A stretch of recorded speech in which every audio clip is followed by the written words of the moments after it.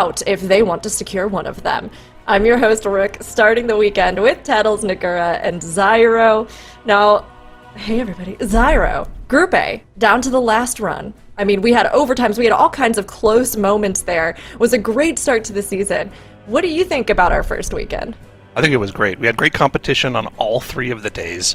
We had last-second runs determining who would qualify through to not only the Sunday, but then also for our global finals next weekend as well. It was just really fun to watch, great runs, and we're going to have to see if Group B can keep that energy going. I mean, we really saw a lot of interesting pulls. We saw a lot of tank deaths. That compilation we showed Yips at the end of Sunday was kind of funny too. Good moment there, but this really goes to show you, I mean, at the highest level, these keys are incredibly dangerous, and, you know, any missed kicks, any unfortunate deaths from your players can really spell a wipe for you and cost you a bunch of your time in the only 5 hours you have in the day to push these keys to the highest level possible.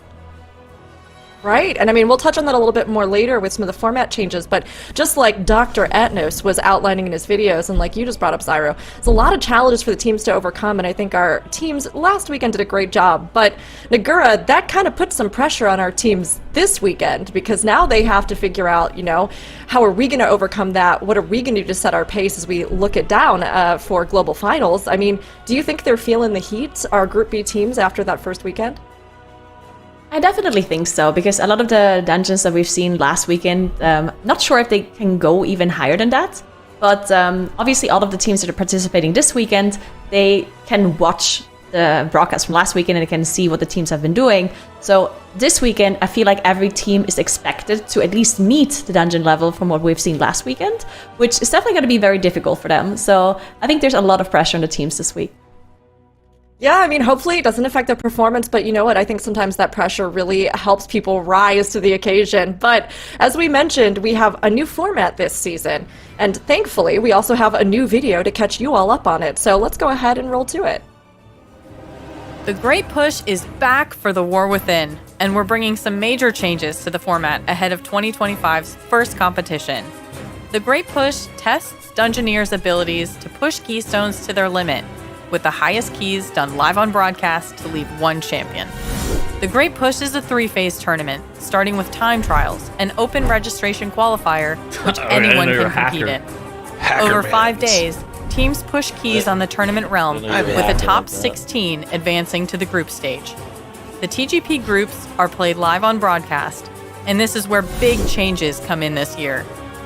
First, each TGP group will feature 8 teams, meaning 16 qualify from time trials. In each group, the teams will be divided into 2 sets of 4. The first 4 teams compete on Friday, and the second 4 on Saturday. Each day, 2 teams are eliminated, with fresh dungeons awaiting them Sunday, to decide which 2 advance to the global finals. Each day of TGP groups, teams are faced with 3 new dungeons. Scores are reset, so performance on that day is all that matters. 5 hours of dungeons between you and qualification to the global finals. The global finals will feature the top 2 teams from Group A and B, joined by 2 teams from the China region to make up a 6-team global finals. There, they will push the War Within dungeons to their max, with $200,000 on the line. We can't wait to see what the teams come up with. Good luck, and we'll see you in the push. I know I've been loving the energy this new format brings, but Tettles, what are you enjoying about this new shakeup? I think that the tension between the teams on both day 1 and day 2 has actually been the thing that I've most been enjoying. It gives every day a lot more stakes, and I think that having 8 teams, assuming that the teams are like equally skilled or like pretty close, it kind of creates this element where any team can kind of go home. You know, there will be like one team that's safe, but then there will be like 2 or potentially 3 teams battling for that second spot. And I think that on like a day 1 and day 2 actually makes the competition have a lot more stakes involved. And I think that kind of tension that I was talking about makes it feel a little bit better.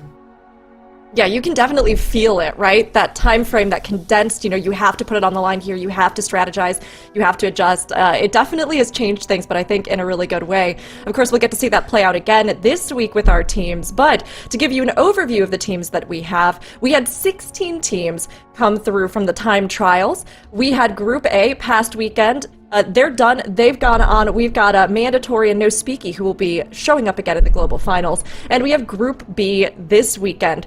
8 new teams all vying for one of those 2 spots in the finals to join our other teams in a couple weeks here, including the Chinese teams, which we'll talk about later today, I'm sure.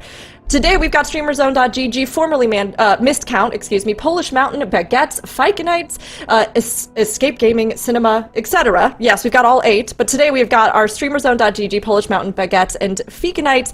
Zyro, you want to give us a little lowdown on them? Yeah, sure. So first off, of course, we've got StreamerZone.gg, formerly known as Mist Count, the team that finished 3rd in the previous TGP, but very could have easily won that tournament. We're going to be looking forward to seeing them. I think they're the overwhelming favorite this weekend. Notably, they have Jisoo, fan favorite from our previous TGP, subbing in for that 3rd DPS slot this time around. Really looking forward to see what these guys can pull off. Second up, we've got Polish Mountain, another previous MDI TGP contender. I think they're our 2nd most favored team today. 7th overall seed. They should be a good team to watch. A lot of returning players here. Third off, we've got Baguettes, a French squad that we don't know a whole lot about, but we do know that they are planning on playing a rogue in all of their dungeons, so this should be interesting to see if they can push that class to its limit and qualify through to Sunday today. And finally, and definitely not least, we've got Team Fikenites, like you said. North American streamer squad, a lot of familiar names here. And for more information about them, I'm going to hand this over to Tettles.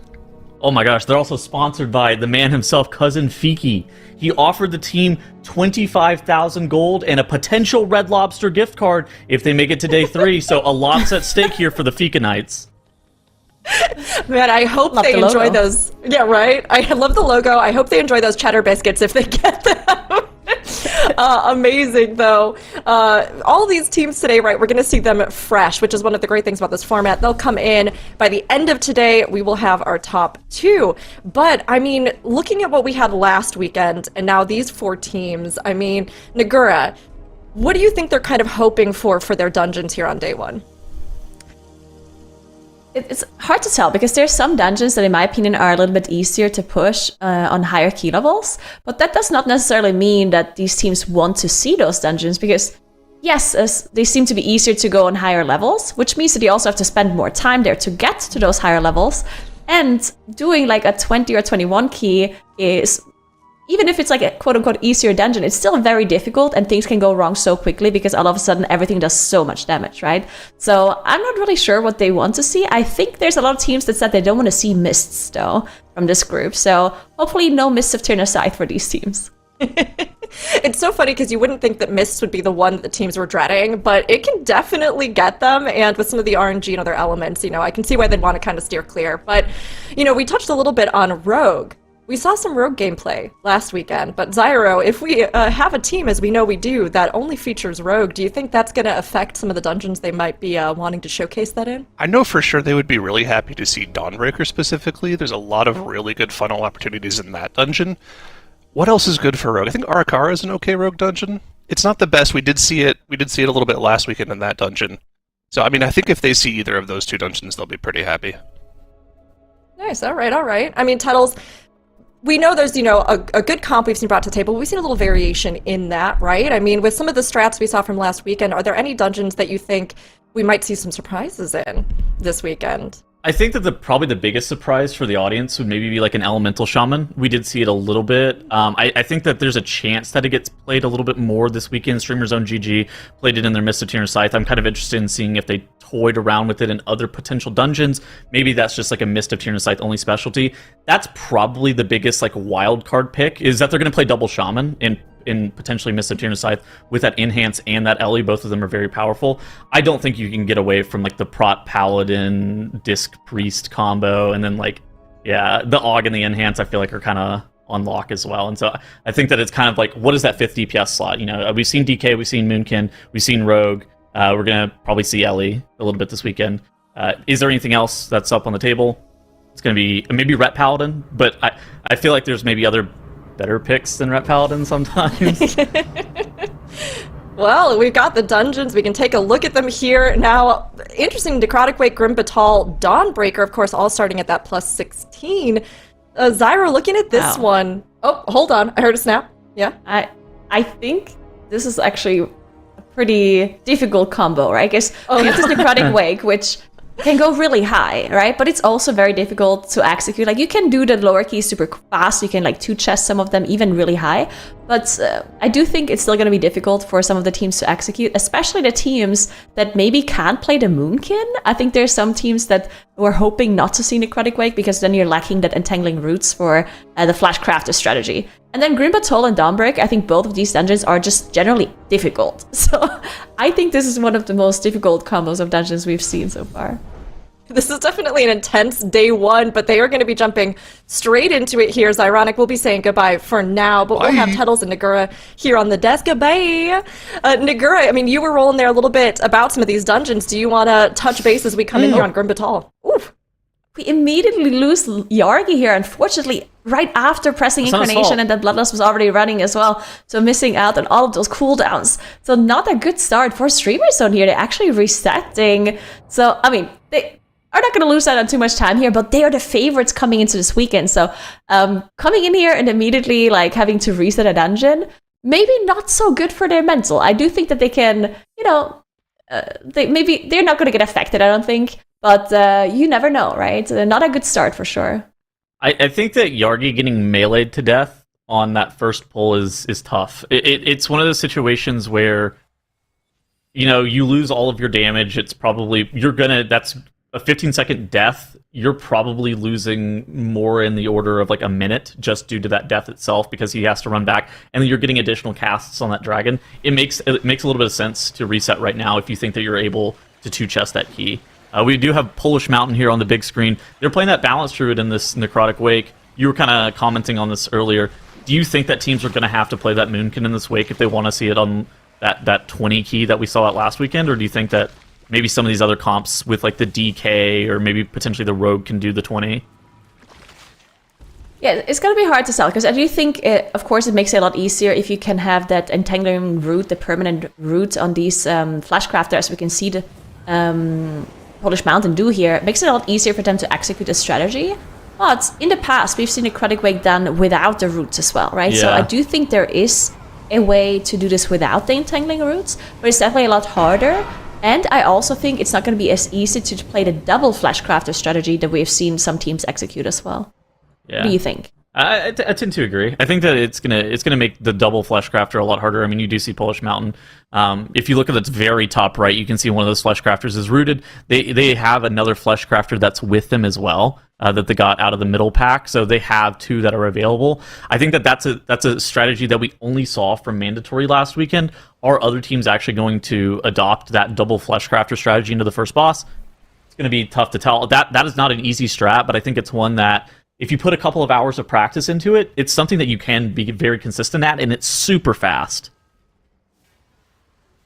Yeah, definitely, especially in the hierarchies. I think on the lower key levels, it might not be saving you as much time, and being without the Flashcrafter is going to be very similar. But as soon as you get to those hierarchy levels, it's going to be so beneficial to have those Flashcrafters. So we'll see if all of the teams can adapt to this Moonkin player, because we can see Beacon Knights on the bottom left and Baguettes on the bottom right. They both are opting to not play the Moonkin, at least in those dungeons that they're in right now. They're both in Dawnbreaker, and we do see the Frost Decay and the Rogue, the Acer Rogue.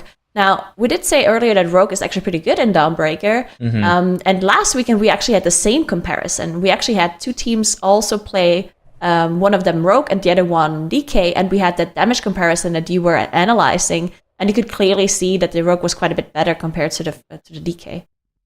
Rogue just universally, I think, does a lot more damage than DK, particularly on AoE. DK definitely does a lot more single target damage, so I mean there's something to be said about that. But a lot of these trash packs, I mean, they're just like heavy prio damage with a bunch of small adds that the Rogue gets really good energy regen from. And so yeah, it makes that Rogue a very valuable pick offensively, but defensively I think it's hard to compare to a DK. DK defensively is probably the strongest spec in the game. Yeah, so I guess it's a bit safer, but damage-wise, I guess Baguette is going to have the edge with that Rogue.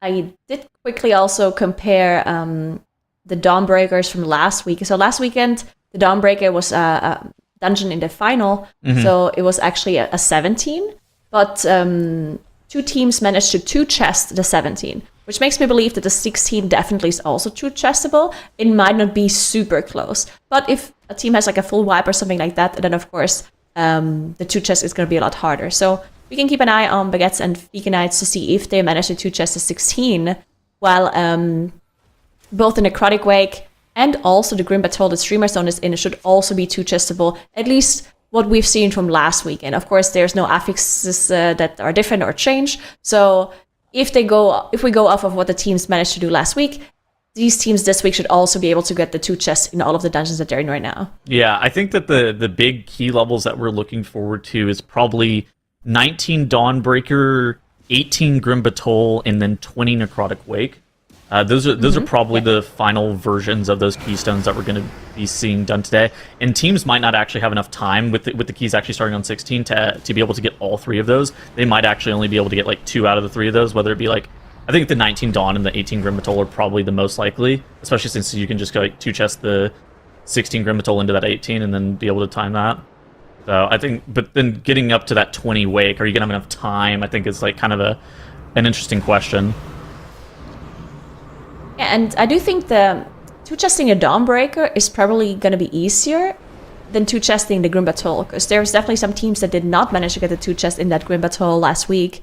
So we'll see. Streamer Zone, obviously the favorites coming into this weekend, I would expect them to be able to 2 chest this if they don't have any major mistakes. But maybe some of the other teams are going to be struggling a little bit. We're going to have to keep an eye on that for sure.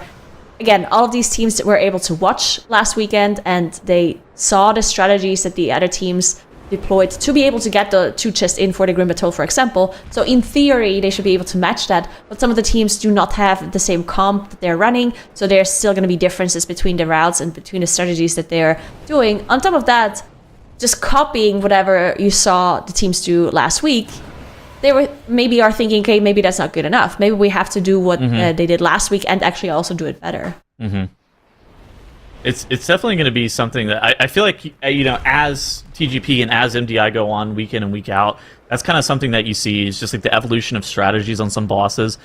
People, and I think that you're already seeing it in that top right-hand corner of the screen, going for more aggressive strategies with that double Fleshcrafter into Blightbone. Some of the teams that we saw last weekend actually had like a 5:30, a 6-minute Blightbone split, but Mandatory very consistently had that 4:30 Blightbone split due to the fact that they were double Fleshcraftering that first boss.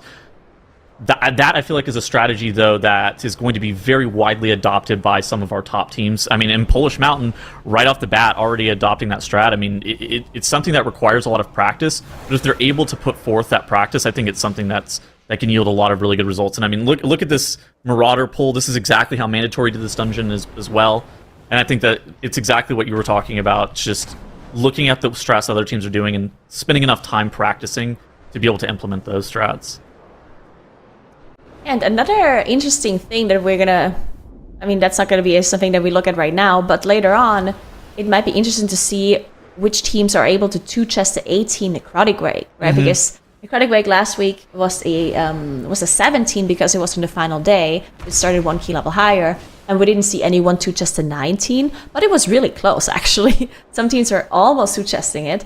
But back like last week, it didn't matter if you 2 chest the 19 or not because they didn't want to do the 21. But the 20 we know is doable. So 2 chesting the 16 into the 18 and then 2 chesting again to be able to access the 20 key might actually be something that is really interesting for the teams today. So we'll see if the teams manage to execute this. Of course, Polish Mountain, the only team in that Necrotic Wake so far. I always wonder if these teams choose they all go to different dungeons to make sure that we have better content to watch, because I like to see different dungeons, right? So I feel like every day last week as well, all the teams decided to actually show us all 3 dungeons at once from the start. So yeah, shout out to the teams for giving us the best content possible. Thank you. It's crazy to cast, dude, because you have to be watching so many. They're just doing so much, they're so different in terms of what the strategies are. Okay, look at this in the bottom left here. Beacon Knight 725 first boss split, the Baguette 717, so a very even split. I mean, you would kind of expect the rogue comp to come out a little bit ahead during that first area, but this second area, this courtyard, trash, all of these mini bosses, this is where you really expect this rogue composition to excel and accelerate relative to the DK comp. And this pool in particular, though, has been really difficult for some teams to execute. So we'll see if Baguettes manages to do it. Fika Knights did manage to clear it on their side on the bottom left, but Baguettes just now getting there because they did start their dungeon a little bit later. Early, we're thinking about which dungeon to go to first. Yeah. And it's looking pretty good, but they're going to get another AoE coming through in just a moment. So they're going to have to heal through that, and then they're going to be home free. So under 16, definitely looks okay, but the higher they go on the key levels, this pool is going to be more and more dangerous. Oh, you're spot on. I mean, I feel like this dungeon is the one that changes probably the most. This one in like Siege of Borealis, it changes the most between that 18 level and that 19 level, where it goes from, you live things with like a little bit of HP remaining to you're getting absolutely completely one shot.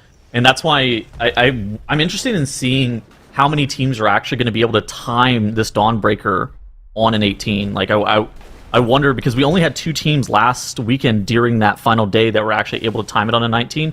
We saw No Speaky trying that 19 a lot, and they actually weren't even able to down that E. They ended up having to just kind of accept the 18. And so how many teams is the 19 going to be on the table for? Is it just one with Streamer Zone GG? Are other teams going to be able to kind of nail down that 19? It's kind of going to be a question that has to be answered by some of our top teams. And I think that, like you're saying, practice from last weekend and seeing what teams did could absolutely help these teams be able to kind of excel in that regard. Yeah, definitely going to be very interesting to see. So much on the line, of course, with the change in format. That means only 2 teams are going to be making it out of today to Sunday. And then on Sunday, they're going to be battling the 2 winners of Division 2, which happens tomorrow. And then the winners of Sunday, the 2 winners are going to make it to the Globals.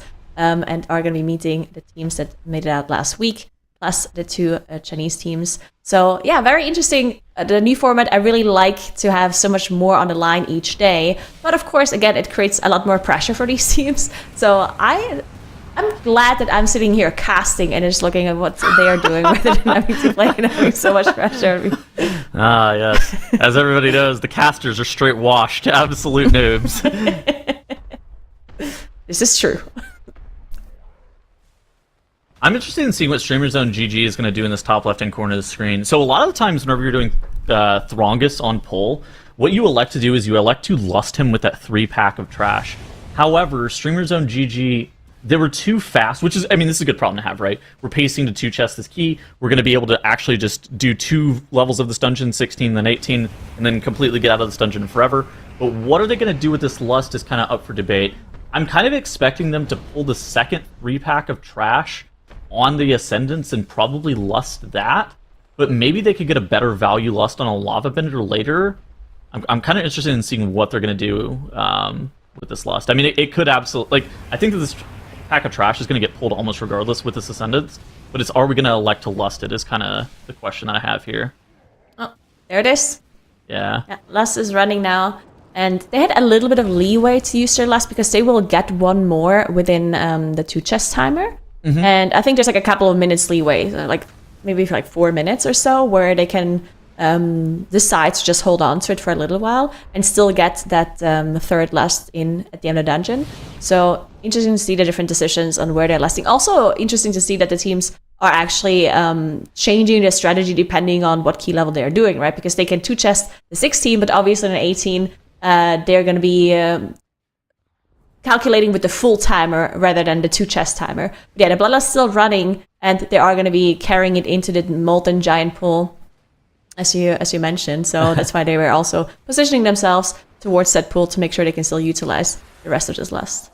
A subtle but important change for practice for these teams is that they actually didn't know what the dungeon levels were going to be last weekend at all. True, yeah. So I think now they're gonna have a lot more information as to how can we 2 chest, how can we 3 chest, what can we 2 chest, and what can we 3 chest, and have more experience on just like a bit better knowledge as to what the key levels are going to feel like that they're likely to get, as opposed to just kind of trying to guess, are they going to start us on 15 or are they going to start us on 14? Maybe they start us on 16, that kind of thing that Group A had to deal with. Yeah, that's going to, in my opinion, that means that it's possible that we're going to see higher key levels even this weekend, just because they are more prepared for what Blizzard is giving them, right? Yitte, though, unfortunately did go down for Polish Mountains here in the Necropolis, died to one of those cleavers from a Flashcrafter going through. either not being in the correct position or just maybe getting a cleaver that they weren't supposed to get. Either way, did manage to release and come back, did not use the battle rest. They also had a death before where they had to use their battle rest. So they still have one left, but they want to hold on to that for a little while. But their timer, of course, still looking very good for a 2 chest. So there's no danger in missing that for now. I mean, a 12-13 second boss split is just insane. I think that the minimum time that you need to have to actually be able to time this key is probably like a 17-minute second boss split. So the fact that they're at a 12-13, we are way on pace. A lot of that actually kind of comes down to the fact that they're speed killing Blightbone with that double Flesh Crafter, so that takes minutes off of that split that you would otherwise have to kind of deal with that boss. And so I think that Polish Mountain here are set up for success, and I'm kind of interested in seeing, like you were talking about, how are they going to do in the 18? Are they going to potentially be able to put up that 19 quickly and go into that 20? What is that going to look like? I kind of have an expectation that they're just going to 2-chest the 16, and then they'll probably 2-chest the 18, but I don't know if they're going to go into that 20 immediately. I wouldn't be shocked if they just do 19 and they get out of here. Really? Okay, so if I was Polish Mountain, I would, if I 2-chest the 18, and I wonder why we didn't see that last time I saw with Mandatory, I would just leave the 18 there, go do the other dungeons, and then reassess, right? Because we know 20 is possible. So doing the 19 just feels like a waste of time. You're right. When you can do the 19 later. Because later on, you will have a much better idea to see if you need the 20 or not. And if you don't need it, you just do the 19 later, right? But if you do it right, immediately, and then it turns out, oh, wait, we actually need the 20, then you just, wasted a dungeon run, right? Yo, Nigger, can you unhighlight Polish Mountain's name? I think you accidentally dragged your they're the cursor chosen across ones. No, yeah, no, they're I the think chosen ones. you just click anywhere, and I think it'll unhighlight it for us. Wait, you're not actually... That didn't work?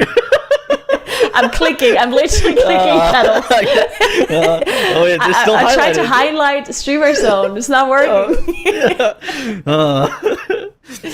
Technical difficulties. Well, to be fair, we did talk about them, so production just highlighted them for us to make sure that the viewers know who we're talking about. That is so kind of them. Thank you so much. I think that actually what you said about the 2-chest the 18 and then come back to that dungeon the last hour of the day is, I think it's actually spot on now that I'm kind of... Because you can kind of feel out where you're at, just position-wise, and know, do I need to do this dungeon on a 20, or can I afford the luxury of actually doing it on the 19 and still be safe? I think that analysis is probably correct. I wonder if more teams are going to do that as well. Because I feel like once you said that, I feel like maybe Necrotic Wake is supposed to be the first dungeon you go to. Yeah, or you could argue it's better to do it last, right? Because if you 2-chest the 18... and then you have to go to other dungeons, then you come back, it's not fresh in your mind anymore, right? And I do think Necrotic Wake is one of the most technical, it's so difficult when it comes to strategy.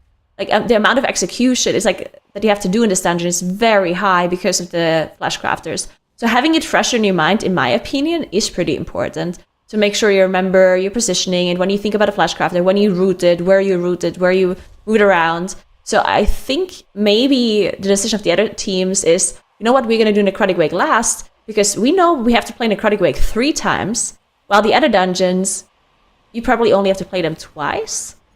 And then you can make that decision for the 19 or the 20 at Necrotic Wake later in the day, and then it's still fresh on your mind when you go and do the 19 or 20. I don't know, I think these are very interesting discussions to have, because that's what the teams are thinking about too, right? Because I don't know what the correct answer is. I think it really depends on your team and how important it really is for your team to have it fresh on your mind or not. Some teams, they don't care. Some teams are getting bored if they have to do the dungeon 3 times in a row. They would rather just switch it up and go to other dungeons. While other teams, they prefer to do the same dungeon many times in a row. So I don't know. It really depends on the team, and it's also it's these strategic talks that are really important for a format like the TGP, right? All right, so looking around the herd here, we have both Baguettes and the Fika Knights finishing the second boss in Dawnbreaker. Honestly, I kind of expected the road to be a little bit faster than it has been in the 16. That DK composition actually making pretty similar time on that second boss split. I kind of expected that road composition to accelerate, but I think Nade on that Death Knight is actually... I mean, not looking too bad. I think Polish Mountain might have some issues, actually, as they did just lose their Wait, what's Shaman happening? on Stitch Flash, and the boss went away at 54%, which is really high, in my opinion. And he did not go that. They don't have a Battle Res available. This might actually be pretty I think you difficult wipe. for them. You just wipe? I don't know. I mean, they still have the Flashcrafter, but they don't have the root anymore. So I'm not sure if they can position the Flashcrafter properly to get the cleavers into the They boss. hit the I don't think that creation. hit the buff. That hit the creation. I think they have 6 minutes left. Yeah, if they wipe now, I think they can still do both bosses. And still get the 2 chests. What do you think? Well, because now they're going to pay a minute to death. I Oh, think the true. I think the 2 chests is off the table here. Well, maybe they just try then, because if they can somehow finish off this boss, they can still get the 2 chests in. But this creation is going to do so much damage to them now. So- It's going to tick for so much, and the second creation is spawning. It's going to be so hard for them to get the cleavers into the boss because there's 2 more targets, and they don't have the root anymore from the druid. Battle Rush available in 4 seconds. They can think they technically got get them this. back up. They might be able to still finish this. The boss... Wow. Oh, they got it. Oh my god. For a second, I thought the boss reset. No, Oh it never god. reset. Okay, they got it. 5 minutes. Ooh, this was. This was. I mean, they never were in danger of not timing the key, right? But they almost lost the 2 chests here. Losing the So- 2 chests is basically not... It's just as bad as not timing the key, because we're kind of expecting every other team to also 2 chest this dungeon. So that would have been a huge deal. Mm-hmm. So yeah. It's good for Polish Mountain. 4 minutes, 53 seconds. This boss, especially on a 16, is probably about 2 minutes. And so I think that, Polish Mountain should be more than fine to be able to kind of take this down. They do still need count, but they do have that Fleshcrafter up top with them that we've been talking about so often. They just need to really make sure that they're getting these throw cleavers into the boss and making sure that they get the CC on that Fleshcrafter broken at the correct time to break that ice shield on Nalthor.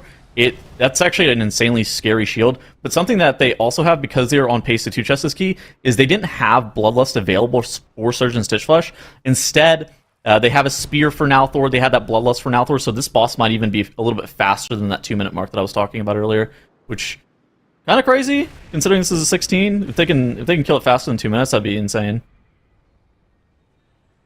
Yeah, it looks like they're even. Oh no, they are sleepwalking. That I was thinking for a moment that they're actually just letting the cleaver and CC to get like the extra speed in, but they're not in a hurry for the 2 chests, right? They just need to make sure they're playing it safe, getting those cleavers into the shield. We also saw the spell warding on the druid there, making sure the druid can stay up or come back to the group rather, so they can continue to root the Fleshcrafter, because the druid, of course, being the worst target to go down there. Really needing that entangling root so the crafter doesn't walk around too much.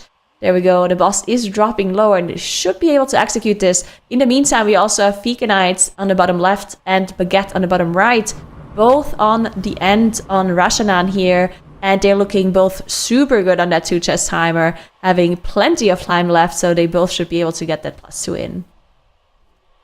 Oh my god, Streamers on GG in the top left as well, and that Grim Batol able to down Dragha at 21 minutes. I don't know. They are absolutely obliterating this key. They're obviously not 3-chesting it, but they're still going to be nearly 10 minutes under on this dungeon, which is just an insane pace for this key. This is the hardest dungeon of the season too. Yeah, because last week only 2 teams, I believe, managed to 2-chest the Grim Battle 16, and it was pretty close. They definitely didn't have as much time left as Streamer Zone does here.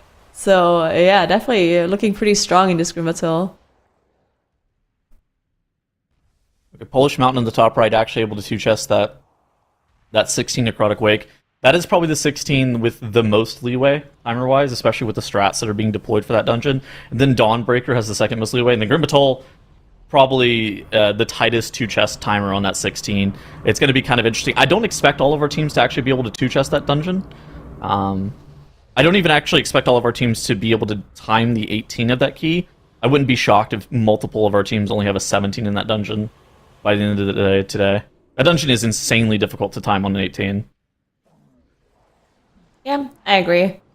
Grim Battle definitely one of the hardest dungeons overall. So to see Streamer Zone just crush this dungeon and be so quick is actually very, very impressive. They do have their third Bloodlust now back up, and they're going to be able to use it on that boss in just a moment. But they can play it safe here. They don't have to do anything crazy. They can just finish off those 2 Corruptors and then move on. The Corruptors are scary enough by themselves. So we'll see. But they are definitely positioning themselves already towards the boss. So maybe they decide, you know what? Why not? We have Lust, we have cooldowns. But we'll see what they do. As Speaker Knights did finish off Rashanan on the bottom left.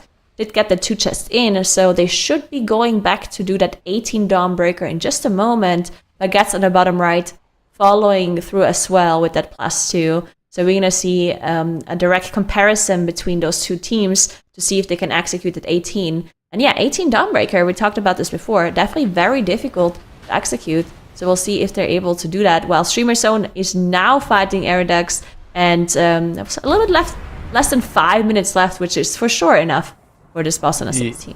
Yeah, I mean, this is a very short fight. I think that this fight with Lust is somewhere in the order of about 3 minutes, maybe even like 3:30, even on like an 18. So a pretty low health encounter compared to some of the other bosses. I think that this Lust is probably going to be oppressed in about a minute whenever that you see that Ascendance coming up. Oh my god, Jisoo on that Augmentation Evoker actually trapped in the tentacles, also stuck between those circles. He's lucky that he ended up not proccing his Defy Fate, his Cheat Death. Yeah. AJ actually able to heal him and keep him alive. Something interesting about Streamer Zone GG, again, this is a team that renamed from previously missed count. This was a team that has, I think, had the largest share of time spent as the rank 1 team on live this season. They were basically the rank 1 team for, I want to say, like 6 weeks. And this team has absolutely been destroying live keys. And so I think that this is the team that kind of comes in with the most to prove. Mandatory reigning MDI champions actually got the first seed during time trials. I wouldn't be shocked if Streamer Zone GG feel like this is their season that they can potentially win the TGP.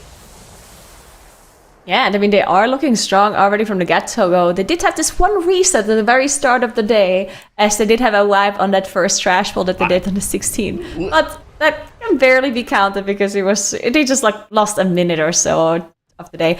In fact, I think they were already back in the dungeon before Baguettes was even in their Dawnbreaker. So I think that's true, yeah. They didn't even lose out on that much.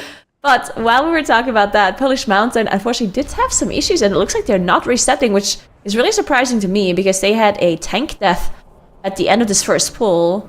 They did manage to recover, but I mean, it really was just 1 minute in, and they definitely lost a little bit of time. So maybe they just really think that the 2 chest timer is so easy in this key that they don't have to reset. Do you think that's their mindset here?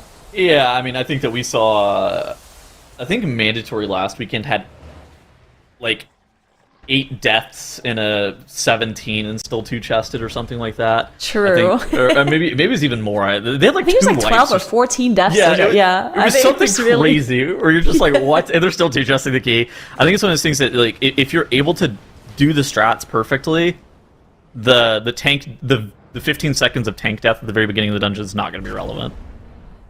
Yeah, I guess you're right. Sometimes enough, when something like this happens at the very start of the dungeon, you feel like you just reset for like mental. But I mean, I guess if you can have so many deaths and still 2 chests, then I think they're gonna be fine.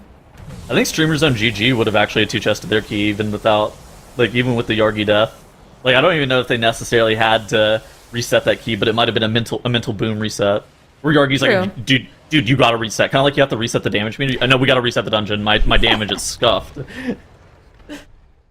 Yeah, maybe that was it. Oh, Polish Mountain, though. They do have 2 more deaths here. This is a reset now. Okay, they're definitely wiping on the boss here. This is a reset for sure. This is for sure a town portal now.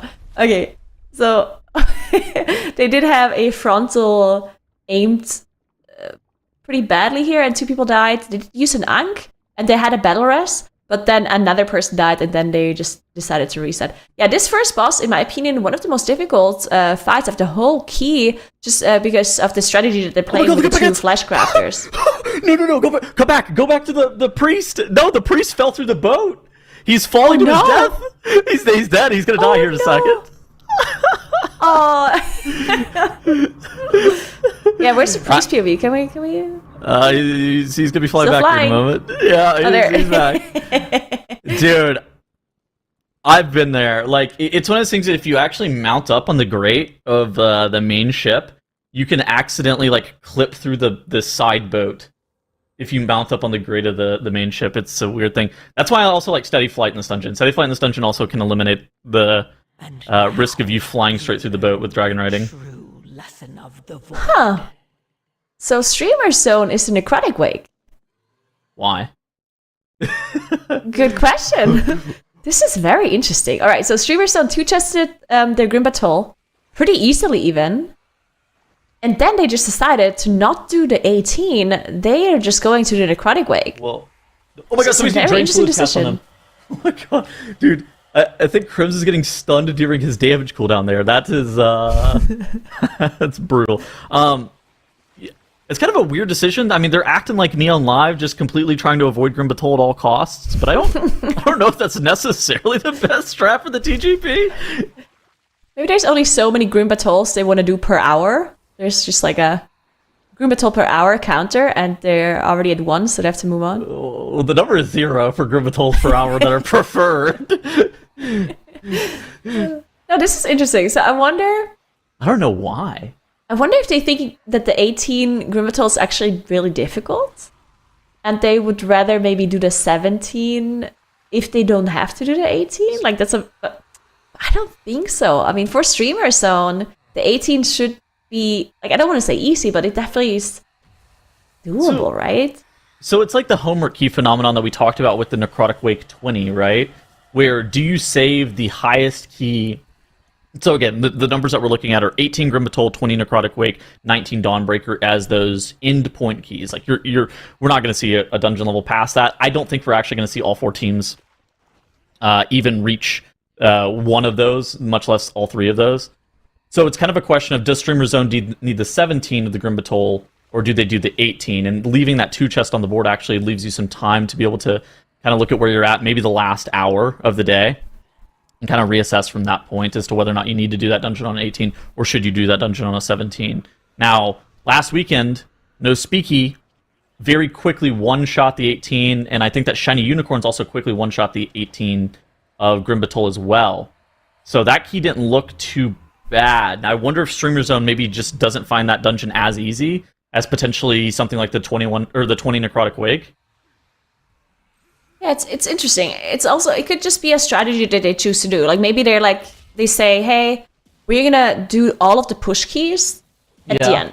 You know, that could also just be a decision where they say, hey, we're gonna do like the highest key of the dungeon, like in all of the dungeons at the end. So maybe that's what they prefer doing. So they just push the Necrotic Wake into like 18 plus 2 maybe, and then they go to the Dawnbreaker. Then they 2-chest the 16 there, and then once they have the highest keys available in all of the dungeons, maybe then they start doing the high keys. It's also possible that they then take a break once they have those high keys available, and then they decide, okay, what are we doing? Are we doing the highest key in all of the dungeons? Are we downscaling some of them? Look at what the other teams are doing.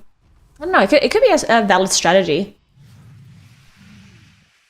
I think it's kind of interesting. I think that I think that doing all the homework keys first and then starting to do like the really difficult push levels, it does make sense.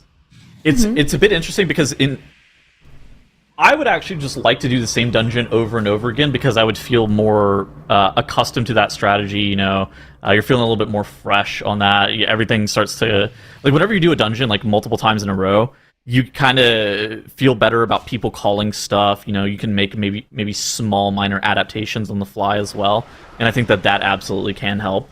But if Streamer Zone is more comfortable doing it this way, I don't think that there's necessarily a downside. It is just a little bit weird.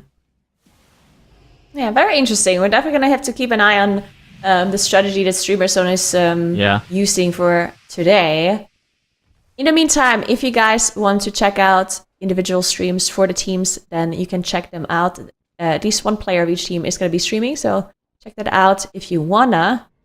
And yeah, Baguettes and Veganites both still in that 18 Dawnbreaker and bottom left and bottom right side of the screen. We do see Veganites now gather up to do this very difficult pull that we talked about earlier, that ramps up on higher key levels. On the 16, it definitely seemed manageable, but now going to be a little bit harder for them because Of course, those mobs are going to just live quite a bit longer, which means they get more AoEs through.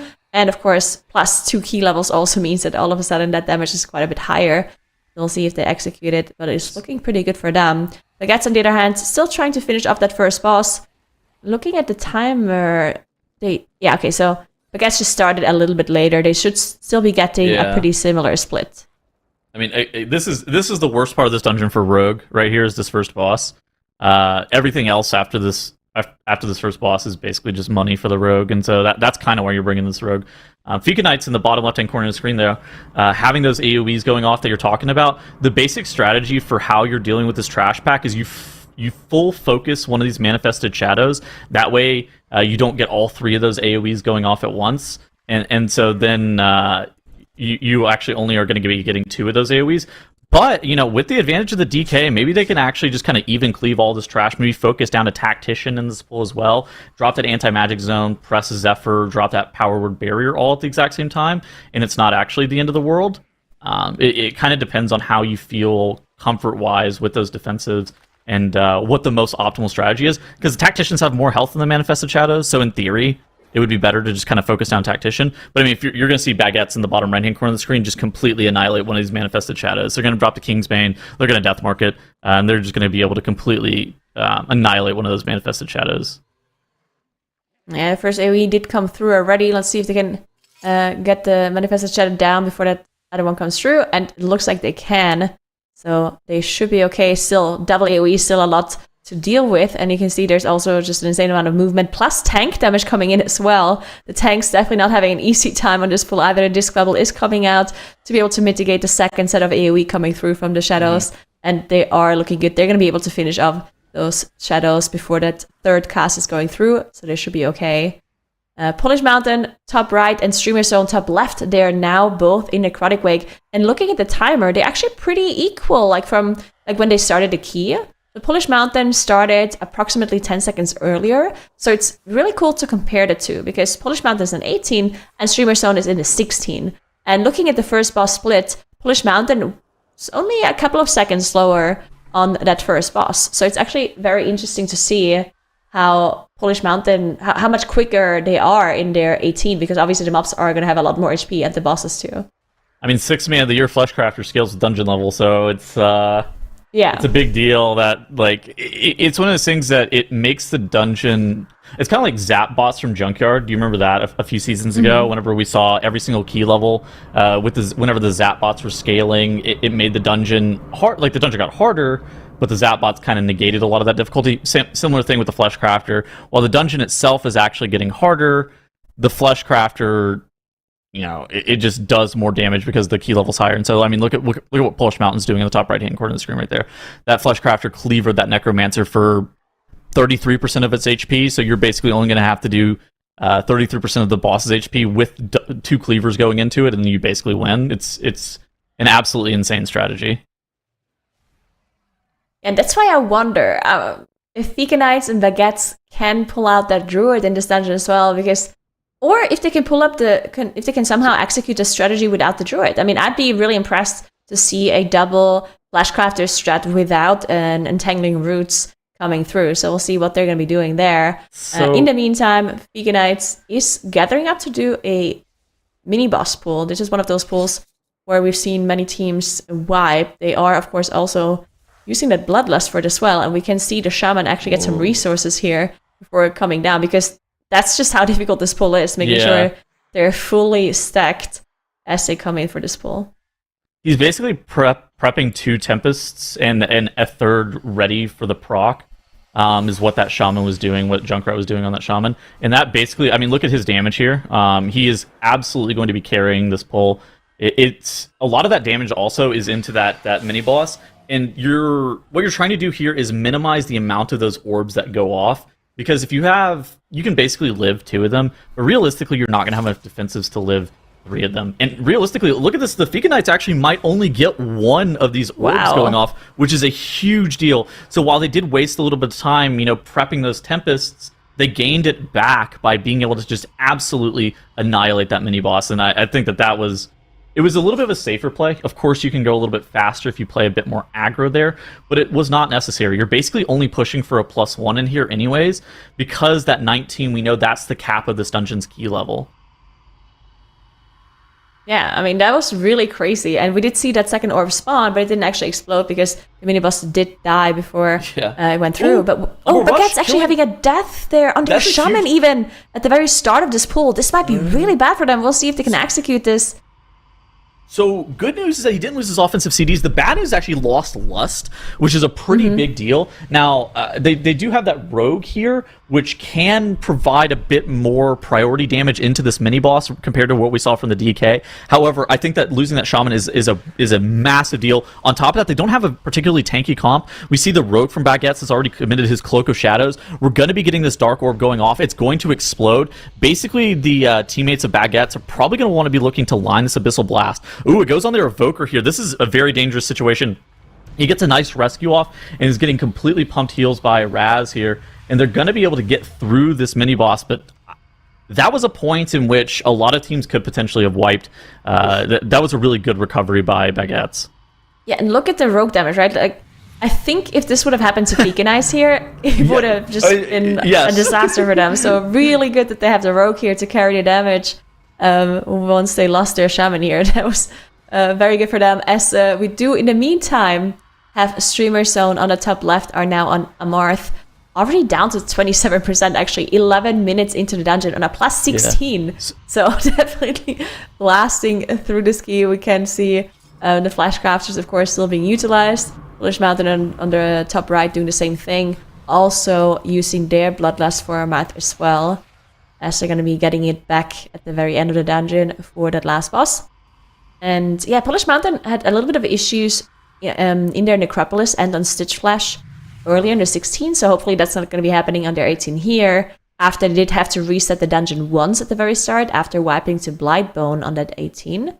Streamer Zone, they are now in Necrotic Wake, even though they two-chested their Grim Patrol 16, decided not to go to the 18 and go to Necrotic Wake instead.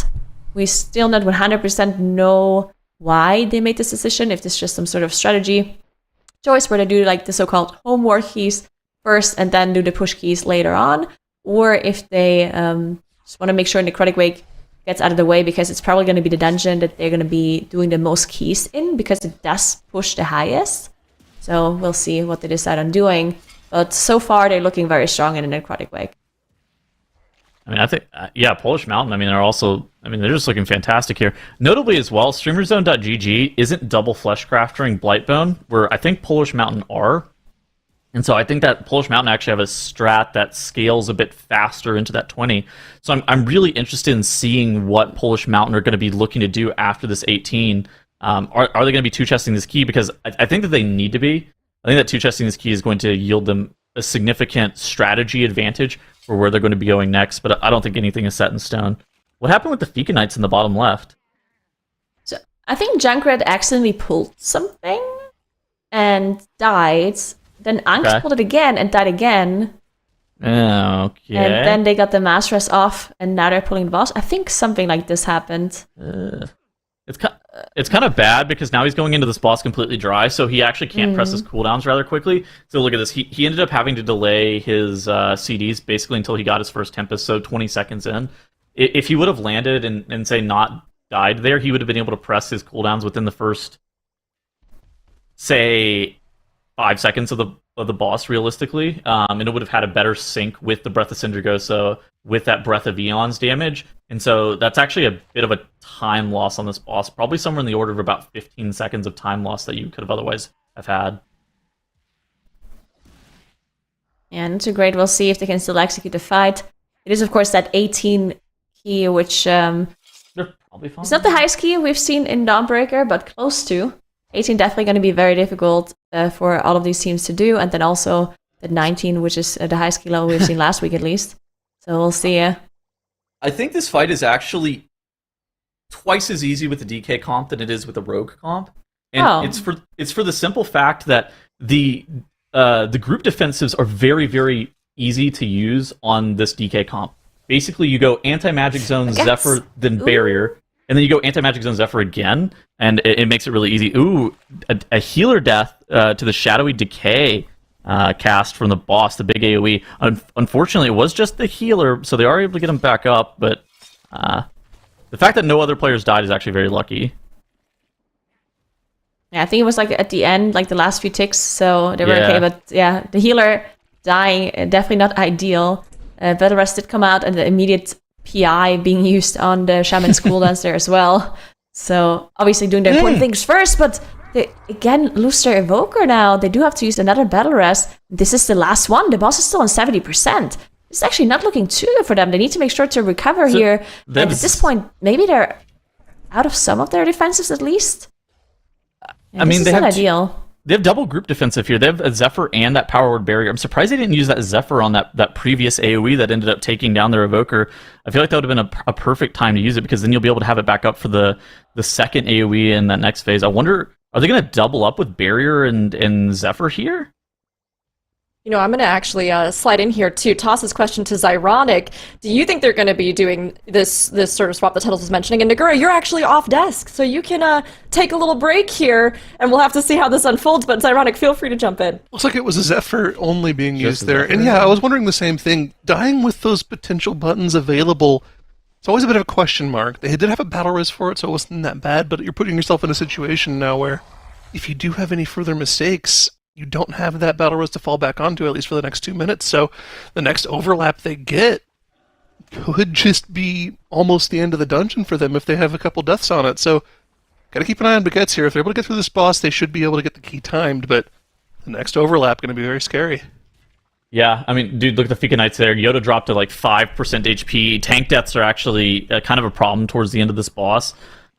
Because, you know, everybody's dropping so low, they start running out of defensives. Then your temper in battle happens onto players, and you're like 50% HP, and then you immediately get meleeed by the boss and just die. I feel like it happens all too often on this boss. It looks like the Fika Knights are going to be able to down this boss. They get the last Shadowy Decay coming out. They just need to really make sure that they're CCing those blobs there. And yeah, I mean, the Fika Knights, 21-25 on the second boss split in Dawnbreaker 18. Going to be able to absolutely take this one down, assuming that they don't end up wiping to the last boss or the last mini-boss.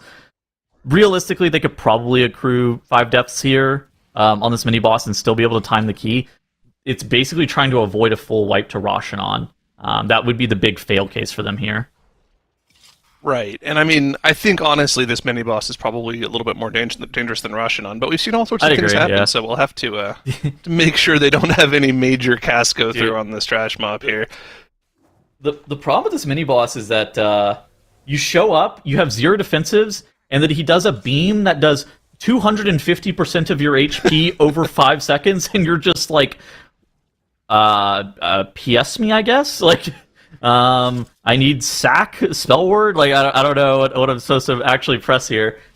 So yeah, it's just like a crazy amount of damage, but assuming that the Fika Knights, like you said, are able to get through Roshanon, they should be a bit home free. Baguettes in the bottom right-hand corner, even though they have 5 deaths, their timer's still fine. It's going to kind of come down to, again, kind of similar to the Fika Knights.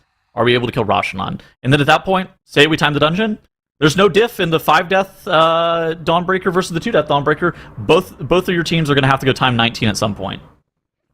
Exactly. Now, just kind of taking a step back and looking at how the first 45 minutes of the day or so has gone here, it looks like it's been a very clean start to the day for the most part for all the teams, right? I mean, when we think back to the first weekend on both of the first 2 days, we did have at least one of the teams have something, you know, some major wipe occur 10 to 15 minutes into the dungeon that caused them to reset. But it looks like all the time it shouldn't be too big of an issue. But honestly, I mean, we keep saying it, right? Using that one battle res, you have a little bit less leeway to fall back on if anything further happens to them.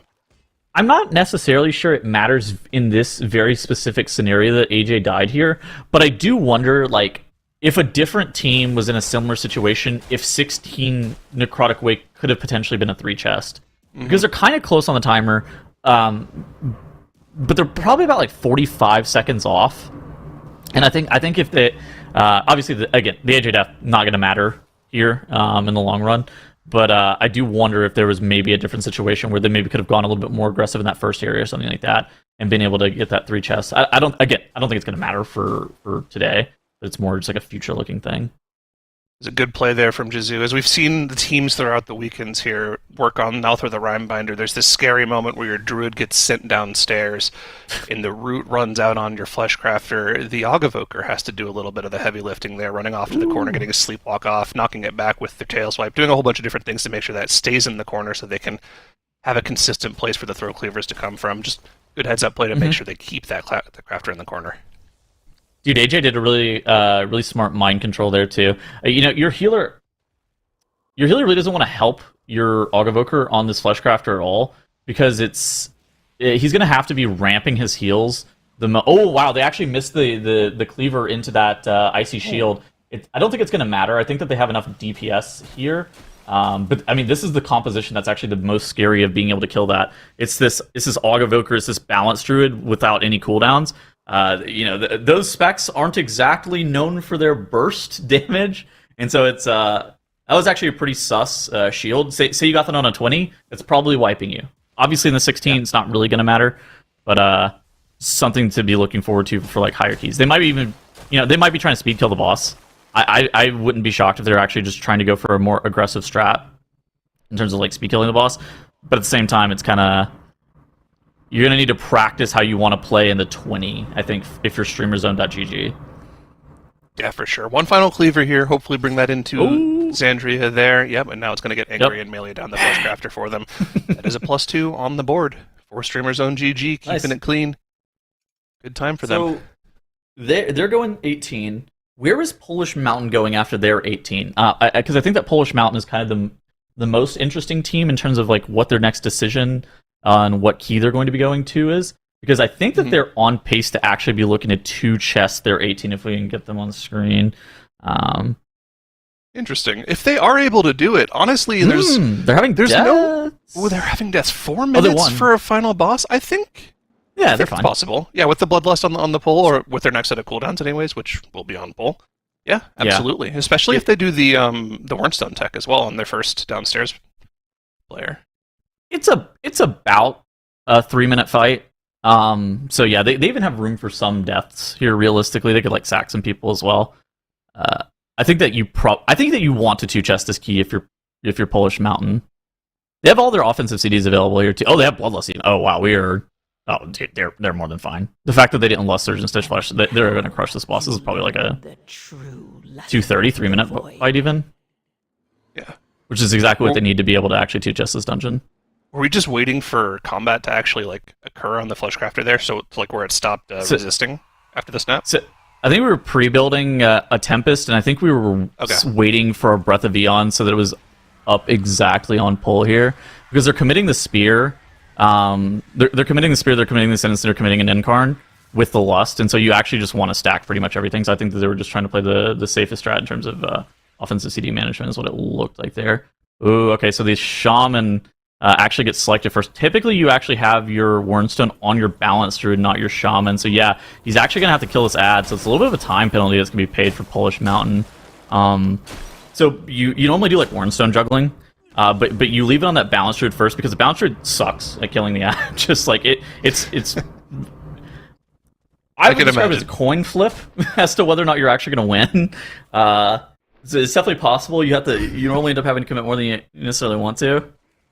But the Shaman can absolutely kill it. But the people upstairs are the people who are doing the important job anyways. You just need to make sure that you're juggling that Fleshcrafter. Yep, you can see Druid downstairs. We're going to see the same thing coming out from Raph as well here, getting that sleepwalk back into the corner. And hopefully he didn't quite get it there. He didn't get spell warded. Ooh, he didn't? So he can't Warnstone then? Well, he did anyway. No, he Warnstone. I mean, he's going to die, yeah. I mean, it's fine. Like, we're still 2-chesting this key for Polish Mountain. I don't see the cooldown of spell warding, so it's difficult to tell. I wonder what happened. Or like, I wonder if he ended up spell warding the Shaman maybe. One of the Shaman went down, and the Shaman didn't have Warnstone. But now the Shaman should have Warnstone on him. Yeah, look at this. You see Raph on Polish Mountain running over to that side that the Shaman's going to be at. So the Shaman's going to come back up. I think they're fine to 2-chest it, so they do pay the 15-second penalty from the... Oh my god! Wait, Tank! Tanker's died.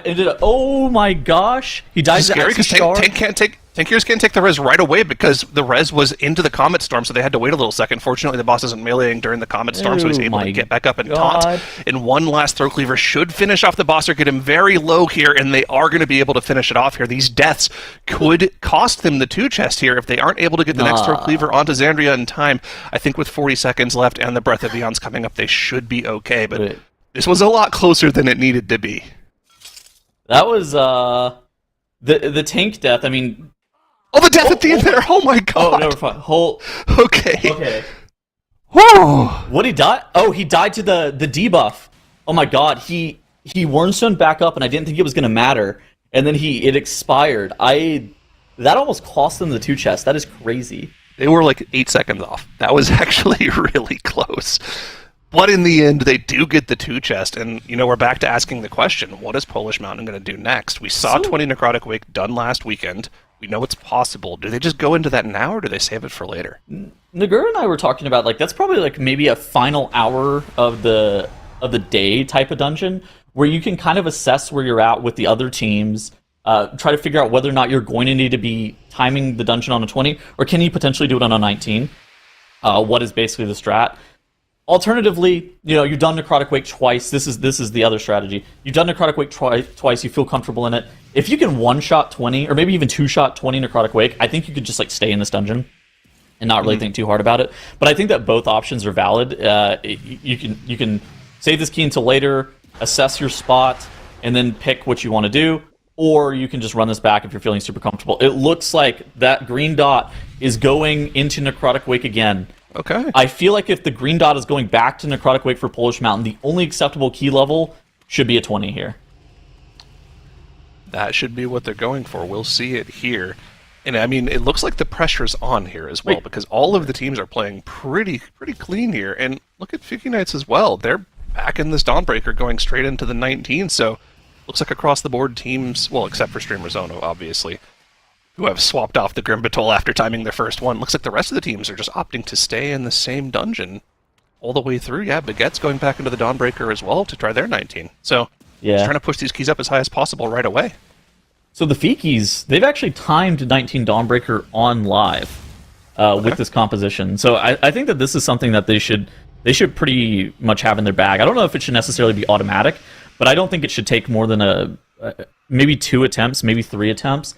So I think that the Fika Knights should look very powerful in the bottom left-hand corner of the screen in this Dawnbreaker. They did have a death during their Lust, which does suck for them, but there's enough wiggle room with the 19 Dawnbreaker in terms of the timer that I think that they should be okay, assuming that they're able to play clean. And yeah, look at Polish Mountain in the top right-hand corner of the screen here. They're in that 20 Necrotic Wake. I think that this means that they're comfortable timing this key within the next, what would you say, 45 minutes? Maybe an hour? Yeah, something like that.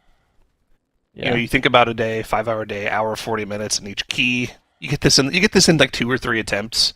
You're pretty happy. If it starts taking more and more time, you need to go somewhere else and leave this for the end of day.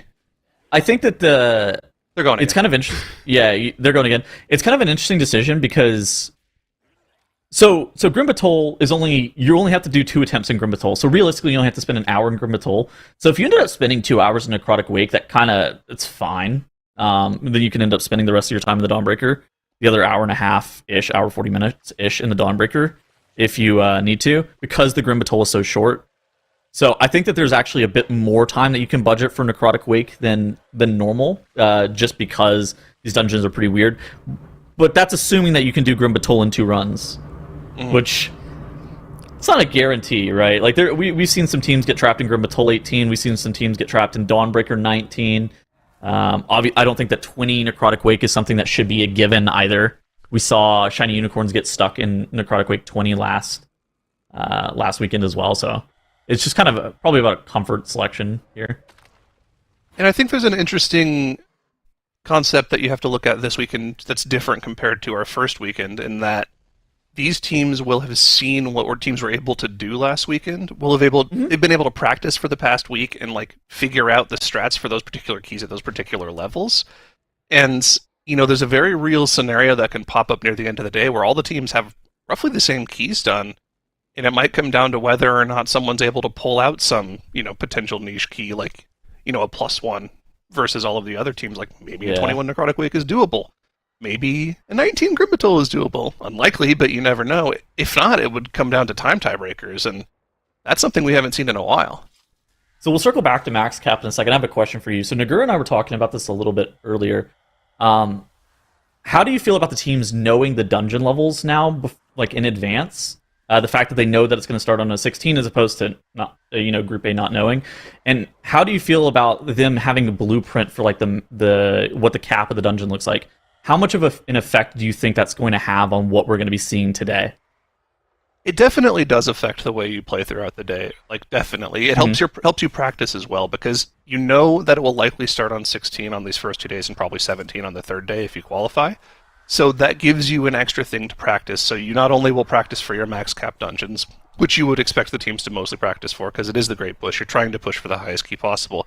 But you can also spend time solidifying your strats in the 16s and 17s to make sure you can get your +2s and +3s, where those will be, advantages for you. So I think the teams during this weekend, and maybe even going into global finals as well, should be a lot better at turning their lower keys into +2s. We probably won't see that many +1s, 16s or +1s, 17s unless it's like literally not possible to +2 them.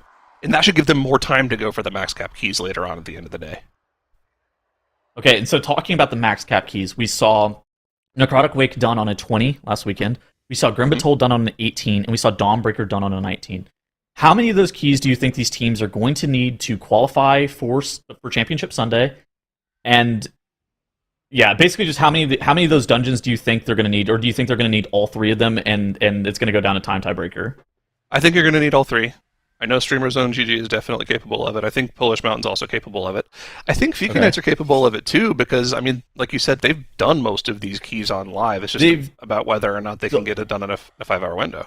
So they've done it all on live except for the Grimmatoll 18. They've done Grimmatoll 17, Necrotic Wake 20 on live. That's currently world second key, and then they have the Dawnbreaker 19 on live as well.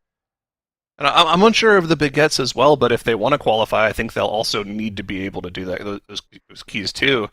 So, I think it's shaping up to be a very, very competitive day, and it might just come down to how fast they're able to get those max cap keys done. Mm-hmm. So, you think that all 3 are required? I think so, yeah. Is there a +1 anywhere that we're missing? The 21 Wake, maybe? I think surprisingly enough, the 21 Wake is the most likely, as crazy as that sounds, just because, you're heavily relying on the throw cleaver so much in that key, and that also scales with the key level. Obviously, the encounters themselves become much more difficult to live through. But when you compare that to things... Mechanics? Yeah. When you compare that to the concept of going to a 20 Dawnbreaker or a 19 Grimmatoll after seeing teams struggle in those keys 1 key lower last weekend, I don't think either of those are +1able as of yet. But we've been surprised in the TGP before. Yeah.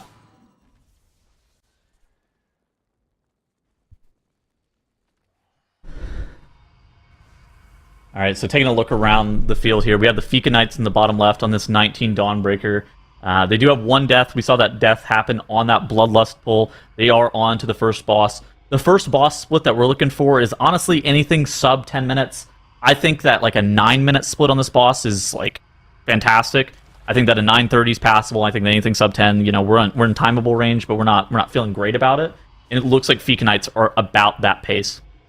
I don't love DK in this dungeon just in terms of like a timer specialization, but I think it's absolutely a specialization that is very safe. It can't die. All of the mini bosses, you can anti-magic shell pretty much every single one of those dots that are on you, allowing you to actually have a lot more damage on those. You also have the anti-magic zone, which is an incredibly powerful ability for a multitude of things, and so it's very safe. We're going to have to make up a lot of time in terms of, just being really automatic with our pulls. Our Shaman's going to have to carry a lot in terms of the damage department. Those are the kind of ways that we're going to be able to succeed on the Fika Knights. But this he does have a decent amount of wiggle room. For the Baguettes, safety is probably their utmost concern. They're going to have the damage. The damage is going to be there. That Rogue is going to be able to carry us on all of our trash pulls. He's going to be able to annihilate those mini-bosses. He's going to be able to annihilate those priority targets, so Tactician shouldn't necessarily be a problem. It's going to be about living more so for them than it is for the Fika Knights. And that's kind of the dynamic that we're seeing in both these 19 Dawnbreakers, because it's very different situation for both of these two teams. And the Fika Knights here are going to be killing off this boss. It's going to be about, that 940-ish mark on this first boss split. Again, timeable. Not a ton of leeway, but definitely timeable. Yeah, for comparison's sake, I remember last weekend when we were talking to Yip specifically about Dawnbreaker, which was a dungeon that No Speaky specifically said they thought they were slow in. Most of their splits were actually... They had a bunch of sub-9 splits, but the time they actually ended up timing the key on the 18 was like a 925, which they thought was slow. So just to compare to what we're seeing on the screen right now, the 932 for Fika Knights is on the slower end, but like you said, there still should be enough time if they're able to live through some of these pulls. And I mean, these pulls in the middle of the dungeon are extremely volatile. There's a ton of damage going out on not only the tank, but also on the players in the group. I mean, it's just a lot to live through. Here's a pull that's actually really sketch for this Fika Knights comp with that DK compared to where it would be with the Baguettes. The Baguettes, they're going to have that Death Mark. They're going to have that Kingsbane completely ramping and annihilating a Manifested Shadow. See on the Fika Knights screen here, that Manifested Shadow that's marked with that skull marker, that is the mob that we want to die first. We want it to die before it does its AoE burst. If it can die before that, we are home free. They're going to be able to kill it off probably somewhere in the order of 5 seconds before that Dark Flow's AoE goes off, because if we had all three of those going off at the same time, we're probably wiping. But here's where that AMZ, that DK comes in. If you're looking at the Fika Knights HP, their HP wasn't moving at all. They pressed basically every defensive, Zephyr, Barrier, AMZ, and they're basically stacking 60% worth of DR on top of it. And if they only have 2 of those mobs going off at the same time, they're totally fine.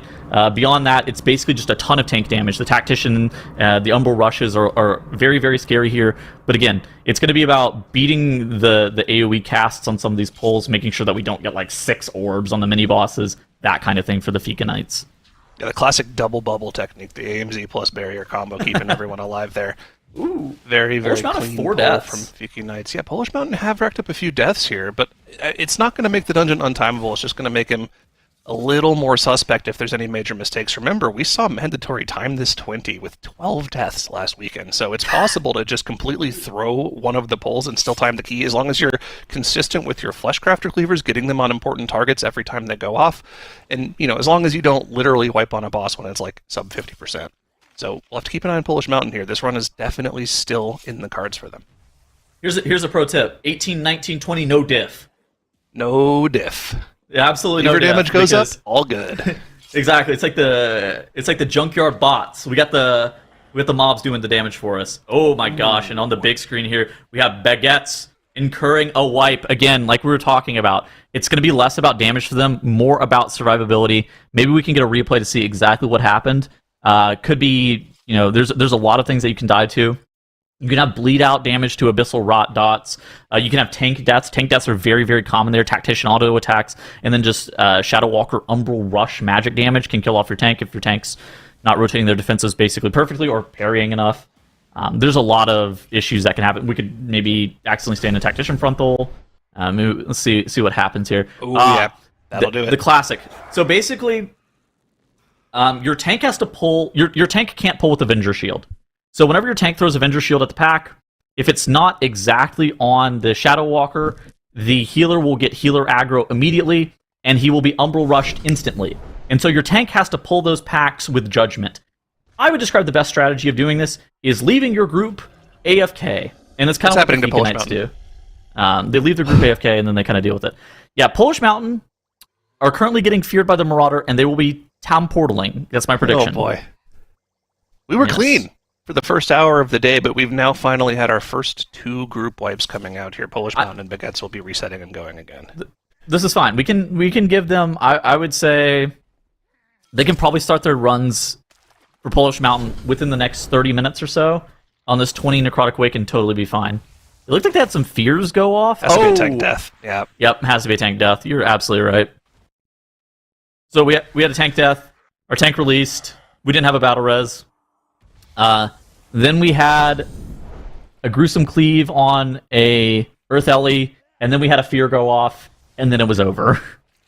The crazy thing is they actually almost managed to kite that out. I think Tankiers almost made it back to the group, and with the Fleshcrafter beating those shields for them, they maybe could have finished it off. They almost were able to get through it, but just barely ran out of time, and that's unfortunate. But I mean, they were only 10 minutes into the key, and like you said, there's still plenty of time left in the day. I think we can allocate a couple more attempts at that key for them before they feel like they're missing out on time. I'm thinking like 30 more minutes probably, and like starting runs in that dungeon to totally be fine. Again, it kind of comes down to the fact that Grim Batol it should only be a 2-attempt dungeon realistically, and so you can throw some attempts at this 20 necrotic wake, assuming that you're going to be able to do it. Now, we're going to have to be consistent at some point. We're going to have to be able to time it, but they have time. They just have to make sure that they're getting their cleavers and executing the strategy that they put so much time and practice on. All right. I mean, they're going back into it right away. There was very little time between the wipe and the key start, so you love to see them making the absolute most use of their time. I mean, you have to factor in, right? You throw a minute here, a minute there throughout the day in between dungeons. I mean, you could easily rack up 10 to 15 minutes in a 5-hour day. That's a lot. That's easily 2 or 3 attempts at the first pull of a dungeon like this Necrotic Wake near the end of the day that you're missing out on if you are just throwing a little bit of time. And you can see how much those attempts can rack up in this higher key level. As for the second time we're seeing Polish Mountain have to reset this first pull. There's a lot of things that can go wrong here, right? I mean, I feel like, looking at the damage meters, I'm assuming that the Enhanced Shaman probably got channeled on for a little bit long there because he wasn't doing that much damage. That's going to be my guess. Because normally you're seeing the blue bar above the orange bar, if I'm not mistaken. Yeah, maybe get stunned. A lot of these TGP teams are actually doing that mid-pack into that gatekeeper that's on the right-hand side, which is, like, more often than not on live, you actually do a much easier pull. That mid-pack into that gatekeeper is so hard. You're adding an extra harvester, which does that throw flush ability, and so yeah, I mean that. Especially too, like you said, if he actually got channeled on, there's just like no recovery. Yeah, Shaman's the main character. That is the main character of the group. The big dam, getting the PI, getting the buffs. They're the important one. The Druid is also doing good damage, you know, whenever they can hit their Spy Masters as well, right? They can definitely pop off, but they're very there for the pad. Class outside of that. They're there for the pad. Yeah. They're there for the Mark of the Wild. Anything else is extra. Dude, I wish we could see more Ellie Shaman. I think Ellie is actually incredibly good, and it's actually really fun to play. I'm a noted Ellie lover. But Yargi was he likes to come in my stream chat and preach Ellie propaganda about it being OP. So I think that there's a chance that we see Streamers on GG busted out this weekend. I would not be surprised at all, especially if they get the Mists on Sunday, right? If they get that, we'll definitely see it, because that's what they were playing in time trials, and I think Yargi feels very comfortable on that spec. But yeah, I don't know if they have it prepped for any other dungeons. I'd love to see more of it. I think that class is very, very good. But, where else would you play it? I have to think. Yargi said it's hard to live on with the enhance. Yes. Because the enhance, the AUG babies, basically, you're like basically rescuing the enhance on CD. So whenever you have the second shaman, it's a lot. Where else would you play it?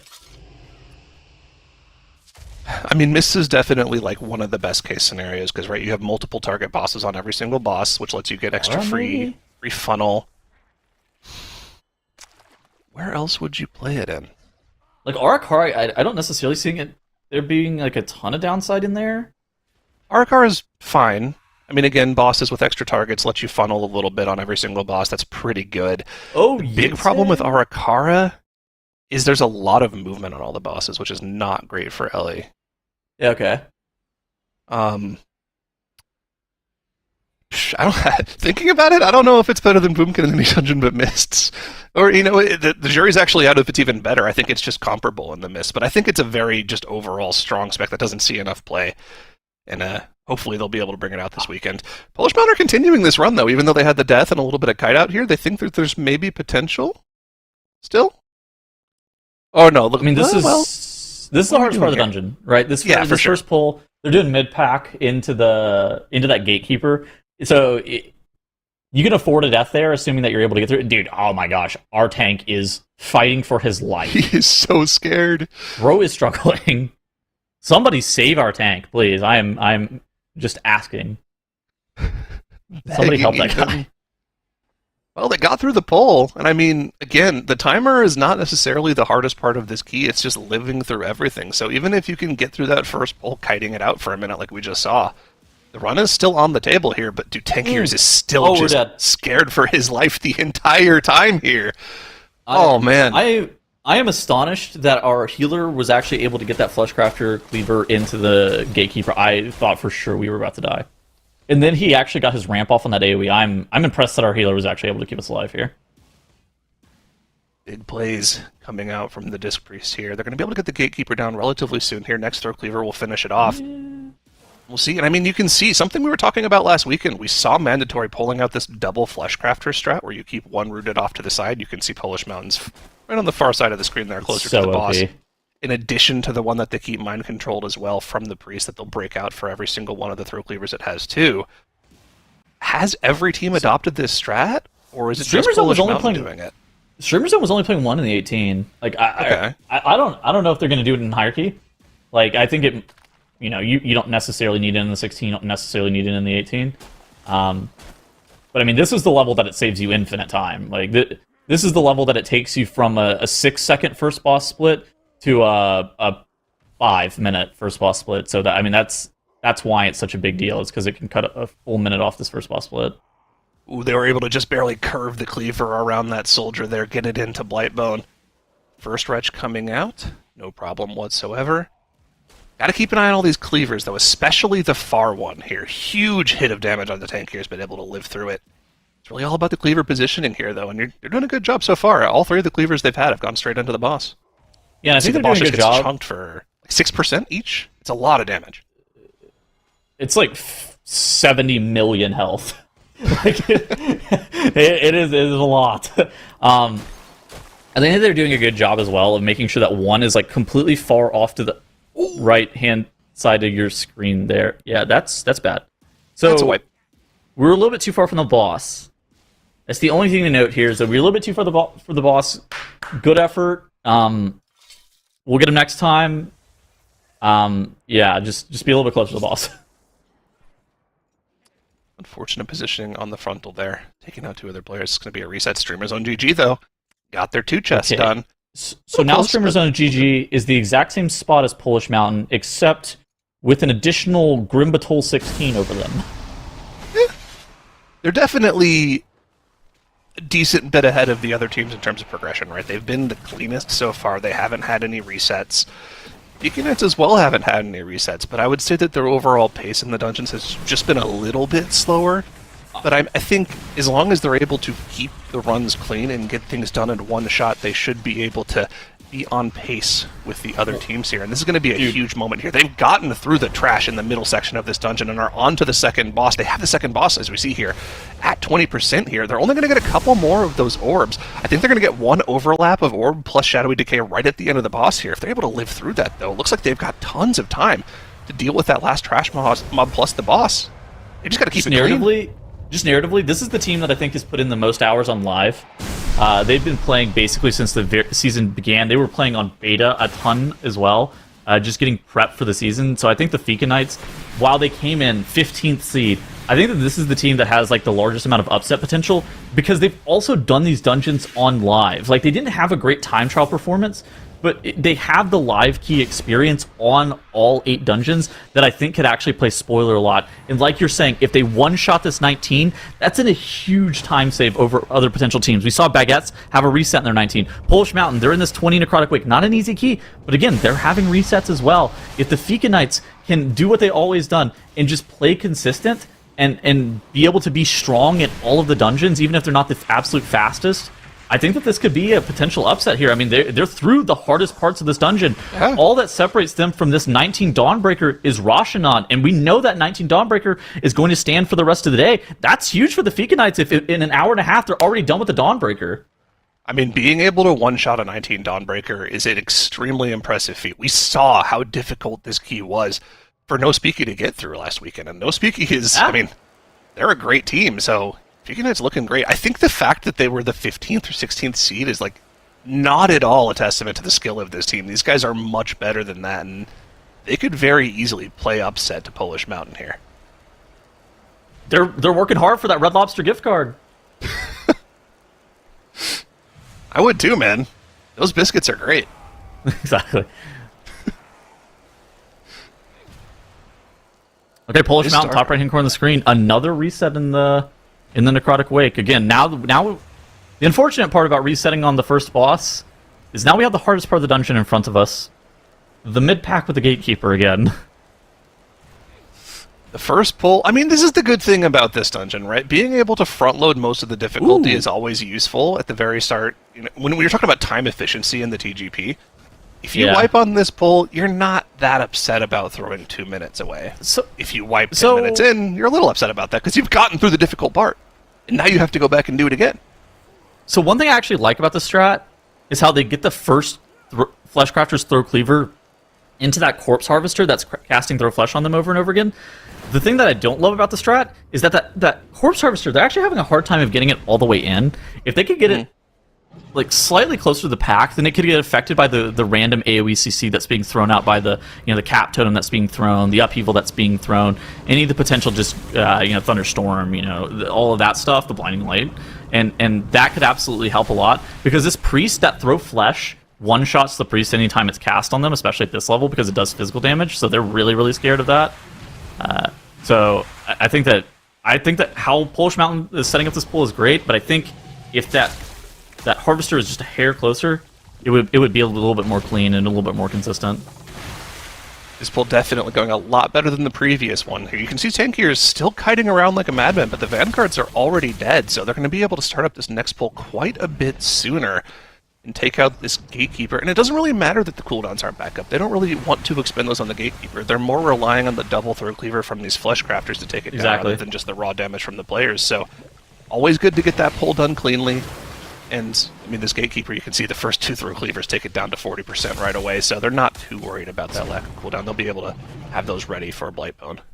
Exactly. I mean, you don't want the cooldowns for this. You actually just want this mob to die to the Gatekeeper. And then realistically, the cooldowns, they're going into Blightbone, but you don't necessarily want it on Blightbone. You probably want it more so to kill off those worms. That way you can guarantee that your Fleshcrafter's Throw Cleaver contact the boss over and over again. As long as you're able to do that and keep those worms under control, should be no issues whatsoever here. Top left, the Fika Knights. This is it.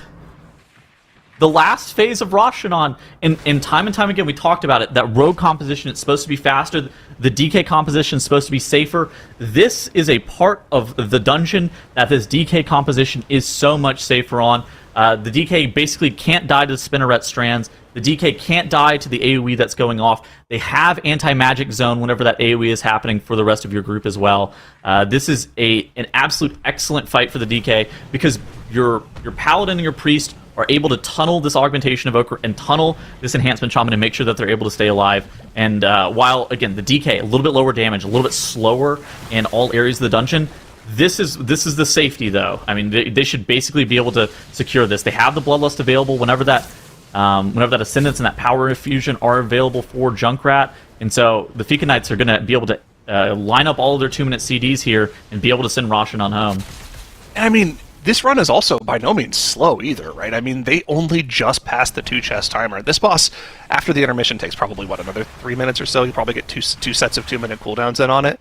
So, I mean, they'll probably finish the key if they're clean with maybe 2 to 3 minutes on the key. So still plenty of time on the board. The fastest Dawnbreaker from last weekend was on a 19. It was 29:35, 2 minutes and 55 seconds under, and it was by mandatory. Shiny Unicorns also put up a Dawnbreaker 19, and they were 30 minutes and 3 seconds under by 2 minutes and 27 seconds. So it looks like they're pretty close to on pace with those. And look at this, they held the Bloodlust here. There was a little bit of desyncing of cooldowns there. I think Nade sent the Breath plus Pillar combo the second the boss came down, but the Ascendance wasn't quite ready for Junkrat yet.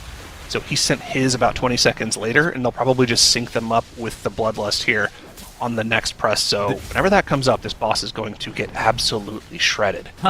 This is a good cook, too, because actually I think what part of it is as well is Hess on that Aug Evoker running the Spymaster's Web trinket. So you could have pressed the Lust. You could have pressed the Lust on the Shaman Ascendance. That's fine, but the Shaman's going to get the second Ascendance regardless. And so by pressing the Lust on the second one, you're actually going to be able to get the full 40 stack Spymaster's Web on top of that. And so you were going to get the Lust regardless. You were going to get the second Ascendance regardless. And it's just like a very small optimization into the Spymaster's Web. Yeah, that's smart. I mean, and especially if Kess sent it on pull on the boss, it'd probably be back close to 40 stacks right now. Actually, definitely 30, close to 40 stacks if he was stacking it. Yeah. On the neutral mobs during too as well. But here we go. This is the Bloodlust press. The 2-minute cooldowns coming back very shortly here. Breath already popped grenade here. Pillar soon to follow, instantly on cooldown to help augment that breath. And then, yeah, the Ascendants will catch the tail end of the Bloodlust here. I'll probably get all of it within that window. So, going to get a huge burst of damage. It's not going to be as fast as the fastest run we saw last weekend, but they're going to still be well under the timer as long as they can keep it clean with no deaths here. But like you mentioned, with the DK helping out, they're going to be more than okay, and even able to save the Ascendants for after the stun went off onto Junkrat there, so he got full usage of it there. Just smart play from the team here. Yeah, unfortunately, Cat's not able to CDR his Breath of Eons up in time. You don't really... this wasn't a mistake on his rotation at all. You don't play your Breath of Eons as scale commander around what the rest of your group is doing. You just press it on CD. It was just unfortunate that it didn't line up well with the rest of his group's cooldowns. A little unfortunate, but we'll take a little bit of unfortunate for an overall clean run. As we're seeing freaking Knights in the 19 Dawnbreaker parading towards an overall one-shot of this dungeon. One-shot the 16-2 chest, one-shot the 18, and now in the 19, no issues whatsoever for them. Just 0.3% of the boss's HP to go, and they will have secured the first 19 Dawnbreaker of the day. It's a great start for this team. And I mean, we've talked a little bit about this DK, but we do know that Nate is playing it in every key today. I think the only key they said they were comfortable playing the non-DK in was their Boomy and Mists, and of course that's not being featured today. Yeah. I don't know about how I feel about the Wake without the Boomy. I feel like Boomy and Wake is so good, but you know, they had the second run in the world in Wake on Live with that 20 with the DK, so maybe it doesn't matter. I mean, but look at that. In the bottom left-hand corner of the screen, the Fika Knights, second place, only to Streamer's Own GG, who have done 2 dungeons. And we had a replay here from Baguettes. Yep. This happened while we were talking about Rashanon for Fika Knights here. They had an instant death, probably similar to what we saw Umbral Rush on the Enhanced Shaman. Dude. Take Midas shielded it, didn't get aggro, and the instant deaths will slowly rot you out into a full wipe. And that's a really unfortunate time to wipe in the key, right? 15 minutes into the key. We're highlighting Polish Mountain here in the 20. Can you click on your screen, Zyro? Yeah, perfect. Thank you. Got it. Unhighlighted. Yeah. No, they rehighlighted. No, stop it. Stop that. Yeah. Yeah, but they've gotten through the first boss. They've gotten through Blightbone. This is where they wiped in their previous attempt on the 20 here. Yeah, they dropping incredibly low to that debuff, but just barely able to stay alive with those discreased shields here. And Arzuta, a very dangerous mob on this key level.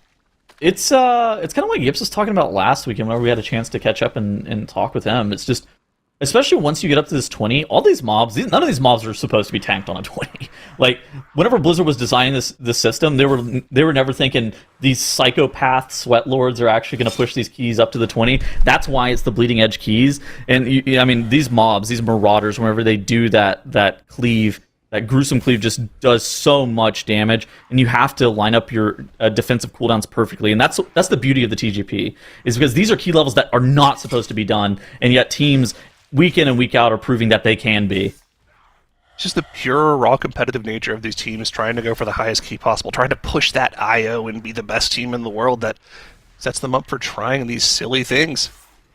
You know, trying to tank these mobs that are doing 1,200% increased damage or whatever it is at this key level. I mean, Tankiers here looking like LeBron in Cleveland, looking like Luka in Dallas, trying to 1v2 these mobs. Those aren't the teams that they're on anymore. Didn't you see the deadline? That's fine. He's doing it, though. He's making it work. Attempt number 2 on the double Marauders. He was still 1v2. Exactly. Done. He was in double coverage right there, bro. Whew. I think we just triggered our sound ops. He's a Dallas fan. Oh no. Anyways, I actually like what Polish Mountain are doing right here. So they shackle undead, that mage that's off to the side, and then they mind control the necromancer, life grip it in, and then that allows them to get 2 cleavers that do 33% of this necromancer's health per cleaver. And so with their hands, they only have to do 33% of this necromancer's health because they're basically getting 2 cleavers into this mob. They also landslide some of those crossbowmen and other random assorted mobs off to the side. Okay, so I'm going to level with you. Not great that our AUG died, but not the end of the world. We did battle res him. I think we can just afford to use a little bit of time and out of combat res and save the B res in case we want it later. Yeah, that's probably going to be the play here. They just have to wait for them to get out of combat, get the Dominate Mind off. They did send a battle res, but I'm not surprised. I would not be surprised if he canceled that. Yeah, there's going to be a cancel, and they're just going to hard res. Okay. It's Just kind the of unfortunate 15 because seconds. you want to oppress and roll that redominate mind on that mob right there, on the Fleshcrafter, because if you oppress the dominate mind, it actually bumps it 45 seconds of mind control as opposed to the 30, so it makes it a little bit easier to just move. But it's not the end of the world. All right, well, we're going to have to keep seeing how this all unfolds, but Tettles, is ironic. You two are out of here. We've got Makes and Dratnos coming onto the desk, and as we kind of watch the action unfold, obviously we have some breaks that have been kind of going, but one of the things that we've been taking note of is the fact that Streamer Zone GG has kind of done a bit of a tour through the dungeons, as opposed to, really pushing one like we see with the other teams. They're kind of going through. And Makes, I was wondering, what do you think their strat sort of has to do? What are they approaching with that? See, if you had asked me just like 10 minutes ago, I would have had to think of something, but our admins actually shared with us what they're doing, so I'll happily relay that information. They decided to play different comp sets, so to say. So they want Composition A in the Necrotic Wake and in the Grim Atoll, and Composition B in the Dawnbreaker, and so they're trying to avoid having players switch too much, which I personally can understand. Dratnos, you of course also play multiple classes as a tank. Every time I have to swap my class, I need like 5 minutes to get the right buttons again, and so to me it makes sense not to change that too often. Yeah. Especially, dude, back in the day, that used to be when you would be doing these keys on Tournament Realm, and you'd also be swapping the affixes, and you'd just be going from like playing one spec on one set of affixes to another spec on another set of affixes. Like, that was a jarring experience. Nowadays, the fact that the affixes are non-existent or the same between all the dungeons, that's a little bit less jarring, but still playing a new class is something. I mean, the other reason, right, that you'd want to minimize it is just the time, right? It's a 5-hour day. If it takes you 3 minutes to swap characters, that's still something, right? Like, that matters if you have to have somebody swapping around their characters. So that it's not like their strategy is the most optimal for that, though. The most optimal would be to just run one, like, they're still doing more swaps than they have to because they're not pushing all the dungeons up and then going to the next one, right? They're kind of going to once or twice per dungeon and then swapping to a new one. So they're losing a little bit of time from that, right? They're doing more swaps than they have to, but they're trying to kind of find a middle ground.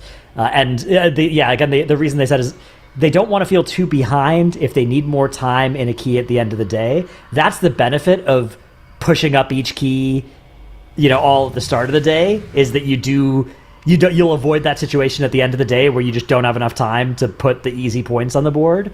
But the downside is, you are going to spend a little bit more time, zoning between dungeons and resetting, getting ready for a new dungeon, and doing those swaps that they are doing. So it's a balanced strategy, and I think it makes sense. I think it makes a lot of sense to, this way they'll know exactly how long they have to try a 20 Necrotic Wake at the end of the day, versus if they should just go into that 19 and put the points on the board, right? Like, those are the kind of decisions that sometimes we see teams making those decisions in the second or third hour of the day, and then it comes back to bite them, right? They'll end up realizing, okay, we actually had the time to do the 20, and this 19 we did was just useless, right? Like, we would have had an hour and a half. We definitely could have put the 20 on the board at the end of the day, and we wasted 30 minutes doing a key we didn't have to.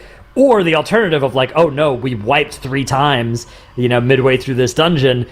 We really need to just get this 19 on the board, right? All of those things, you get to make those decisions with much better information if you delay the highest keys to the end of the day. Yeah, absolutely. And to be fair, you also get to have a feeling for how you are performing in the dungeons per day, because, obviously all of those teams practice the dungeons and they try their best to be consistent, but it is a lot and it's different layers of difficulty the higher the dungeons go. And so to me, it makes sense to kind of check in with all of the dungeons, so to say, to see how you're feeling in them today, in case you realize, oh, this dungeon didn't really work out too well in our 16 and our 18, we'll need to like maybe budget a little bit more time for that if that dungeon for some reason isn't working out today. We've seen that in the past group weekend already, with some of the teams not having too much time left at the end of the day when they entered their third dungeon for the first time. So I think it makes perfect sense, even though, like you mentioned, they are losing a little bit of time with all that swapping between dungeons. Yeah, you also get to sort of see how the competition's doing, right? Like, if two teams have bad days, you get to play so safe at the end of the day, right? If you're one of the teams that's like, you've already got those points on the board. Whereas if every other team is showing up, then all of a sudden okay, the pressure's on, right? We got to go for it. So again, there's just a lot of value in delaying those important decisions about whether to enter the keys 2 levels or 1 level higher that you've unlocked with those 2 chests. So I think it does make a lot of sense from Streamer Zone. It's the kind of strategy that I feel like I would like to see more teams do this, actually, rather than... Because it seems like the default has been to just stay in one dungeon until you're done, right? Like, look at the other 3 teams. They've all been doing that, and that was definitely the standard last weekend as well. But I do feel like the Streamer Zone strategy is a little bit more, like, disciplined, because, there's sort of... You kind of want to just stay in the dungeon and not swap. It's easier to do that, but I think the Streamer Zone it does make a lot of sense. If you're looking at the leaderboard in the bottom left, you're seeing one more reason why I think their strategy might be superior, because they will, at least for the first couple of hours, stay in that first place on the leaderboard because they already get the first big point. That's true. It's good for morale from having the 16s. Yeah, exactly. It's good for the mental aspect. If you just see yourself in first position, then much easier to obtain. It depends on if you're the kind of team that chokes when you're in the lead. Like, there are some teams that are would not be good. Good underdog I take it back teams, if that's right? the case. Yeah. So definitely an important variable. Momentum as well, another important factor to always look out for in these sorts of things. Well, let's check in with our teams just really quickly. Streamer Zone already took their first 10-minute break. 10-minute break, and then Veganitis are just coming back from their 10-minute break.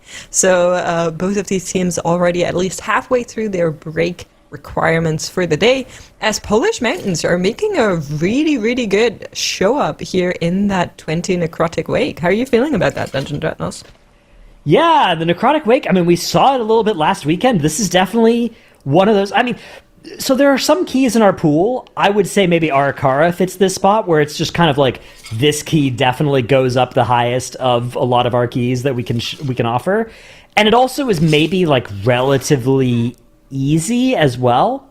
Necrotic Wake's an interesting one because I feel like it's difficult, but it goes to a higher key level. Like it's volatile, it's dangerous, it's lethal. Oh, yeah. But it does go to a higher key level, so it's got this good risk reward attached to it. It's a very technically intensive dungeon where managing these crafters and mind controlling them is a huge part of how you can do those highest key levels in here. So I think it's a really great dungeon for the Great Push. I'm glad we're seeing it here. Yeah, me too. I love the double flesh crafter tech that Mandatory showed us last weekend. Not all of the teams have been using it, at least thus far, and I think if you want to do it in like a 20, you probably have to get it practiced in the lower levels as well, because they just scale so much stronger with the key levels. It's a lot of power that's going to be available to you if you have 2 of these guys. But Polish men are making their way through the first couple of trash here in the Necropolis.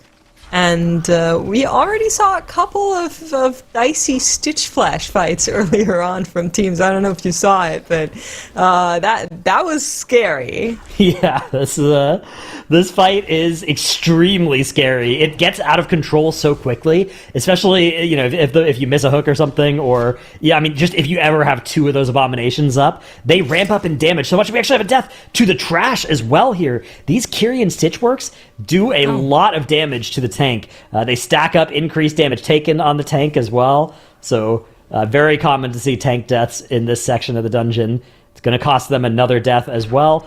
This shouldn't interfere with their chances of timing this key, though. They are quite far ahead, even with 5 deaths on the board of the timer here. Well, the last boss does take a while, but yeah, they should still be on a good pace here to time. Well, you also get a lot of damage from the crafter, like we just mentioned. They also have one more combat rest that just came off cooldown, so at least there is another fail-safe there for them should they need it in the upcoming boss fight. Like you mentioned, we've seen some of these creations just slap tanks out of their life, so hopefully that doesn't happen for Polish Mountain. Across the other teams, we're just seeing a bunch of 16s, and I will relay a question from you, from chat to you that I saw earlier on. Now, we did see a +3 Necrotic Wake 16, and we did see a +3 Grim Batol last weekend already. How are you feeling about the chances of potentially a team being able to get a +3 in the 16 Dawnbreaker? I don't think that the Dawnbreaker is a huge candidate for +3ing. It's the problem is the timer is so short already that the 3 chests is just such a short amount of time. There's so much just like flying around in the dungeon, and you can't really combine a lot of the pulls, right? Like the start of the dungeon, you have to fight the pull before the boat, and then the pull on the boat, and then the 2 side boats, and then you have to fight the boss, and then you come down here and you can do like a couple big pulls, but you have to fight all 3 of these mini bosses by themselves, and then you have to fight a boss, then you're flying around again. Just all of this takes so much time. There's not really a huge way to speed that up besides just killing it all fast, right? Doing a lot of damage, but there's not really an opportunity to like, oh, we can do in 3 pulls what you do in 5 pulls in the hierarchies, right? And like that can make us 3 chests this 16. I'm not a believer in the 3 chests of the Dawnbreaker. Yeah, that's fair enough. I kind of answered something along similar lines. It's definitely hard because of what you're mentioning. You just cannot bring out great tech.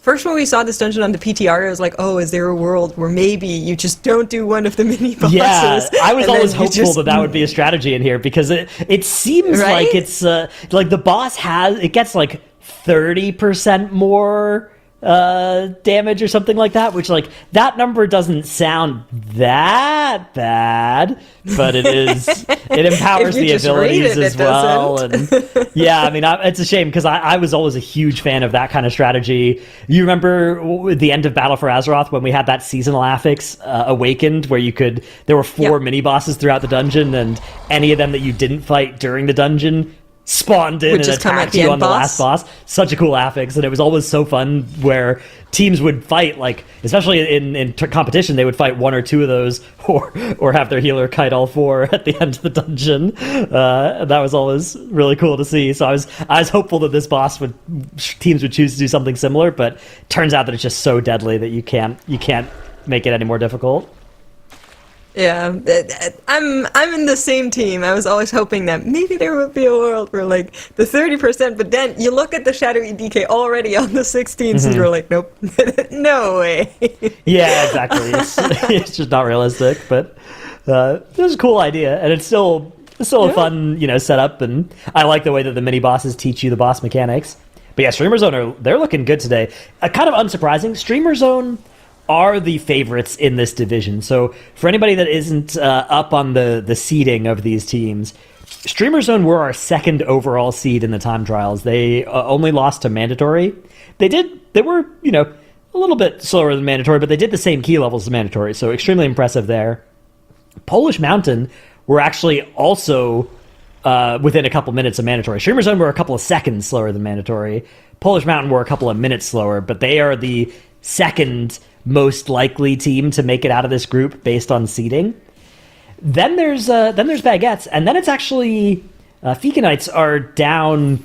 Like, they are the lowest seeded team in this group by quite a bit. They're like a key level lower in each of the time trial dungeons.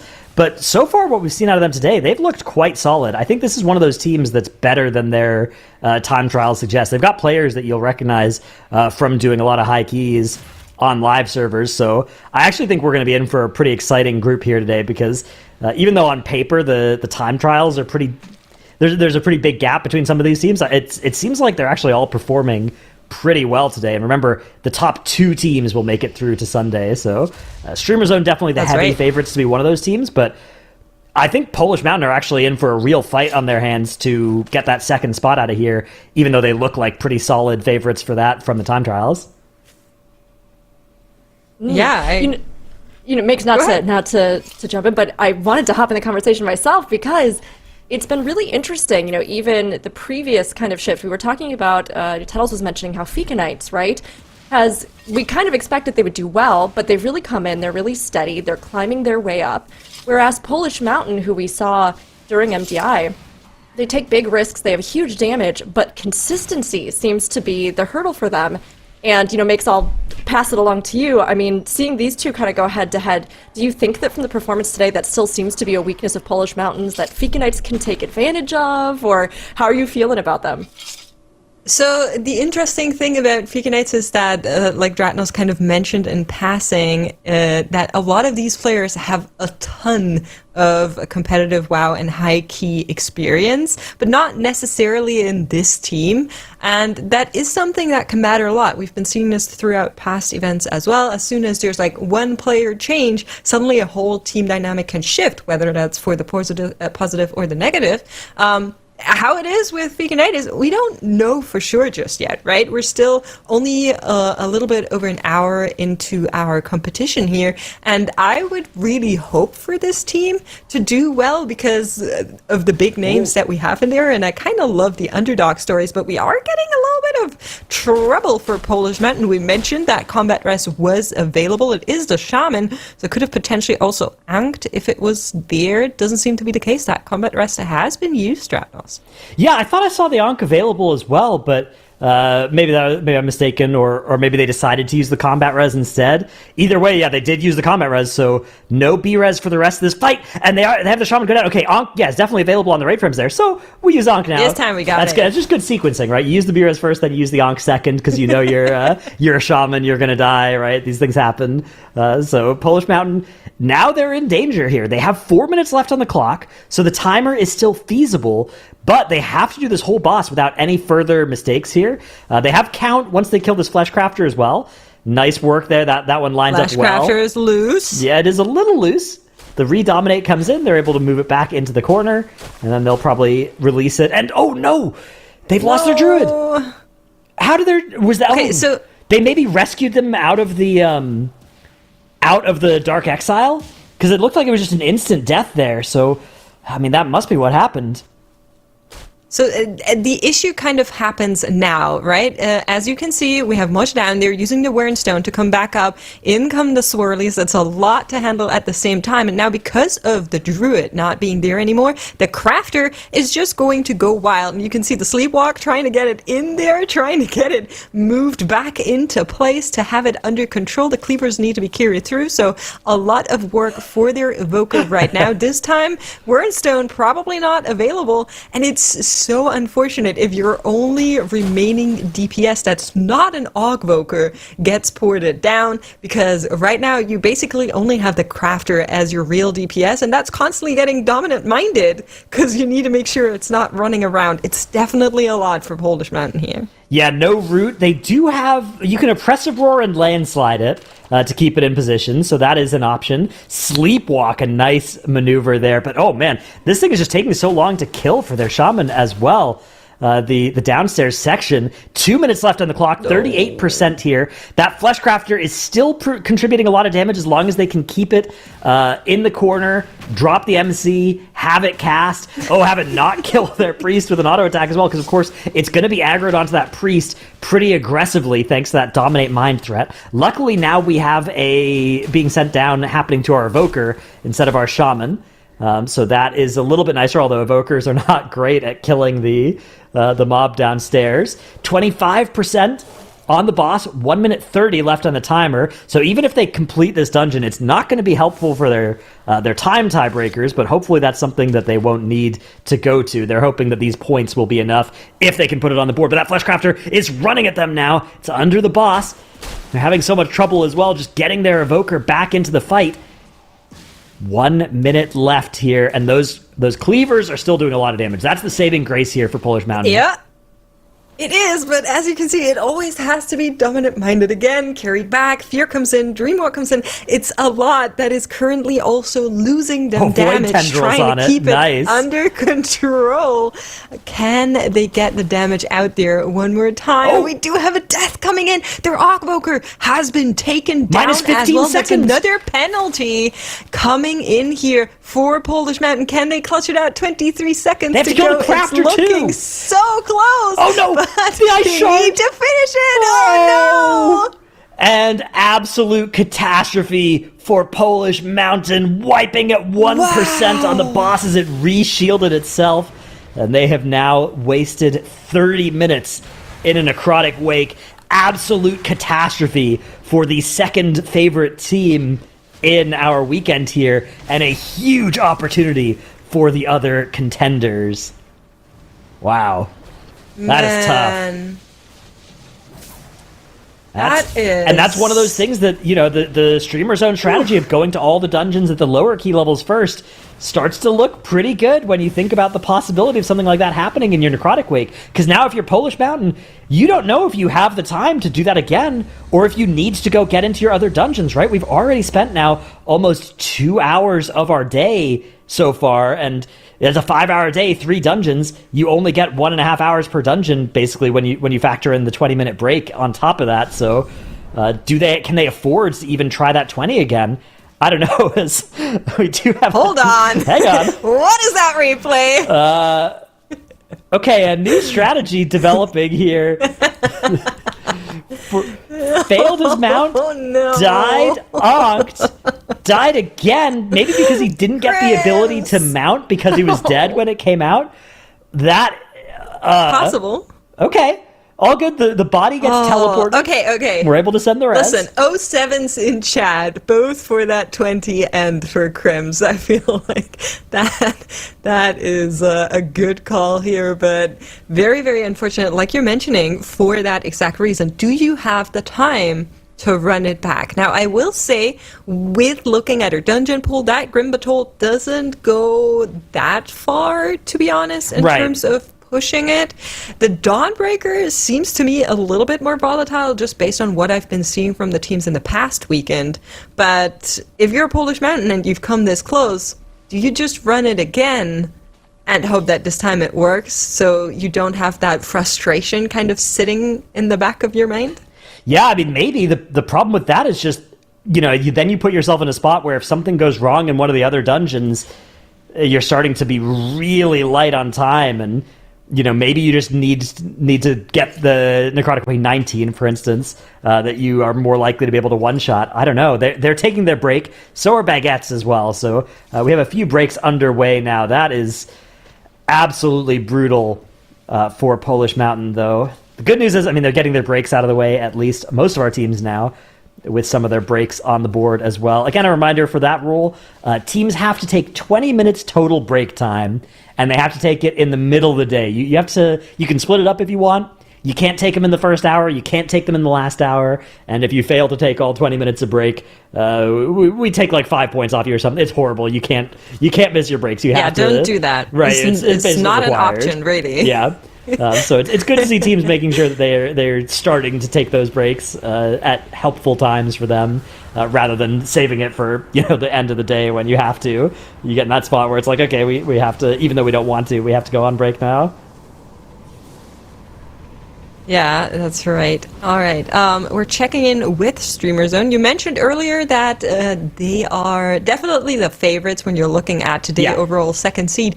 But for people that are wondering why we're rating this team this highly, that's actually former team Missed Count. Right. They picked up a sponsor, and so that's why we know them, because they have competed in the MDI and the TGP quite a couple of times, quite successfully before.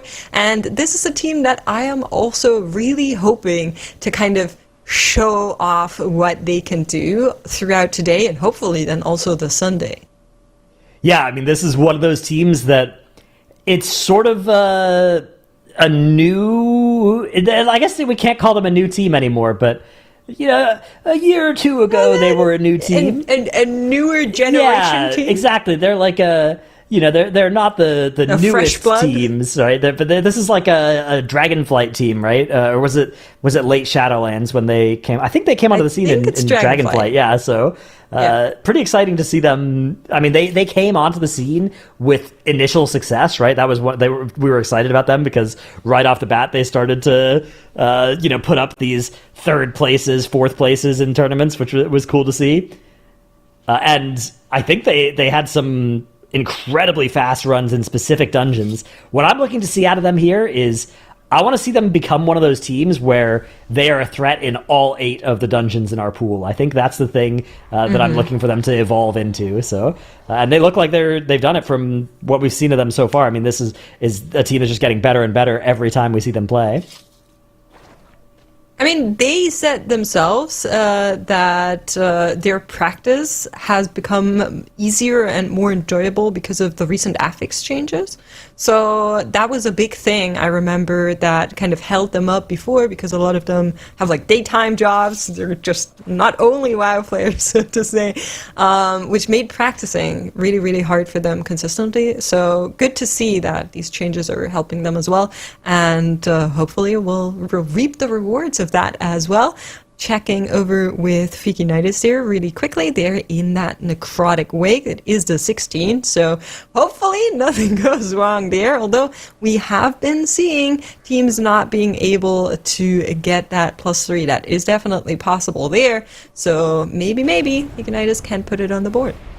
Yeah, Streamer Zone, meanwhile, working on probably the last, I would say, easy key that they'll be doing today. And by easy, I mean it's like, this is a key level lower than they could be doing, because after this, they probably will want to do 18 Grimbatul and 20 Necrotic Wake, and those are, not maybe necessarily technically the ceiling, especially in that Necrotic Wake, right? Like maybe the 21 is possible, but realistically, we probably expect them to cap out at those levels, whereas the Dawnbreaker we do expect probably goes up to 19 for Streamer Zone. So, they're doing really well with their day so far. It's interesting as well, a point you brought up earlier was Grimbatul, right? We think of Grimbatul as like, this is a slower dungeon, right? It takes a longer time. But because it caps out at a lower key level, you actually need to devote less of your day to it, right? You think about Necrotic Wake, and it's like, okay, we have to do 16, 18, 20, or 16, 18, 19, right? We have to do 3 runs of this dungeon. Whereas Grimbatul, you do 16, and if you can 2-chest the 16, you do the 18, and then you're done, right? You're out of there, so you only have to do that dungeon twice, even though each of those runs is slower, and it's kind of more of a longer dungeon. Definitely, it can feel like a longer dungeon as well if you're getting murdered by the start of it over and over again, but it actually takes less of their time in the day.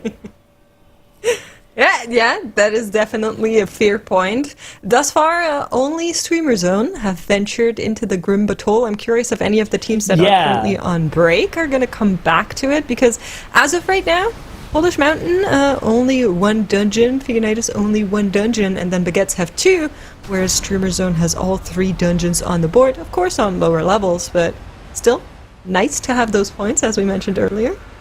Yeah, I wouldn't be surprised to see the other teams hopping into Grimbatul soon as well. I actually think a big deciding factor in which teams qualify at the end of the day is going to be which teams can put the 2-chest on the 16 Grimbatul, because I actually don't think that's a sure thing. That 2-chest timer in that dungeon is not particularly forgiving to mistakes and that dungeon, even at the 16 key level, is quite lethal. So that's going to be something to look out for. If there are teams that fail that check, they're going to lose an extra 30 minutes then in the 17, or maybe even have to stick with the 17 on their scorecard at the end of the day, both of which would be pretty rough. Yeah. Makes, since we have a second here, chat has some questions for both of you. And I want to toss them your way here. We've got a few, but they're all relating to the same topic. So, about specs and or comp. But the first question, I'll pass along to you, Makes, is Enhance hard to play? Well, that depends on your personal, the way of playing the game, I would say. There's some people who cannot play melee at all because they don't like it, and everything is too close in their face, and so therefore it is hard for them. But, other than that, you just need to get good at proccing. Yeah. All right, there you have it. Just get good at procking. And Dranos, did you have anything you wanted to add to that, or would you like the next question? Yeah, I popped open a Wowhead guide. There are 3 main things that you need to follow if you're an Enhancement Shaman player. Avoid Maelstrom weapon waste, keep abilities on cooldown, and react to procs. You do those 3 things, and you're probably going to be fine. That's the, the Enhancement Shaman for dummies. I love the fully thorough Dr. Atnos living up to your title. That's right. Response. Here's the top things. Okay, so Dr. Atnos, we'll ask you this. What are the advantages of paladins compared to other tanks? Yeah, paladins have a set of things going for them. I mean, the big thing that's nice about them is just they're extremely sturdy right now. They're just a tank that can survive a lot of these pulls. One of the strengths as well is that as Priest has become more of a sought-after healer, Paladin complements Priest really well because Priest is the healer that doesn't have an interrupt, and Paladin is the tank that has 50 interrupts, right? So that sort of covers the weakness that you'd otherwise have by bringing a Priest into your group. But it's mostly just currently the offensive and defensive numbers thing of Paladin is really strong, right? You ask a question like that, and oftentimes people will start listing the utility of a spec. And it's that utility is kind of the same as it often is, right? In seasons where it's not as good. And it's usually the variable that determines whether we see something or not in the high-end play like this. It's just it turns out this tank has the easiest time surviving these pulls, or this tank is one of 3 tanks that can survive these pulls, and it does 20% more damage than the other options, right? So those are the reasons why you play it. I will say another benefit of the Paladin, though, is the Devotion Aura as well, right? A little bit of extra damage reduction, particularly in the Great Push, where the key levels get so high, is very valuable for just turning a one-shot into something that doesn't quite kill you. All right, well, there you have it, chat. We've got some information. Pally's so strong right now. Enhance might be difficult, but there are some things that you can kind of do to make it easier. A question I can answer, does the Crafter stream? Yes, but only on Thursdays, so you missed it for this week. And also, we have some questions for production about whether or not we can get a Flesh Crafter DPS meter. So everybody, we'll work on that. But, I'll pass to you really quick as you can roll us into the action. But the final sort of question from chat was whether or not there were any non-obvious comps or picks you thought we might see this weekend. Ooh, interesting. So I think it's already not obvious that we're getting a DK on these teams, as we've been seeing from Ficinitis. We did see it last group weekend, and it already surprised me a little bit there. Obviously, positively, I love seeing it. But Ficinitis is also a team that runs that DK in some of these dungeons, which brings some benefits, but also some things that are not as great about it, and you're going to get another view of that here. Bottom left corner, Nate is running that DK, whereas some of the other teams have mostly been deciding between boomkins and rogues, depending on what kind of dungeons we're in, as rogue has that really great funnel, and boomkin just has really great utility with the Mark of the Wild, the roots, and stuff like that helps. So I'm actually a little bit curious on Ficinitis and how they're going to handle this Necrotic Wake. Yeah, Frost DK, very cool spec to see. I like seeing the Frost DK a lot, and if you can get some good, Breath of Sindragosa moments in these dungeons, I think it lines up really well. Necrotic Wake is largely a dungeon about control as well, right? Being able to even have just the utility of Death Grip, I think, is really underrated in this dungeon in particular, because there's a lot of times where you just want to get certain mobs in certain places, and if you can do that, then the cleaver will kill it, right? But you need to make sure that the mobs are positioned correctly for that, and Death Grip is perfect for that. Yeah, absolutely right. Checking in here though, Pull Timer is coming in. They did unlock that 18, and that's exactly what we're seeing in 2 other teams. Quick death there on the Baguettes as they are engaging that plus 18 Blightbone, and Streamer Zone are making their way to that Dawnbreaker. This time around, no deaths to environment damage, as we'd like to call it here. Yeah, something that we'll try and avoid that. The fall damage, something that we've seen today causing a death, something that we try and we're hoping for no more fall damage deaths today. That's for sure. All right, yeah. It was not the best strategy, but we are getting another view of that Grim Battle and Polish Mountain with that, telling us, okay, we're not going to give that 20 Necrotic Wake another shot for now. We'll try to get those points on the board, move on to the next dungeon, which for them is the Grim Battle over the Dawnbreaker. We were kind of talking a little bit about the timer. Now, it is tight around that +2. What are we looking for? Do you have the timers available? What are we looking for in terms of split to say that they were on a good trend? I don't have the timers from Streamer Zone's run currently, but I'll go pull those up. I'll pop in the VOD and take a look there.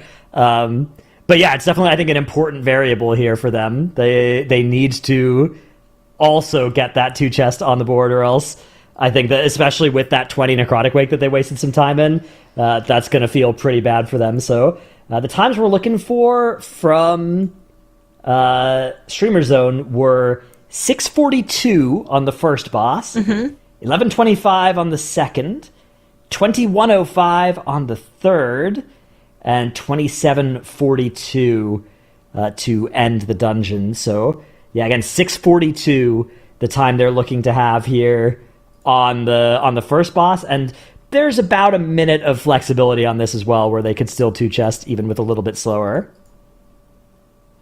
All right. I think as of right now, we might be a little bit slower on that first, but definitely now that there's a death coming in there, Yeti going down for Polish Mountain. They do have a combat rest, but with the Druid being the one that went down, it's always a little bit icky to get that one out. They did that.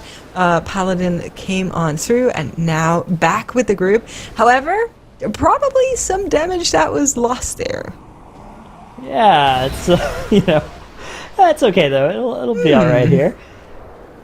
Polish Mountain moving out of those dragons. Always unfortunate when you get the far slice, like the farthest slice from where you currently are. But they're doing a good job here. What you always want to do with those circles as well is you want to place them horizontally, not vertically, because if you place them all vertically, you'll end up cutting off one of the slices at the edge of the room. So they're doing a good job of managing that mechanic as well, really keeping the room clean so that they can dodge into all 4 of the slices. And again, 6:42, the time we're looking for them to have on this split. And they're currently, they're going to be a tiny bit slower than that, but not too far behind. But I mean, yeah, it's going to be a tight 2 chest. Again, 2 deaths on the board, though. Hopefully that means they can speed up in the rest of the run. Hold on, where did that second death come in? I'm not sure. It's on the board, though. That was very early then. We'll have to maybe see if we can get a replay of what happened for Polish Mountain with that first death.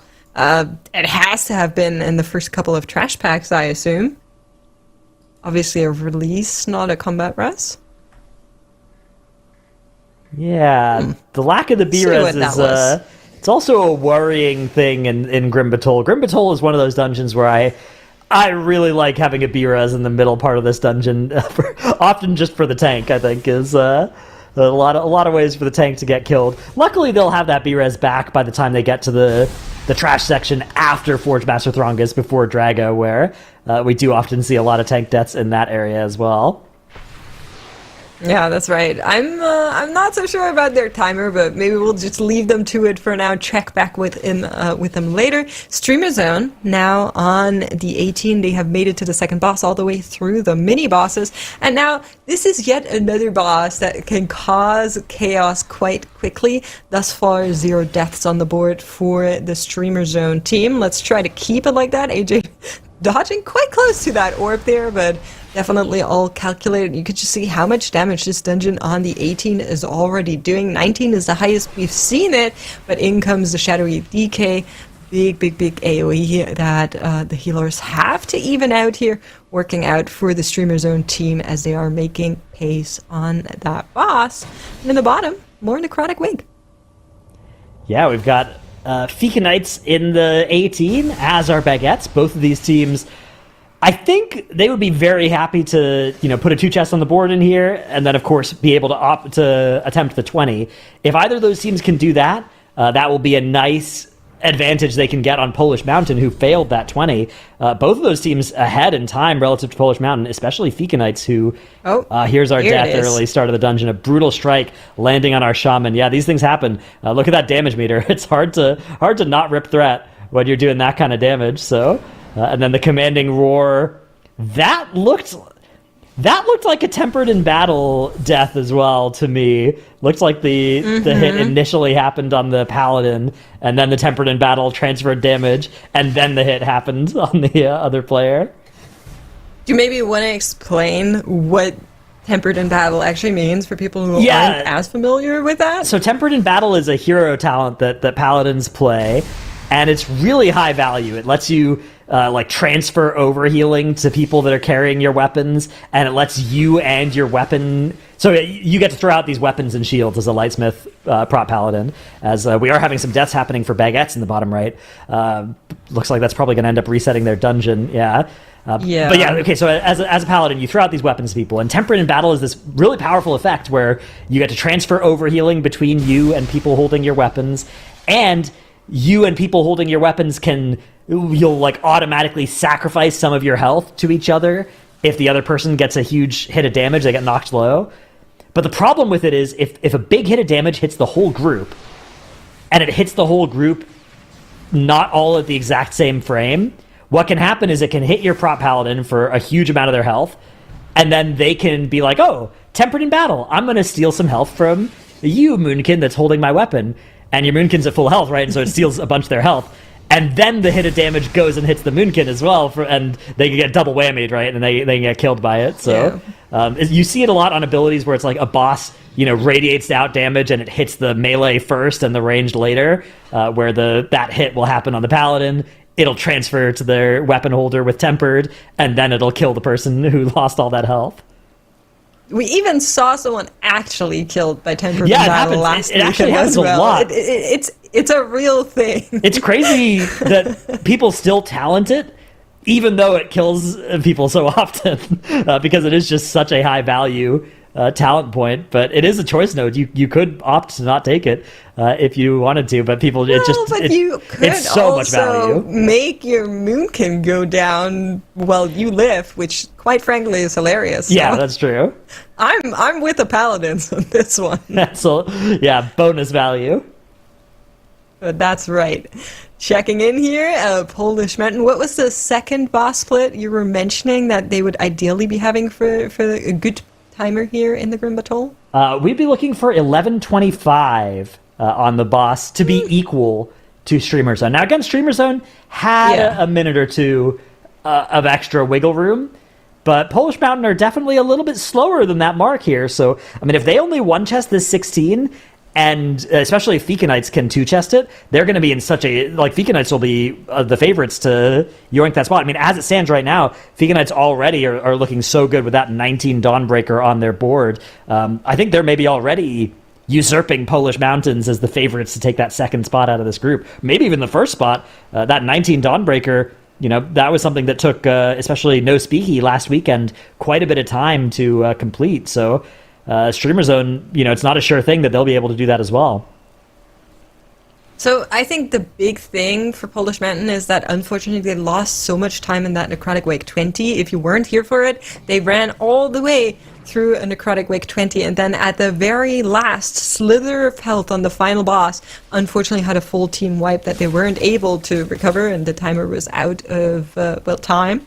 And so they lost 30 minutes of their day, and especially with their new format, that's a really, really tough thing to have happen here to you in that, single day competition as it kind of stands for teams who want to move on to the Sunday. So Polish Mountain will have to hope that they can recover some of that time, and a good thing to do so would be getting a good Grim Battle so that you can then push it up a little bit faster. So hopefully that's exactly what they're going to be doing here. Speaking of good timers, Streamer Zone, 4 minutes, 25 seconds. Now, I believe Rashanon takes a little bit longer because you have that flying segment in between, but that is quite fast in the 18 Dawnbreaker. Yeah, that's definitely looking good on the timer so far. I mean, Streamer Zone are kind of in some danger of two-chesting this 18 that we're seeing here. I mean, I think they're on pace, right? 4 minutes to do with the last bit of Rashnet here. I think they're going to two-chest comfortably. Now, whether that matters or not, it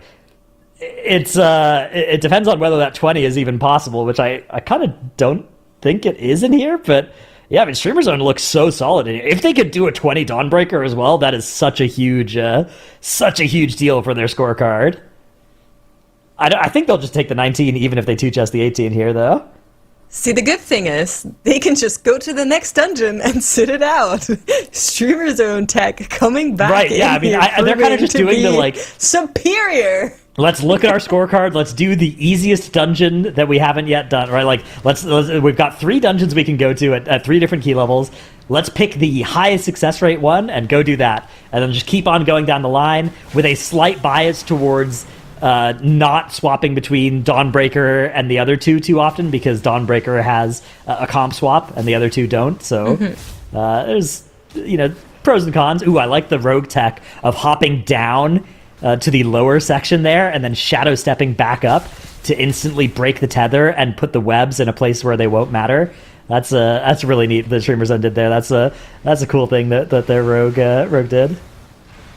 Yeah, you love to see it. Not very many people utilize that space that is behind Rashanan here because of how tricky it is to kind of get back there. Then you're in line of sight, your healer's going to yell at you, you're going to get scared, and it's all just kind of drama. So Streamer Zone having a really nice way to utilize that. You're going to be seeing it here once again. Yargi's going to jump down and then come back up without any issues at all. Nice, a little usage, and 2 minutes to go. They are absolutely annihilating this boss. Yeah, it has a lot of health. Yeah, I mean, they are on it does, pace. but I think the +2 looking more likely. Yeah, I think they're on pace. I mean, it's going to be kind of close. This last area does take a long time. Lust is expired now. Their cooldowns are down, but I think they still are slightly ahead of this two-chest timer that they're working on here. You'll get there eventually. Yeah. I was debating between saying the check and the chest. Yeah. And kind of ended up coming out with half of each. So there we are. Yeah, That's 1 fair minute enough. That's fair enough. 27 to deal with 1.35% of the boss's HP. I mean, it's gonna be close here. Maybe we can enhance production. Maybe we can go full screeny, because I am squinting at my screen trying to see the cooldowns. But I do think Yeah, we're gonna get another. we should get another set quite soon, right? It's going to be a Kingsbane and a Deathmark coming up here. Now, usually this is stronger in Execute, but of course this boss doesn't really have an Execute phase. We have an Ascendance coming out as well, so this should send the boss home, I think. 60.8%. 50 seconds to go. They're a little bit ahead of the pace they need to be at right now. Actually, they're substantially ahead. They're going to be completing this with like 20 seconds to spare. If this damage keeps going, which of course it won't. Power Infusion has now fallen off. That Kingsbane has now finished dealing its biggest hits of damage right at the end of that debuff. And they're going to get another Breath of Eons here in a moment. It's barely going to fit in that two-chest timer, but I don't think they're going to need it. Only 0.25% more, and Streamer Zone are about to put an incredible 0-death two-chest run here of a +18 Dawnbreaker. They look so clean in this dungeon. 14 seconds to go now. It's actually such a tight timer. 0.4%. 9 seconds. There it is. Yes! Wow. There we go. What a great moment here, Streamer Zone. GG, of course, formerly missed count, coming in and really showing us how it's done here on that +18. But we're going to be actually swapping over. So Makes and Dratnos will say goodbye to you for now. And Nagura and Tettles will be bringing you onto the desk. And as we kind of take a look here, Tettles, I wanted to talk about something we haven't really touched on today. We touched on the teams from last weekend, but you were watching some of the CN teams early this morning. So I'm kind of curious, how do you think these teams measure up to the groups and what we've seen? How the Chinese teams measure up to what we're seeing on screen right here? Yeah. I think China has a little bit of a mixed bag in terms of some of the caliber of the teams that they field. If you take a look at live, it's pretty clear that if their best teams show up, they can compete with world-class teams. And there was a team that played, it was named Stamps. And I think that their cap is potentially winning the TGP, and their worst case scenario is probably like 4th place. I'm interested in seeing how the rest of the Chinese region does, but I think that the top team from China is quite good. I don't know how they're gonna. I don't know how the rest of the region is going to hold up in the global finals, but I know that team, again, their cap is winning the TGP. Their worst case scenario is probably like 4th place. Okay. I mean, really interesting to see. Yeah, I mean, we knew that they have a really strong, a lot of the Chinese teams have strong, key pushing, right? Even if some of the showcasing of speedrunning earlier with MDI wasn't exactly their wheelhouse, we kept going, hey, those teams, though, we have to keep an eye on them for the TGP. So we will be keeping an eye on them, and of course, we'll have 2 moving on to the global finals. But we'll keep looking at the action today. I mean, Nagura, checking in with the teams, how do you think this day 1 has gone for Group B? It definitely has been going pretty well for some teams. I do want to say, of course, seeing that Polish Mountain death there, or like wipe at the very end of their 20 necrotic wake after they've been spending so much time in, was heartbreaking. So I do hope that they can get back into it and manage to one-shot all of their keys from here on out. But yeah, that was definitely heartbreaking. And we do see Streamer Zone actually in the top left side. They are back in Dawnbreaker, and they're not going for the 20. I mean, this is not necessarily surprising, right? Because we have not seen a 20 Dawnbreaker timed in the tournament, so it does make sense that they're doing 19, I guess. But one thing, okay, Tattles, do you think a 20 is even like doable? Generally, I think the mobs do too much damage. Not even just necessarily to the party, but also the tank. This is probably the hardest dungeon this season to tank. Like, if you've tanked this dungeon, you're doing like a service to the world. The tacticians and the shadow walkers in this dungeon do insane damage. I don't think the 20 is necessarily livable by either your DPS or your tank. yeah. I guess the thing that would be more likely, if you're looking for a key to push here, it would be the 21 necrotic wake, right? I guess it does make sense that they do the 19 here. Yeah, I think the 21 wake. Like, I think the 20 of the Dawnbreakers timer wise is like fine, but I just don't think you can live it. Yeah, but I think the 21 wake is the most likely +1 over what we've seen so far. All right, well, interesting. So we'll see if they can do the 19. It always seeing the 2 chests and then seeing a team not attempting that higher key level. It's always a little bit of a shame. We of course would love to see them do the 20, or at least attempt to do the 20, but yeah, obviously very difficult to execute. And them also playing the rogue here is very cool to see that they also think this is like the best lineup. Yeah. And earlier when we were casting, we were thinking, is Vika Knights and Baguette gonna play the Moonkin in Necrotic Wake? And it turns out they are not. So they are sticking to that DK and to that rogue. And I mean, they managed the 2 chests of 16, and they're now both in that 18, and it's looking pretty good. Have you seen how they played the Flash Crafters? Did you with the DK? Yeah, with the DK and with the rogue. So I haven't necessarily watched the rogue comp as much. With the DK, their Aug Evoker is doing a lot of work. We are putting overtime hours on our Aug Evoker is basically the TLDR. That guy is microing this Fleshcrafter around the entire time. They are going to get some stuff like the Void Tendrils and whatnot, but it's a lot of sleepwalks. I think that's the main element for the Vika Knights. For Baguette, I suspect it's going to be a similar story. It's just going to end up being a lot of sleepwalks. It's going to be a lot of control from the Aug Evoker. But ultimately, I mean, that's why you bring that Aug. It's to do all those jobs that your DPS don't want to do. Yeah, love to just tell your Aug Evoker to do those things. Honestly, I mean, That's right. usually the Aug Evokers don't even complain about it either, because they know it's their job. You're just happy to be there. Like, here's the thing. It's an Aug Evoker. You're just happy to be invited. You're happy to get into a group. You knew that this is what you were signing up for whenever you played Aug Evoker. It was either this or Happy standing to in buff your friends, you know. Look. Would you rather sit in Dornegal or would you rather play Aug Evoker? I'd rather play Aug Evoker than sit in Dornegal. I mean, it just happens. Good point. You're making think some very good points. Is this a hot take? I think StreamerZone.gg has had the best day so far, but I think the Vika Knights, the 15th seeded team, have had the second best day so far and are currently postured to actually make it into Championship Sunday. Do you think that's a hot take? I don't think that's a hot take at all. I think Vika Knights is actually doing really well. And if you would have asked me this question before, like, making the statement, I also would have said that Vika Knights might make it to Sunday. I think they're looking really, really strong. They're now on Stitch Flash here. They do also have their there's a C come through on that crafter, making sure they get those cleavers in at the correct moment. Ooh, and did they beat the looking escape? at, yeah, they're actually skipping the escape period. The boss is below 5%. He's not going to go away. This is really good. I mean, if you compare this to Polish Mountain earlier, right? Polish Mountain's having so many issues on their necrotic wake.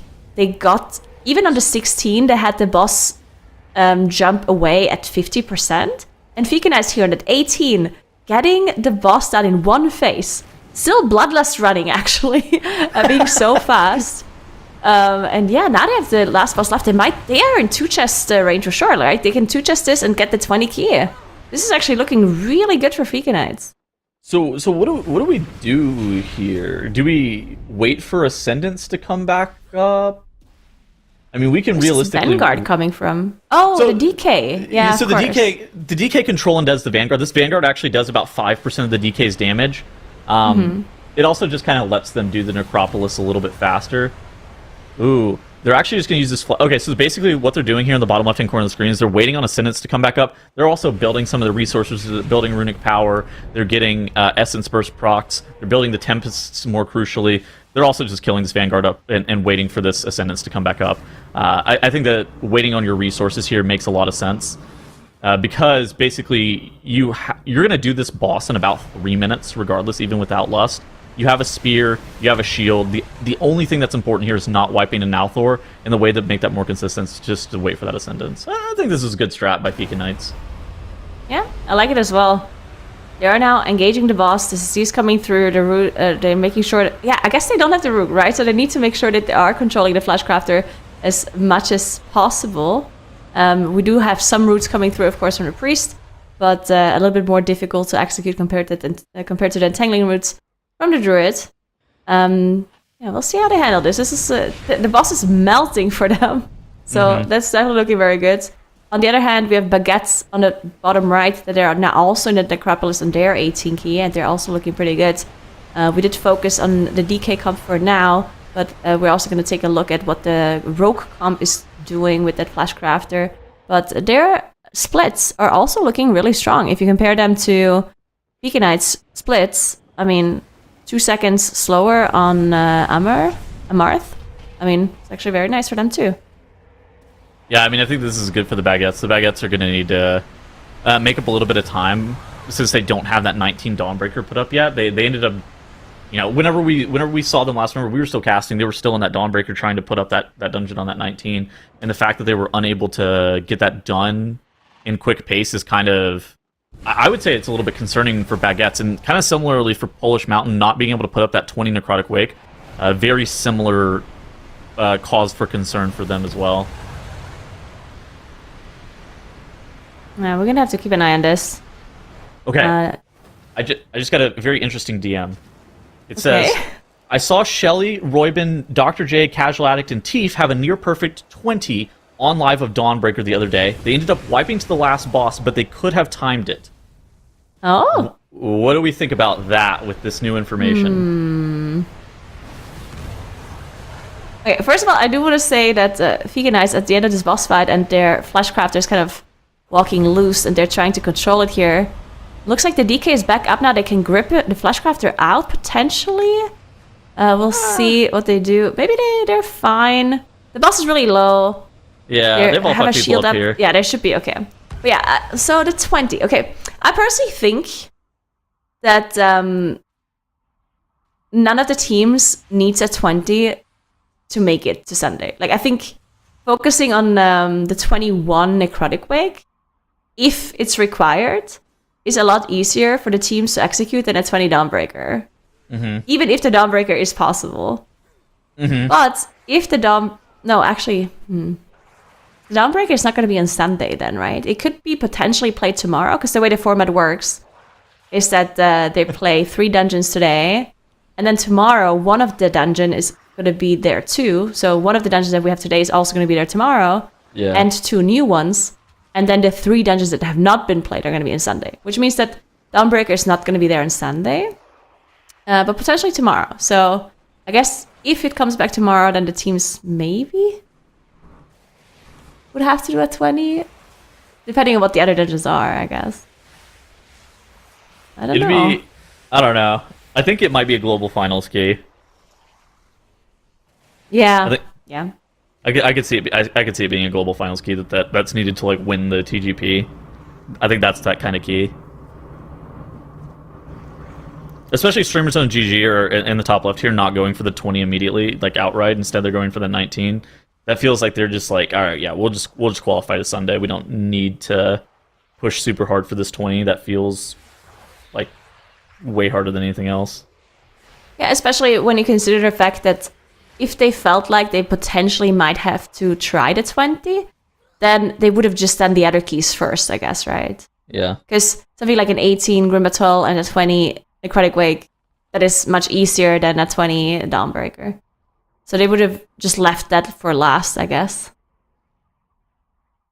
Dude, the Fika Knights at the bottom left, are they going for 20 Wake? So I think so, yeah. Them and Streamer Zone are the only two teams that have actually put up a 20 Wake on live. This could actually be a big deal for the Fika Knights. Yes. This is really worrying. If you're a Polish Mountain fan, they're coming in here into this weekend being like the number 2 seed basically for today. And they were the favorites to make it to Sunday, right? Coming in here. And Fika Knights, they're the last seed. So, I mean, if like Polish Mountain, they're definitely not looking too good at the moment. And as I stated, unfortunately, they do lose their Moonkin here as well. They have a battle rest. They're getting him back up. Looking at the timer, they're missing the 2 chests. They're over the 2 chests.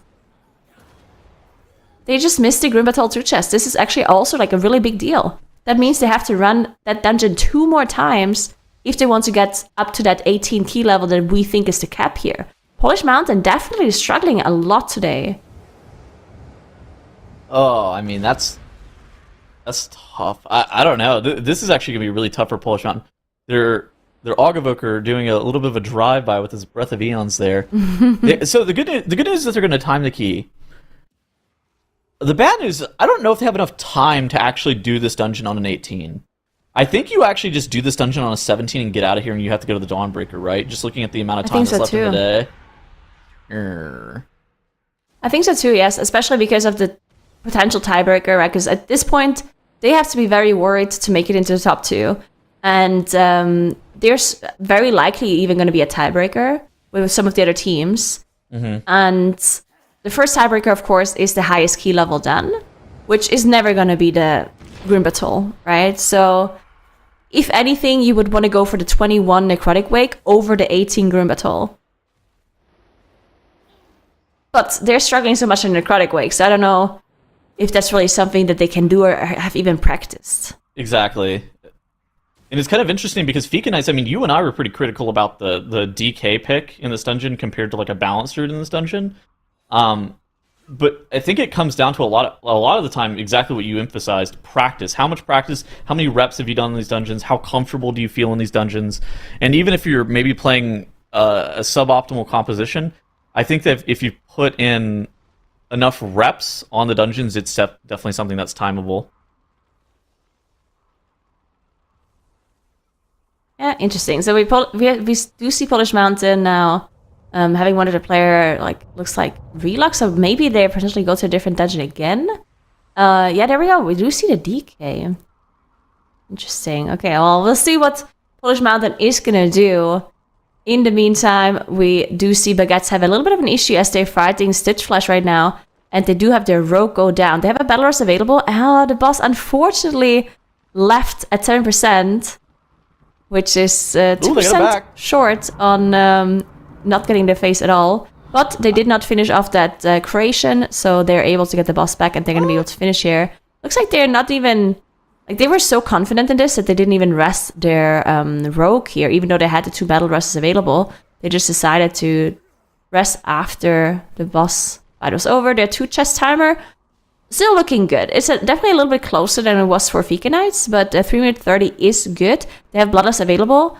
Look like they have any weapons. Oh no, they have 1 spear on their priest here. So technically, I think they should be good here if they don't have any deaths during cooldowns or something like that. I mean, we're gonna have to go kind of soon, right? We're gonna this Ascendance is coming up, but Yeah, I mean, like you said, I think that they have like basically perfect time to be able to teach us this, but it's going to have to be near perfect play. You can't mess up your cleavers either.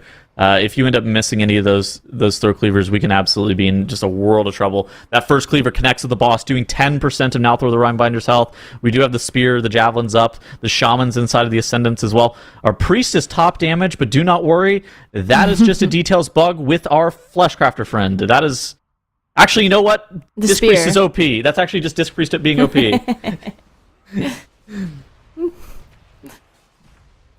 Yeah, let's see if they can execute this. In the meantime, we do see Vika Knights at the +20. They're now on Blightbone. And they are making sure they're utilizing that... Actually, they're not using the Fleshcrafter. No, never mind. It is there. It is just mind control. Okay, I was confused for a second. Yeah. All right, doing a 20, not having a Fleshcrafter would be insane. But yeah, they do have the Fleshcrafter here. They was just mind control for a moment. But yeah, talking about some of the teams here, like we, of course, do ask the teams questions about lots of things before the tournament. One of the questions being, what is the easiest and which is the hardest dungeon for the weekend, or generally, like what the teams are thinking about those. And some of the teams did mention that they think Necrotic Wake is actually the hardest dungeon, and it's Polish Mountain, which now, looking at what happened in their Necrotic Wake, does make sense. And also Baguettes said that they think one of the hardest dungeons is actually Necrotic Wake. I think for Baguettes, it's mainly the rogue. Because their rogue player is just a rogue player, and they don't really have many options to swap the rogue out for other specs. And they think not having the root in that dungeon in particular for the Flashcrafter makes the dungeon quite a bit harder for them. Yeah. But, I mean, looking at their performance, they're actually doing really well. Their 2-chest timer is getting a bit close, but Polish Mountain having issues again. In their Dawnbreaker here, in the 16, they're town portaling out. We have a tank. Yeah, Polish Mountain is not having a good day. I mean, they came in as the second highest seed of this pool, so you kind of expect them to be able to perform, right, and actually make it to Championship Sunday. But yeah, like you said, they just had a little bit of a inconsistent showing on day one here. I think Baguettes is potentially gonna miss that 2-chest. They only have 20 seconds left. Yeah, this is not going to be it. They did lose their Shaman earlier, and now they lost their Augenwalker as well, so they're going to be missing out on the 2-chest, which is annoying. But yeah, their tank did go down. Oh wait, no, this is Streamer Zone. Or for a second I thought this was a replay for Polish Mountains. No, Streamer Zone. He's having 2 tank deaths. Unfortunately, they're 19 on Anubikash here. That means that they're going to be... resetting. I think they have the town portal here. That's not good. Do they have the time? No. Maybe? I mean, it's close. I actually think that they might have the time here. Yeah. So you need this boss killed off probably by like 24-ish minutes. Do they actually have Lust available? I think you Lust this boss. Oh no, okay, they definitely don't. They don't have Lust. Okay, yeah. It was whenever they were dragon riding. It was like a weird thing with the observer. Yeah, okay, so they don't have Lust here. This is interesting. Like, first of all, I'm impressed that they somehow potentially have the time to still time a 19 Dawnbreaker after having a full wipe. It's gonna be really close now. Yes. I was feeling great about it before, and now I feel way less good about this. The problem too is if say you actually can't time this, you're losing another 10 minutes on top of the 20 minutes that you already have committed to the dungeon. So they better, like, this is a decision that you can make right here, but you better be correct whenever you're making it, otherwise you're losing more time on top of it. And if you're a fan of the Fika Knights in the bottom left, this is kind of the opening sequence. This is how the Fika Knights actually pass StreamerZone.gg. If StreamerZone.gg end up depleting this key somehow and having the town portal out, this is how the Fika Knights are actually going to kind of be able to get maybe a little bit further ahead of StreamZone.gg, assuming that the Fika Knights are able to one-shot this 20 Necrotic Wake, which is no easy task in itself. Yeah, I mean, Fika Knights, I'm so impressed by their performance here. Like, as you mentioned, they even have the opportunity to get number 1 today, which is crazy coming in as the last seed. For this Division 1 here. That's absolutely insane. Fika Knights performing so well. They do have the DK here in the dungeon, and they're making it work for them, right? They're using the DK undead control here and there to get the extra Vanguard damage in, which is very cool to see. And just generally making that Flashcrafter strategy work still, even though they don't have this root. So really, really cool to see. That's another thing about running a different comp. If you run the same comp as everyone else, because they saw what the other teams did last weekend, right? So everyone that plays the same comps as the teams played last weekend, they can literally copy some of their strategies one-to-one, right? But VK Knights cannot. If they have this DK, they cannot do the same thing. They have to come up with their own strategies, with their own routes, with their own ideas on how they solve some of these problems that they cannot copy from the other teams. So that makes it even more impressive to see that they're performing so well today. Now, what I will say about the Fika Knights that's different than all these other teams, I think that this squad of players have the most reps on these dungeons more so than any other team possible. And it's not necessarily just practice on the tournament realm, although they have been practicing a lot on the TR, but it's live key reps. They've actually been playing a ton of live keys. They were playing a ton during the beta. They basically have been playing non-stop since the expansion came out in terms of just pushing live keys, and they were rank 1 on the ladder for a while. They did end up getting overtaken by streamerzone.gg, but this was a team that has been putting in a ton of effort, and I think that if you were trying to innovate your own strats, this is definitely the team that, like you were saying, they have the practice, they have the reps, and they can innovate their own strats for how to make this composition with the DK work. Yeah, definitely lots of veteran players in that team, and a lot of the players also like being able to keep a cool head as well in case things maybe don't go as planned. Having played so much and having played on live keys definitely is going to help them out there. As Streamer Zone on the top left side of the screen, they did have a full wipe at the start of this fight before. Did release and come back and try this fight again. They did drop really low, as they also do lose Yargi here to that Dark Orb explosion. Thankfully, the boss is really low. They might be able to finish this without Yargi. They have a Battle Rush available, but maybe they're holding on to it. We're gonna see what they decide to do, as another Dark Orb is coming through, though. Looks like everyone is pretty healthy, except Kira on that Paladin. So he has to worry a little bit. AJ dropping super low on that explosion. This boss just doing so much damage at a 19. But the boss is dropping lower and lower. And because they had this full wipe, and because they're up to 8 deaths now, timer for this dungeon is going to be really close for them. They're going to have to reassess the time here and see if they can still do Rashanan. But it looks like they are. Otherwise, they would have been sound portaling already. So they think they do have enough time. Like I said, the time that second boss had to be killed off by was 24 minutes. We are right against the timer here. I don't love this position that we are in for streamerzone.gg, but it is certainly possible. Do you think the 24 timer is for a Druid comp or a Rogue comp, though? I think that both Druid and Rogue are equally not good on single target. To where it's Rogue is somehow surprisingly worse than balanced Druid on single target, which is crazy. It's kind of crazy. We're gonna have to take a look at Streamer Zone, see if they can manage. It's definitely gonna be really, really close for them. We did see. With the Fika Knights wiped? Hold on, can we get a replay on that? What happened? Yeah. I was busy watching Streamer Zone, like barely not wiped to the second boss. Maybe we can get a replay on the pretty far in, I think, right? Yeah, they were like 10-ish minutes in. They were on that Necromancer pull. Oh, I don't know what happened. Maybe it was the Bloodlust pull that was right after that they ended up wiping too. I guess that would make sense. Yeah, if we can get a replay at some point, that would be nice, because definitely lost quite a bit of time. I think this is the first major time loss for Fika Knights, though, right? Yes. I do think that they played really well up until the point. There it is, the replay. As you said, this is that Bloodlust pull. They're gearing up to... Oh! Like that's Flashcrafter melee. This is so awkward. Oh no, this is... Oof. Wow, do you not think they could have continued, though? It is a 20, but... So, this is the downside. This is the downside of the DK, is that they have a lot less leeway in terms of their timer, right? Because their first boss split's so much slower because they're not double cleavering the boss. Yeah, but they had 2 chests in 18. Maybe because they had to pick up the Flashcraft and the DK at again. Maybe that would have been very difficult for them to do. Yeah, getting all these ads through might be a little weird. I don't know. I don't know. That was an anticlimactic way to wipe. I'm gonna be honest. Your healer getting meleeed to death by the flesh crafter, and then you wipe to that is.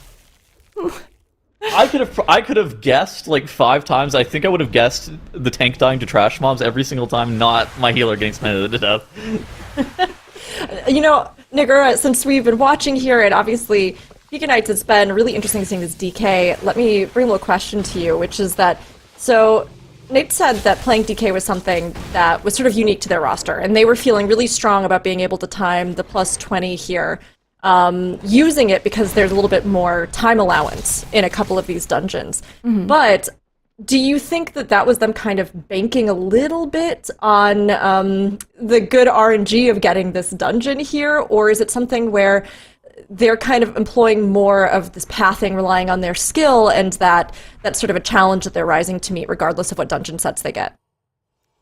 I mean, obviously they can never, like, I think just hoping that the RNG a certain set of dungeons is obviously never going to be a good strategy, because even if they make it to Sunday, they would still have to perform well on Sunday as well, where we're going to get 3 different dungeons, right? So I do think hoping at any kind of like specific dungeon set is not necessarily like a strategy that any of these teams should be aiming for. Of course, there's dungeons that you can perform better in, and some that you do worse in. But generally speaking, I don't think that's what Veganites were trying to do. I think that they just have a DK player, and they think that they can make it work, and that's why they're playing the DK. If they thought that they absolutely don't stand a chance to play with DK, then they probably would have tried their best to have that player reroll to the Moonkin or to something else. But it is working out for them. But I did quickly want to take a look at Streamer Zone on the top left. And I know Baguette's also had an issue there. But Streamer Zone is at the end of their 19 key. And they still have 4 minutes left. Tettles, this is actually looking a lot less close than I thought it would. Yeah. So we're still going to get 2 ascendants inside of the timer. This boss.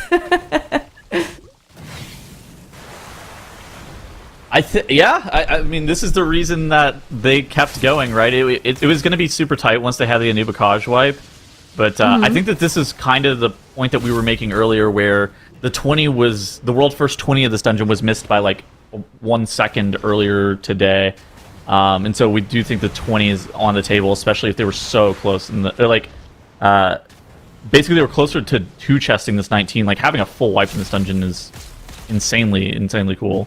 So now the question is, like, does Streamer Zone actually just go for the 20 at some point if they have a bunch of time left today? Obviously, they wouldn't do it right here. Like, if they were going to go for the 20, they would have done it out of the 18 2-chest. But if they have extra time, maybe that's something that we see revisited later. I think this might be a wipe here for Veganites. They did lose their DK. Oh, no. And then, unfortunately, they also lost their Shaman and their Evoker afterwards. Only the Shaman death would have been okay-ish, because the Ankh was available. But the problem on this boss, Ankh is always a little bit difficult to use, because there's the fatted gas on the ground, and you can't really take the Ankh, otherwise you're just going to immediately die afterwards. You have to ask for a grip or something immediately, or like a shield and a grip or something. But yeah, unfortunately things did fall apart there for Veganites. And how heartbreaking, because they performed so well, and then this one Fleshcrafter melee death, and now they had another issue, but I still believe they can do the 20, and they think so as well, as they continue to try it out. They still have that Grim Battle left, so maybe it would be a little bit safer for them to just try and do the Grim Battle. Okay, it looks like they are attempting it at least one more time. Baguettes, in the meantime, also had issues, so they did wipe in their 19. They were also like a decent amount of time in, and then they reset and they went again, and now they wiped again, so I think they're also resetting one more time. So lots of things happening all of a sudden. Streamer Zone again had this wipe earlier on Wikash, and we thought it might be really close for them to time the ski, but it looks like they actually do have, I don't want to say plenty of time, but they have a pretty good timer still. The boss is about to go down, and they're going to have around 1 minute left. So being able to time this with a full wipe with 8 deaths on the board and a 19 is incredibly impressive. And as you said, I think the 20 is definitely something that potentially could be done. I don't think Streamer Zone needs to do this today, or at least not right now. Like, they have other keys to do that are going to be much easier for them. So they're probably going to be going to those first. I mean, as well as this is going to be kind of close, but at the same point, they do have the Shaman's Ascendance coming up in 37 seconds, which actually that death from AJ means that they're not going to get this Ascendance inside of this timer anymore. If they have another death, they might actually deplete here, Nagura. This is actually really scary. AJ's dropping really low. Yeah, just don't die. 0.1% left on the boss. 25 seconds left. Of course, as you said, if anyone dies here, that's gonna be it. But the boss is dropping lower and lower and lower, and it looks like they got it. 19 seconds left. So it actually was closer than what it seemed like with that shaman death at the end there. Being able to immediately ank back up. Did manage to still finish off the boss, and really good for Streamer Zone. Yeah, getting that 19 in, super good for them. They did have a little bit of a different strategy that they approached today with compared to the other teams. Basically, making sure they get those homework keys done first, and then they do the high keys afterwards. But we do see Yitte go down here, actually, which is not great. This is that Bloodlust pull that we've been talking about with the mini-boss that can be incredibly dangerous, where you want to skip as many Dark Orbs as possible. So having your DK go down here, not ideal. Yeah. Hopefully they're able to execute this still. They will get one more orb explosion. Yeah, hit by the orb. It looks like they're fine. You got hit by the orb. It had the dot on it. That's how he died. That's correct. You can't AMS that. Well, probably. You may be able to AMS that, but you probably shouldn't. Okay, so where do you think Streamer... Okay, it looks like Streamer Zone's actually going to Necrotic Wake 20. Do you think this is the correct play for them, just looking at their score? Sorry, say again? Do you think that the Streamer Zone GG's going into Necrotic Wake 20 is like the correct play, looking at the score? Or do you think that they're supposed to go with Grim Battle? I think I personally would probably have done the Grim Battle first. Yeah. And then the Necrotic Wake, just because I think they're, as I said, like I think that doing the 21 potentially Necrotic Wake is something that would be in the table, or in my opinion, that would be the best dungeon to attempt if you're going to push any of these keys further than what we've seen last weekend. Because the highest keys we've seen in all of these dungeons last weekend was 20 Necrotic Wake, 18 Grim Battle, and 19 Dawn. So if you're going to push anything further than those levels, in my opinion, the best choice would be the 21 Necrotic Wake. Mm-hmm. First of all, for timer reasons, because the timer in the Necrotic Wake is not necessarily something that is super tight. And in addition, for the tiebreaker, right? Because the first tiebreaker is highest key done, and 21 is, of course, going to be the highest key level from all of these dungeons. So, in my opinion, Grim Battle first and then Necrotic Wake would have been a good idea. But then, in the end, I don't think that Streamer Zone needs any of those, like, super high keys to qualify. If they get the 20 here and the 18 Grim Battle, I think they're going to be making it pretty comfortably to Sunday.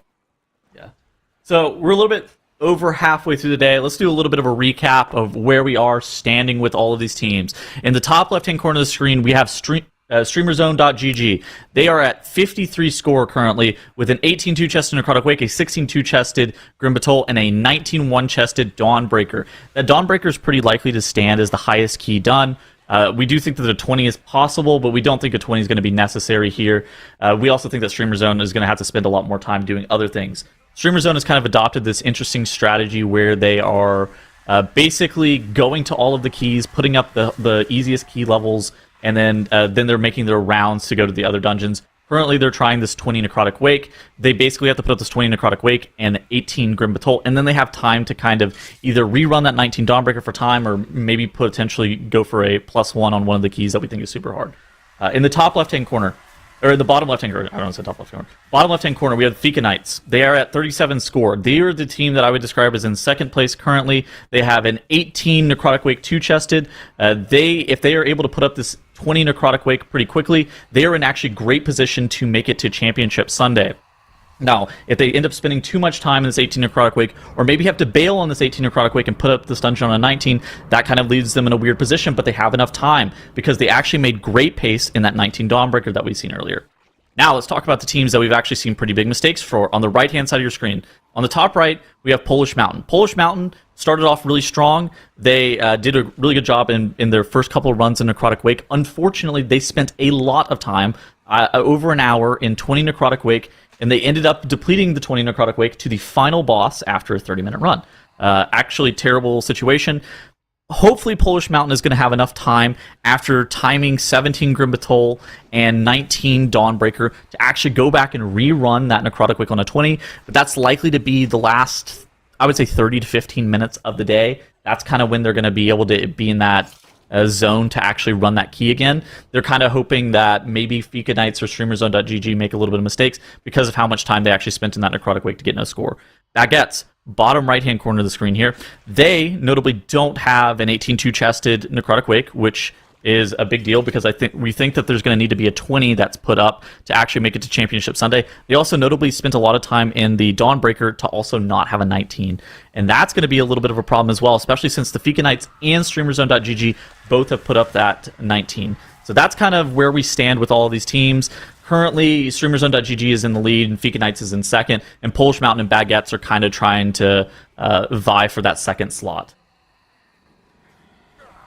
Thank you very much. That was a great breakdown. I did also want to ask another question. So even though Polish Mountain, as you said, is obviously not in the greatest spot right now, Okay. but at least they are in like that last dungeon that they still have to put on the board, right? Even though they only have a 16 Grimmatol and they only have the 18, then, which we think is not going to be enough, at least they're putting on this like Dawnbreaker in just a moment here once they time to 16. While Fika Knights and Baguettes, they haven't stepped foot in the Grimbatol at all yet. When do you think would be like the latest time that they need to walk into the Grimbatol to make sure that they still get that key done? Like how much time can they still spend in this Necrotic Wake, basically? So the good news is, if they have perfect runs in this 16 Dawnbreaker and they end up 2-chesting it, then they go run the 18 and 1-chest it, and then they go run the 19 and 1-chest it, and they don't actually end up depleting. They're probably only spend another, let's say, hour, but it's probably going to be about 50 minutes in the Dawnbreaker in total.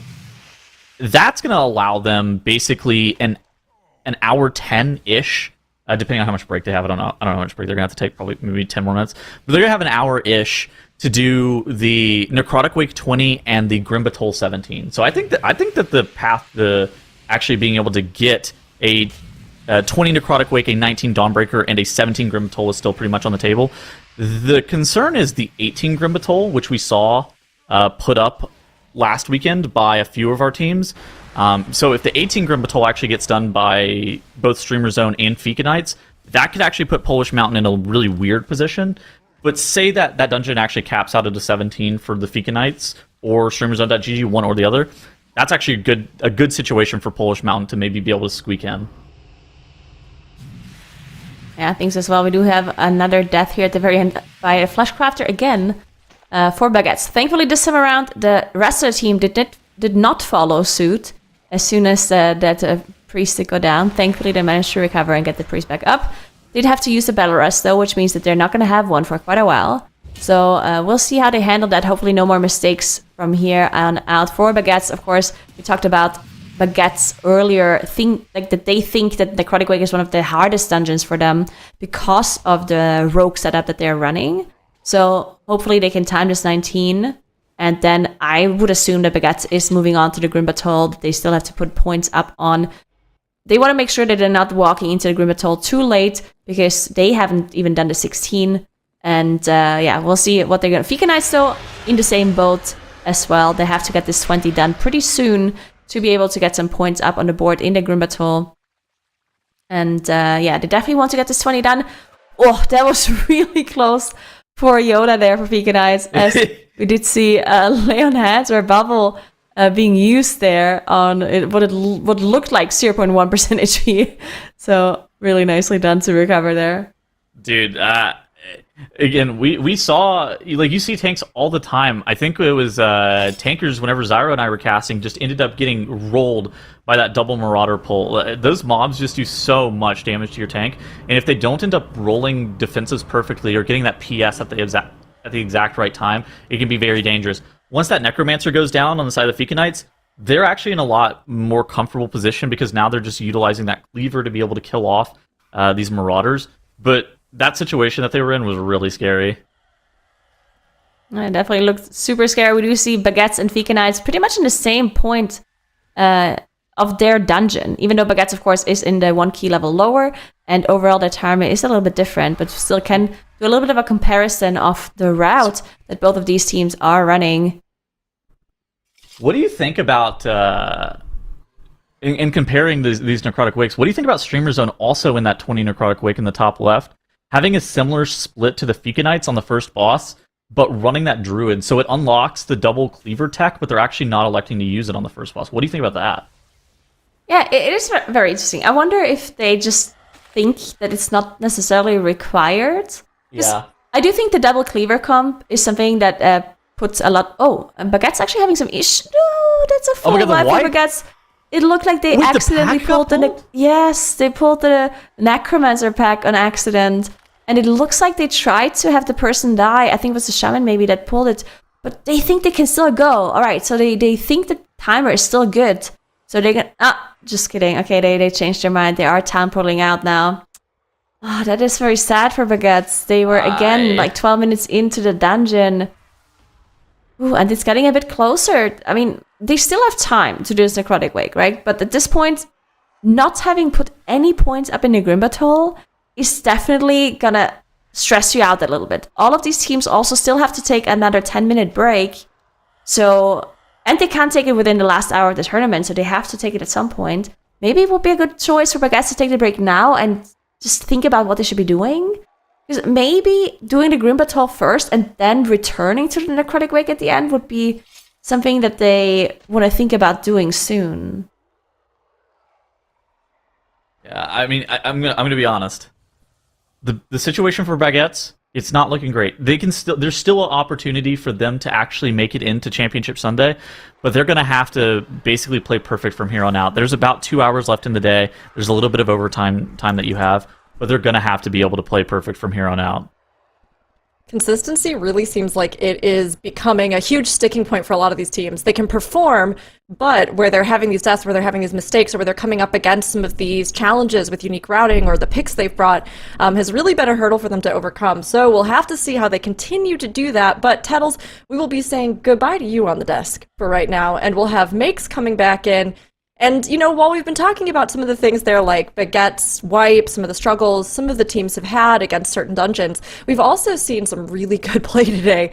And I think Streamer Zone GG, you know, they said early on that they lack a bit of consistency in some aspects, and they've been trying to fix their mistakes one by one, but it often takes time. Makes, do you agree with that statement based on their performance today?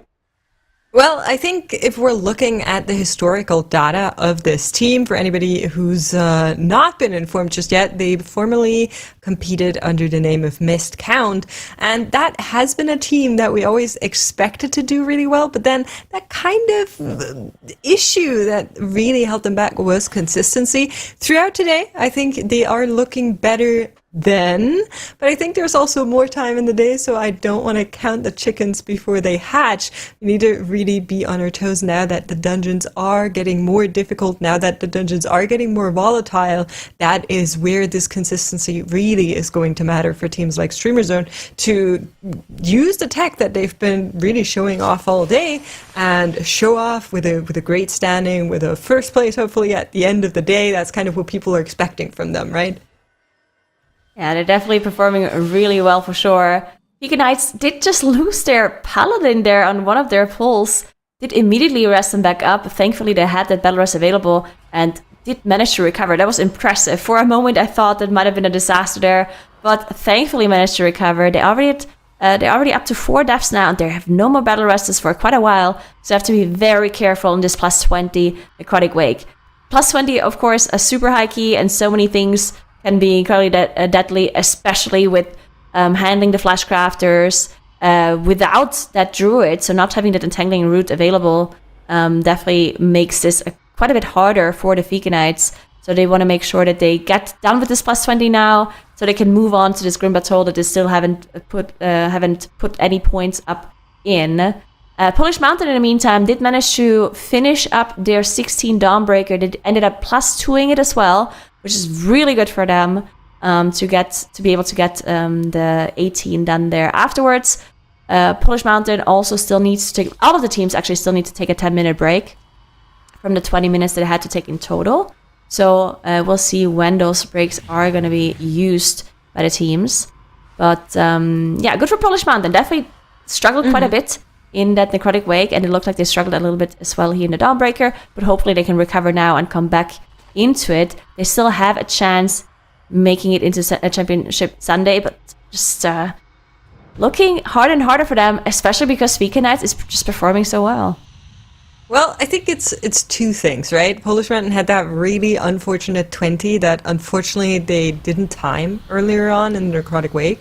And so now they're kind of playing catch up with themselves. And then, like you're mentioning, Vika Knights kind of coming out of nowhere, a team with a bunch of historical challengers, high key pushers, people who have MDI experience, even TGP experience, who have found themselves in this team. And despite being the lowest seed coming into this entire weekend, not just this group, trouble for Streamer Zone, a full team white ensuing, a couple of deaths back and forth, but there is not going to be recovered for this one on a Marth 20. Can they still finish it? No. Okay.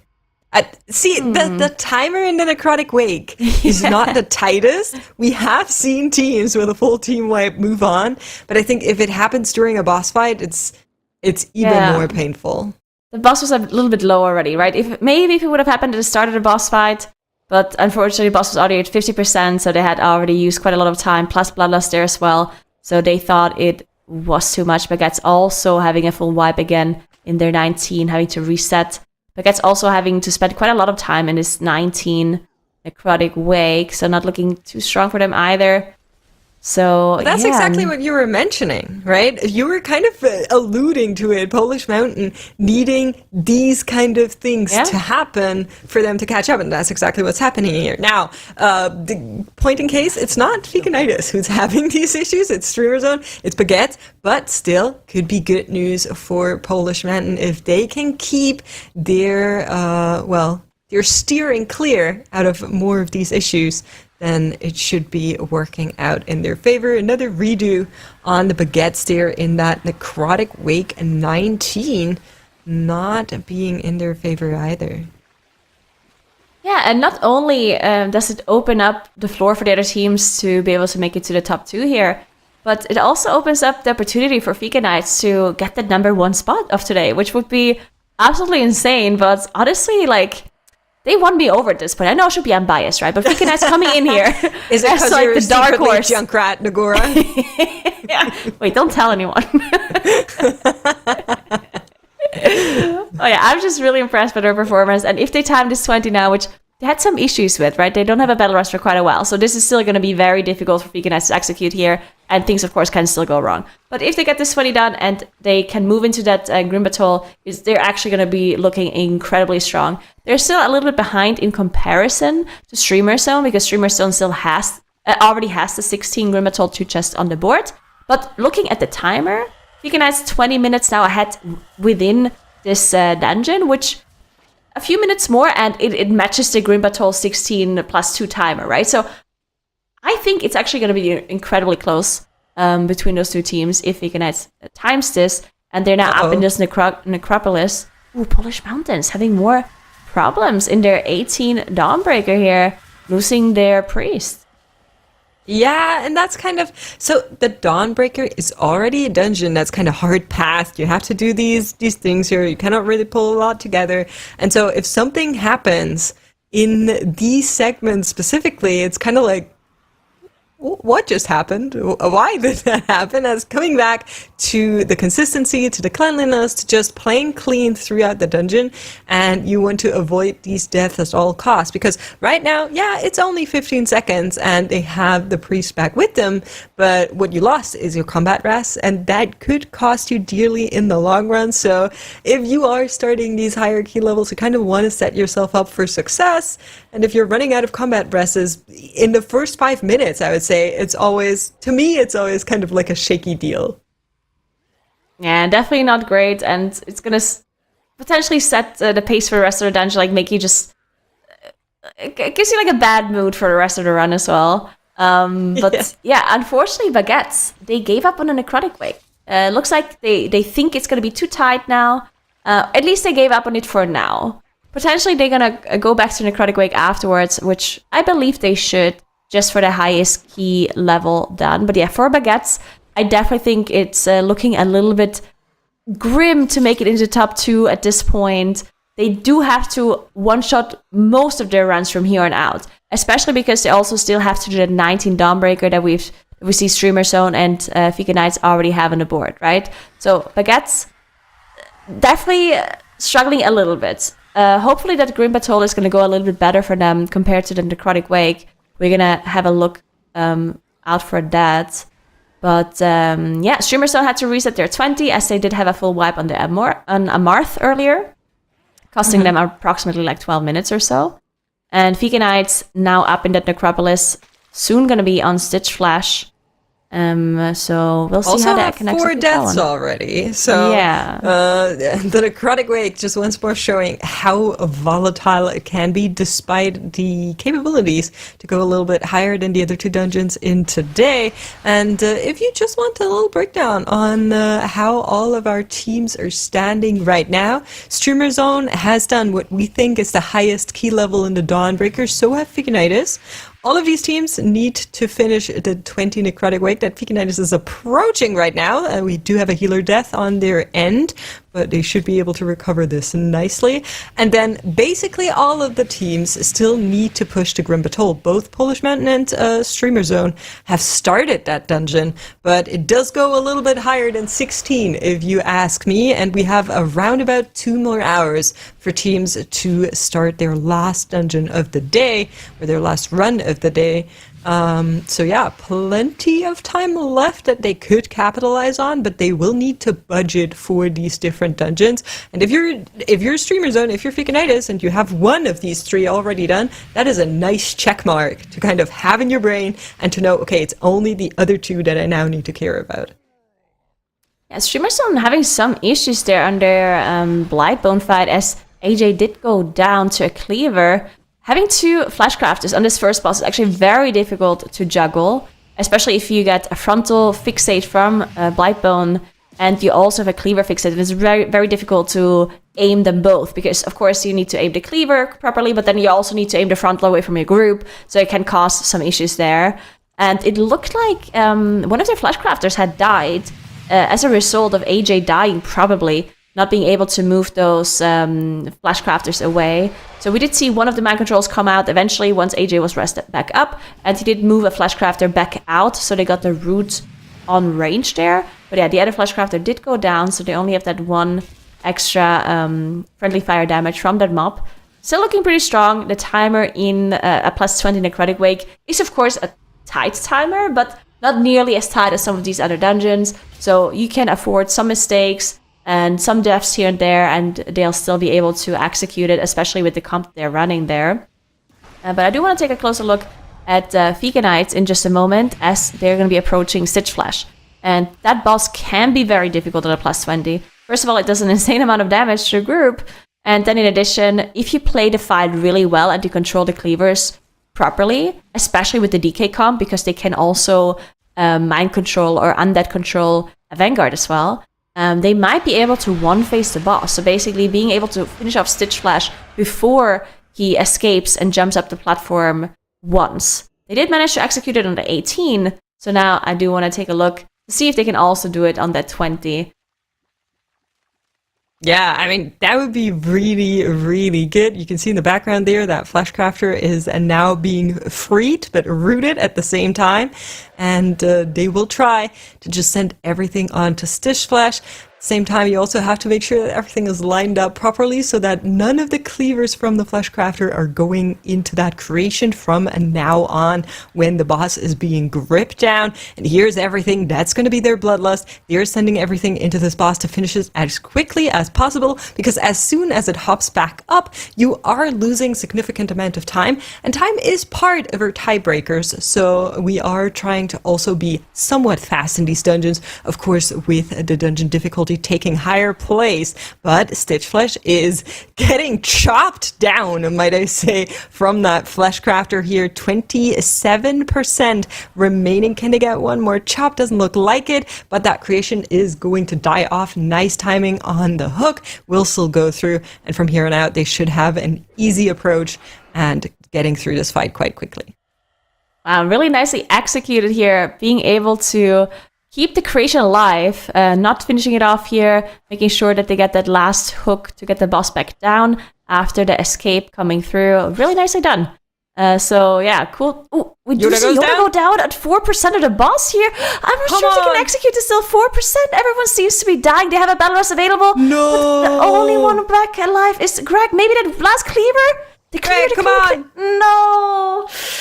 Oh, what a disaster for Vika Knights. That means that they're going to have to town portal out after being in this dungeon for 27 minutes. The boss was so low. I was thinking maybe that last cleaver that was on Greg there would have been able to finish off the boss, but just not quite able to recover that death on Yoda. Not having the druid there as well for that quick battle rest, potentially. What a disaster. Moonkin This propaganda. is I heartbreaking. cannot believe, Nagura, you would use a moment like this to just spread your own class propaganda. Unbelievable. Oh, no. Oh, well, I mean, definitely tragic. obviously, Vika Knights is still looking very strong. Unfortunately, they have to move to... I personally think they have to move to the Green Batol now, though. Looks like they also are taking their 10-minute break now, the last one that they have to take, and they will be discussing this. They can potentially come back to the 20 and do it afterwards. But I do think they also have to do the same thing as Baguettes is doing on their side. Have to move into the Grim Battle, making sure that they don't miss out on the points of that dungeon. Because, of course, missing out on 16 points is going to be a lot worse than missing out on those 2 points from Necrotic Wake. So definitely will have to go there. Yeah, very, very tough there for Fika Knights, but we do get word that they're now on their second break. So after that, they will have all their breaks taken and they can use all of the remaining time as they like. The teams only have 45 more minutes to get that break in there because we don't allow them to take a break in the last hour of the day, similar to the first hour of the day. So that is something that some of the teams will need to kind of stay aware of. I don't want any team in a dungeon having to port out to avoid a time penalty. Just trying to set that up a little bit there. Yeah, and I mean, the fact that Vika Knights ended up not timing the 20 there is actually such good news for our struggling teams, right? Polish Mountain and Baguettes on the top right and the bottom right of your screen. They are the teams that had the most issues so far, that had to reset Necrotic Wake so many times for both sides and still not being able to put up that 20. But Vika Knights also not putting up the 20 is actually really good news for Polish Mountain. They are in their 18 Dawnbreaker. That is actually looking pretty good for them. They would still, to be able to match Vika Knights Dawnbreaker, they would still have to do that 19 after getting this 18 done. But they do have a little bit of an advantage of already having the 16 Grim Batol done that Vika Knights does not. So definitely getting closer between those two teams again. So yeah, good news for Polish Mountains. Or if you're a Polish Mountain fan, then definitely that's something. Or that's the window the Polish Mountain needed to be able to potentially make it back and potentially make it into top 2. As they do have that Bloodlust pull coming up that we've seen many teams struggle with.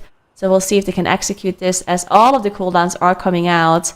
There's just so much damage in the group here with those dark orbs coming through and potential just random one-shots with the other dots that are coming in as well. Yeah, very, very dangerous pull that they are taking care of right now. First up already happened. The second one is going to come shortly. That Bloodlust is still running like you mentioned.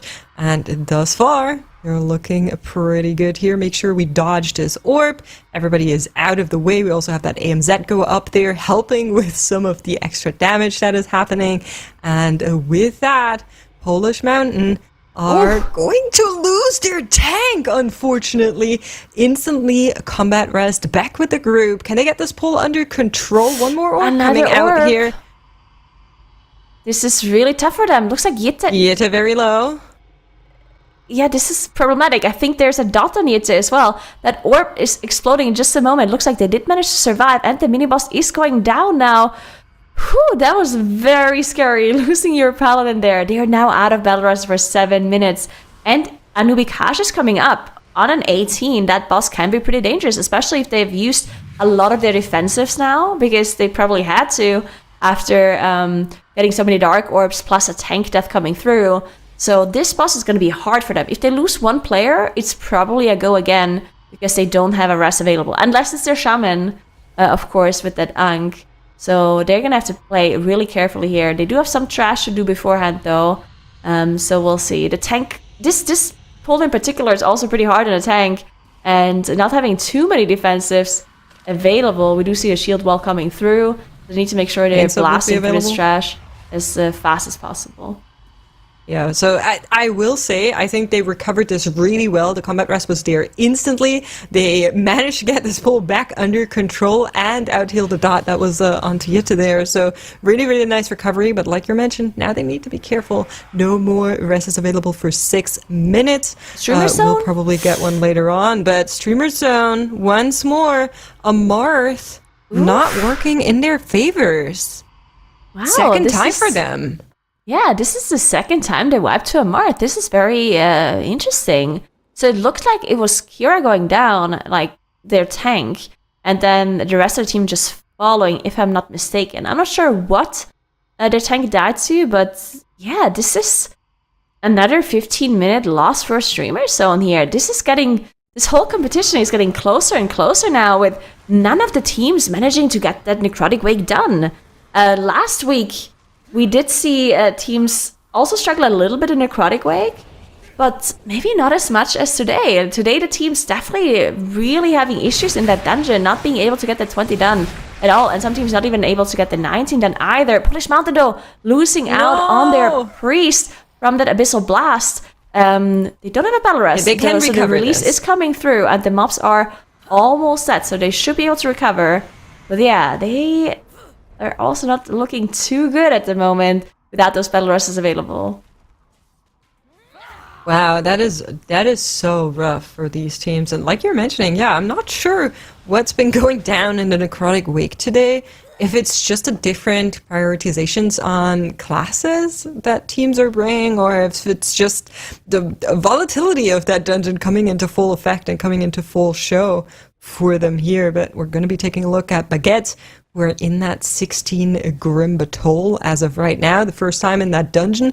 Looking at the boss split timers, I think they're on a little bit of a slower pace for that +2, but if they can pick it up towards the tail end of that dungeon, there's still a possibility. So not out of the question just yet.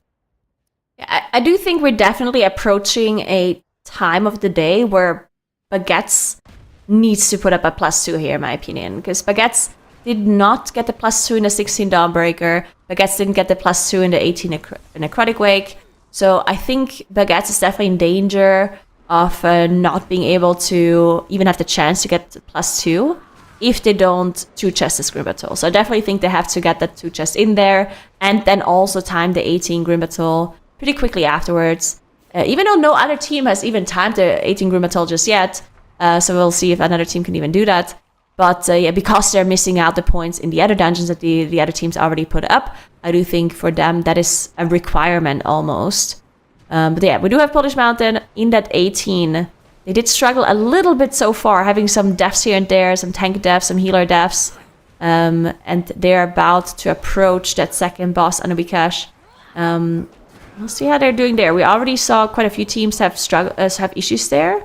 We did see a Streamer Zone actually have a full wipe to Anubikash on their +19. They did manage to still time the dungeon, though, which was impressive. The wipe was really early on in the boss fight. Streamer Zone actually have a full wipe to Anubikash on their +19. They did manage to still time the dungeon, though, which was impressive. The wipe was really early on in the boss fight. So that definitely helped them out. And they only had like 14 seconds left at the end of their +19, so definitely really close. It's all they needed. It was in time. That's what matters for now. We're going to be talking about the time tiebreakers later. You need to get out of the way here as that orb does come in, and they're into the fight here. Like you mentioned, this boss is dangerous for a multitude of reasons. There's a massive AoE that goes out onto the team right now. It's going to be showing off here. First one usually should be fine. Everybody kind of comes into this fight topped, so that one is easier to just heal back up. But then when players are starting to already have some damage taken is when you're going to be seeing a lot of these cooldowns being rotated, the so-called spreadsheet gaming, making sure that they have something for every single shadowy DK that does come out from a Nubikaj, and that is going to be very important as they do take a lot of damage here, but able to stay on top of it. 2 more minutes until they would have another combat rest. AMZ helping with this DK this time around. We still have a barrier available. A pain sub is going to be coming up in 1 second. Rapture also being available from Q in a couple of seconds as well. So a bunch of CDs are there should we need them. Yeah, they're gonna feel so much safer once that battle rush is gonna come up in 37 seconds. So they're just hoping for that to happen sooner, for time to run a little bit quicker, as that boss is not dropping as fast. Of course, it is an 18, so the boss has quite a lot of HP. And there's more and more dark orbs coming through and more boss AoEs. We do see the Dispel coming out now, as we also see a Shadowy Decay combo with that explosion of the dark orb coming through. That's one of the most dangerous back-to-back combos here. And then we do have, of course, that Battle Rush coming up in 7 seconds. So definitely going to be a little bit better for them. If the tank goes down, then I think that Battle Rush is not going to help you, because immediately afterwards, everyone else is going to be following. But all the other deaths should be potentially recoverable with that rest available. So that is good for them. The Dark Orb, or another Dark Orb combo into AoE is coming up in just a moment. We'll see what kind of defensive cooldowns they're going to be using. There it is. Yeah. But, yeah, this boss is just so scary. So the one person that I'm kind of staring at during these DKs is that Evoker, and you can just see why. They are so squishy, they take so much damage. Not a class with a whole lot of will to live, it feels like sometimes, but Kyo has preserving hands over that Evoker, making sure they're staying alive and keeping everyone topped here. One more time, that slam does come in. Need to be a bit careful with tempered here as well, as everybody drops so low, but I think it's one more of these overlaps that they're going to be getting here, and then that should be it. AoE coming in, one more orb after that, and then that boss fight hopefully will be defeated for Polish Mountain after a lot of tragedy in this 18 Dawnbreaker. Yeah, in the meantime, Vegan Knights did return from their last break that they have to take for today, and ended up depleting or town portaling another of their 20 runs. But that also means that Vegan Knights decides to stay in this 20. This is a very interesting decision. What do you think about this? Like, I personally thought they would go to the Grim Battle and then potentially come back later to do the 20, but maybe they're just thinking, you know what? We need a certain amount of time in Grim Battle. Actually, okay, when you think about it, right? The Grim Battle 16, I don't think that's necessarily a key level they would really struggle with, right? Like, just to get the 16 done, right? And after the 16, if you do the 18 Grim Battle or if you do the 20 Necrotic Wake, the Necrotic Wake is better, right? Because both of them would give 2 points from the 16 to the 18 Grim Battle, and from the 18 to the 20 Necrotic Wake would both be 2. But the 2 points in Necrotic Wake are more valuable because it gives you the 20 key level, which for a tiebreaker would be better. So maybe they're thinking, you know what, we only need a 16 Grim Battle, but the 20 Necrotic Wake, we definitely need that one. You think right? I think we're still... So there is some more time in the day, around about 1.5 hours to start that final dungeon. And I think what we're going to be seeing from Vegan Knights is one more go at this. They obviously by now also know that Streamer Zone had some issues with this. So if they're the team that can put the 20 on the board, they kind of protect themselves from that tiebreaker kicking in, because they will win it. No matter what, unless any of the other teams also get that 20 for what you just mentioned. So I think one more go, I'm kind of on board with. Now, if they have another issue here, and they go again after that, that is where I would start to question a little bit, because I'm not sure a 16 Grim Battle is good enough for today. But again, okay, so as I said, like the 18 Grim Battle is the same amount of points as the 20 Necrotic Wake, but the 20 Necrotic Wake is... what I'm trying to say. Yeah, like I understand what you're saying, but then it's better to spend your time in the 20 Necrotic Wake than in the 18 Grim Battle, is what I am saying. Yes, for sure. For sure. And since it's fresh in their mind now, they're probably thinking, if we go to the Grim Battle, do the 16, and then they would come back to the Necrotic Wake anyway, because that would be the better decision, then they might as well just do it now, and only go to the Grim Battle like at the end when they feel like they have to get to 16 points. Because they do also want to make sure that they account for a potential deplete of the 16. I don't necessarily think that they would deplete a 16, but missing out on 16 points, that would be a disaster. So they definitely want to make sure they account for a little bit of leeway in that 16 key for sure. I'm trying to think back. Was there ever a team in TGP history that didn't at least put like the base level dungeon out? I don't think I can remember, but maybe I just, pushed it out of my mind. I don't think so, unless it was a team that maybe they struggled so much at the start, because there's an option for teams to just forfeit, basically. Like, if you think that you absolutely don't stand a chance and you're going to be eliminated for sure, like if you just don't think there's enough time left in the day for you to do the rest of the keys, then I guess you can forfeit. And that would be, in my opinion, the only way a team did not put up a dungeon at all. Yeah. All right. Well, let's not make today that day either. Hopefully, none of our teams are going to run into that issue. Streamer Zone should be back from their break in just a little bit. And as of right now, I think we're both in agreement that Necrotic Wake is definitely a good use of their time. I just think they need to budget for what if there is an oopsie in a 16 Grim Battle eventually. So we'll see how Fika Knights, how Streamer Zone, and how Polish Mountain and Baguettes handle the potentials of a 20 Necrotic Wake, because they all have that same challenge, right? Baguettes a little bit more than the other teams because they only have the 19 unlocked, but Streamer Zone, Polish Mountain, and Fika Knights all have the possibility of running that 20, and as of right now, Streamer Zone and Fiki at least decide to keep going in that 20 for obvious reasons. Just don't forget about the Grim Battle is my only ask. Do not forget that dungeon exists, unfortunately. Right. Very important PSA. Polish Mountain now, the top left, they are on Rashanan now. They have 5 minutes 45 seconds left, which is for sure enough for phase 2 of this boss fight. So you're going to be able to execute this if they don't have any major mistakes or deaths coming through. Of course, this boss still takes a long time in that second phase, and it looks like it's just never dying. So hopefully they can finish off this boss for them. And then Polish Mountain also will have to make a decision, right? Once they're done with this 18. Do they go back to the Grim Battle that they did not 2-chess, actually, the Grim Battles? So they can only get the 1 point on the 17. Or they can do the 19 Dawnbreaker, or they do the 20 Necrotic Wake. Technically speaking, the best would be to do the 20 Necrotic Wake, because that would give you 2 points, while all of the other dungeons only give you 1 point.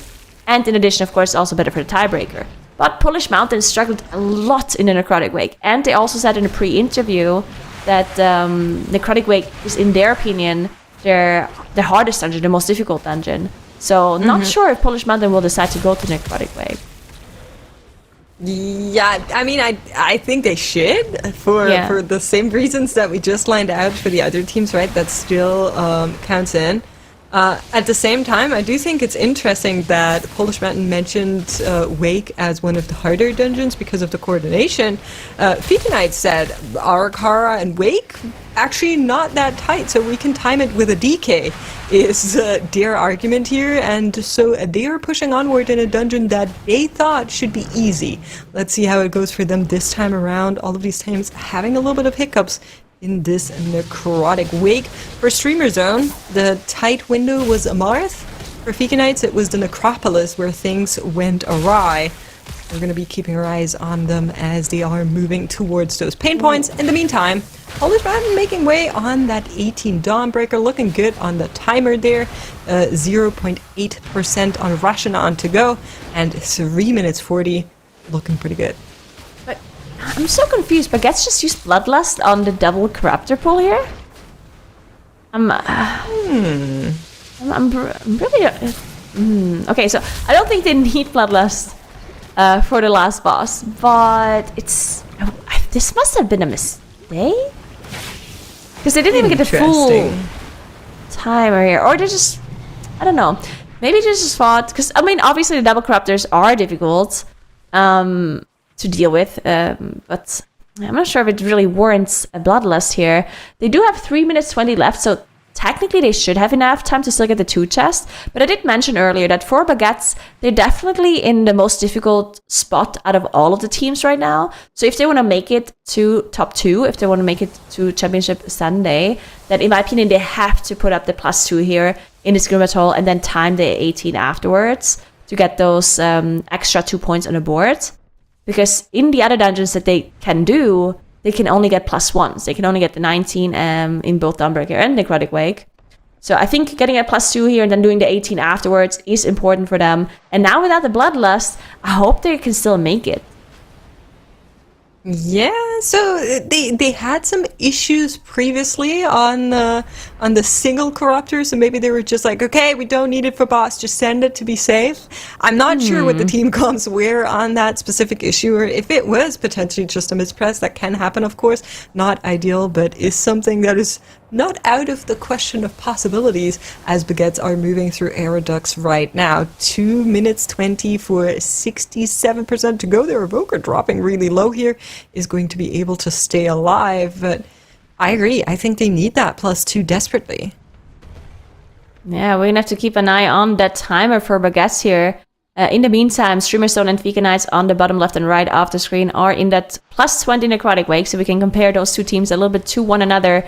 Even though, of course, Vika Knights is in the dungeon for a little bit longer in comparison, we can still take a look at the boss splits to get a closer look at the comparison. We also have the 2 depths already in for Vika Knights, which is not ideal.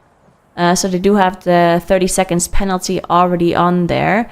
They are now fighting that Necromancer pack with the Marauders, so we'll see if they manage to execute this one.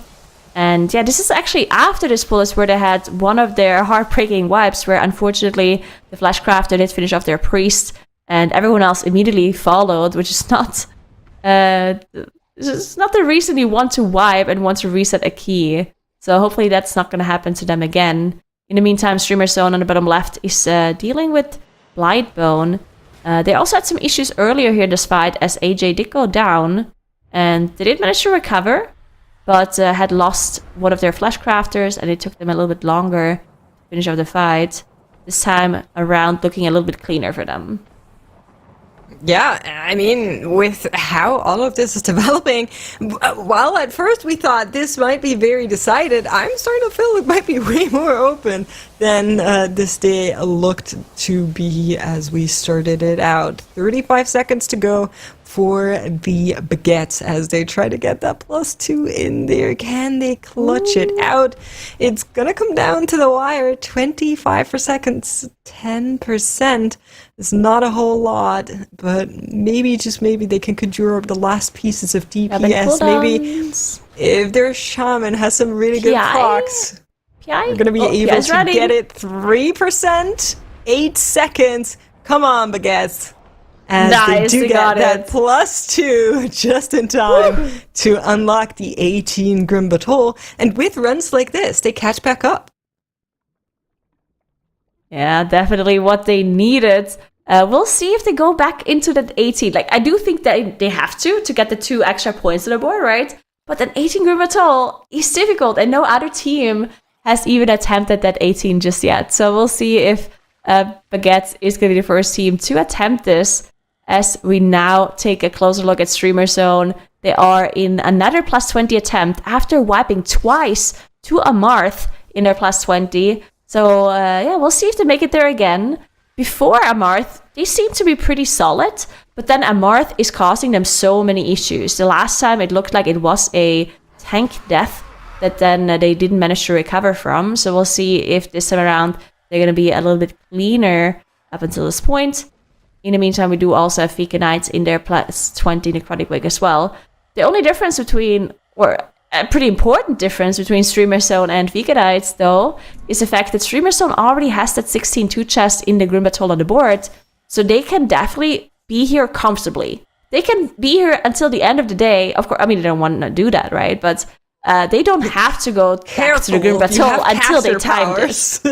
I'm just saying, they don't have the pressure of having to go into another dungeon. They can comfortably just stay here. If they keep depleting this key, this is still the best thing for them to do. Like, there is no other thing that would make more sense for them to do outside of this 20 Necrotic Wake, right? Which gives you a little bit of a...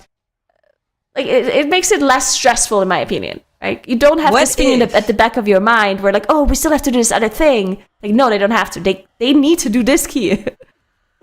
What if a team gets the 19 Grim Battle as well as the 19 Dawnbreaker? Or even a 19 Necrotic Wake, then they would get more points in total than Streamer Zone if they only did the Necrotic Wake 20. Yeah, but they have to do it. Like, even if another team manages to get a 20 Necrotic Wake and a 19 Grim Battle and a 19 Dawnbreaker. If they don't do the 20 Necrotic Wake, if they just do like a 19 Grim Battle, which is 3 more points, then they have 1 more point than Streamer Zone, if the Streamer Zone were to finish a 20 Necrotic Wake, right? Yes, but a 19 Grim Battle is infinitely harder than a plus 20 Necrotic Wake. It is, but so, it's possible. So I still don't understand the point. I'm trying to keep all avenues open, you know? I don't want to just flame teams for not going into the Necrotic Wake, Nagora.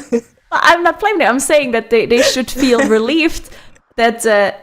this is like their best course of action for the rest of the day until they time it, and then once they time it, then their best course of action would change to be the 18 Grim Battle. But for now, they are in the correct spot, and this is what they have to do. For those of them that are in the Necrotic Wake, I agree, but we'll see if they agree. Let's see what teams have in store for us. We do have the last breaks finishing out. Baguettes are on their 10-minute break right now. Polish Mountain, I believe, is also still finishing out their break. And then all breaks will have been taken for today. No one is in danger of getting punished for not having taken any breaks. So those are fantastic news for all of our teams as we are getting back into danger territory. Veganites on Amarth and Streamer Zone beelining for that same spot that has wiped them twice before, as it is getting more difficult in these 20 Necrotic Wakes. Yeah, definitely ramping up in difficulty as they approach the later part of this dungeon. We do see the Bloodlust pull coming through for Streamer Zone, and it's looking like they can execute it pretty cleanly on their side. Veganites on Amarth. Now, interestingly enough, Veganites didn't seem to have any issues on Amarth so far, while Streamer Zone did wipe there twice. So it definitely looks like all of the teams... That's an interesting thing about Necrotic Wake, right? Usually, when you look at other dungeons, there's very, specific points where we see a lot of the teams struggle with. Usually it's multiple points, not just one, but most of the teams struggle in those same areas. Well, Necrotic Wake, I do think we've seen so many different wipes in so many different situations, right? Because this dungeon is so technically difficult, with the flash crafters, with the precision of everything, it's so hard. It's almost it almost feels like a really long, mythic boss fight where, you always have to, keep an eye on the flashcraft. You always have to remember to position yourself properly, which, you always have to think ahead. You always have to think, okay, what if the flashcrafter targets me next? Where do I go? But as I say that, Veganites has a death, unfortunately. As they have a Battle Rush available, the boss is really low, so we'll see if they can get the Battle Rush up here on their DK. And the Battle Rush, it is pending. Through. The final harvest. Oh no. Okay, so they ended up not being able to finish up the mobs. So obviously, if you don't finish up the mobs and the boss casts final harvest, the mobs will explode and kill your raid. Usually, you can avoid that damage by CCing the mobs as that cast goes through, but not being able to do that and just missing out on that DK damage on the ads there causing them to wipe. Just as I said, that Amarth, it wasn't an issue for Veganites. Well, Oh, it was no. now. Nagura, I just said it. You have powers, okay? Stop using them for bad. But we are going to be taking a look and Hans here, Streamer Zone. A third time might be the charm in this 20 Necrotic Wake. Off to the side, we do have the Flesh Crafter, left-hand side. And on the right-hand side, we're just making sure that that mage stays put. Necrotic Breath is coming in as they are hopefully finishing out all of these ads here in the middle pulk and are not getting sniped by that final harvest. That will be really bad. Let's move out of this as well. 50% on the boss. They need to stay clean and they can pull ahead tremendously in this dungeon if they get this 20 timed. It's going to be really, really important, not only for the overall competition, but also for your mental to not keep wiping at the same spot again and again.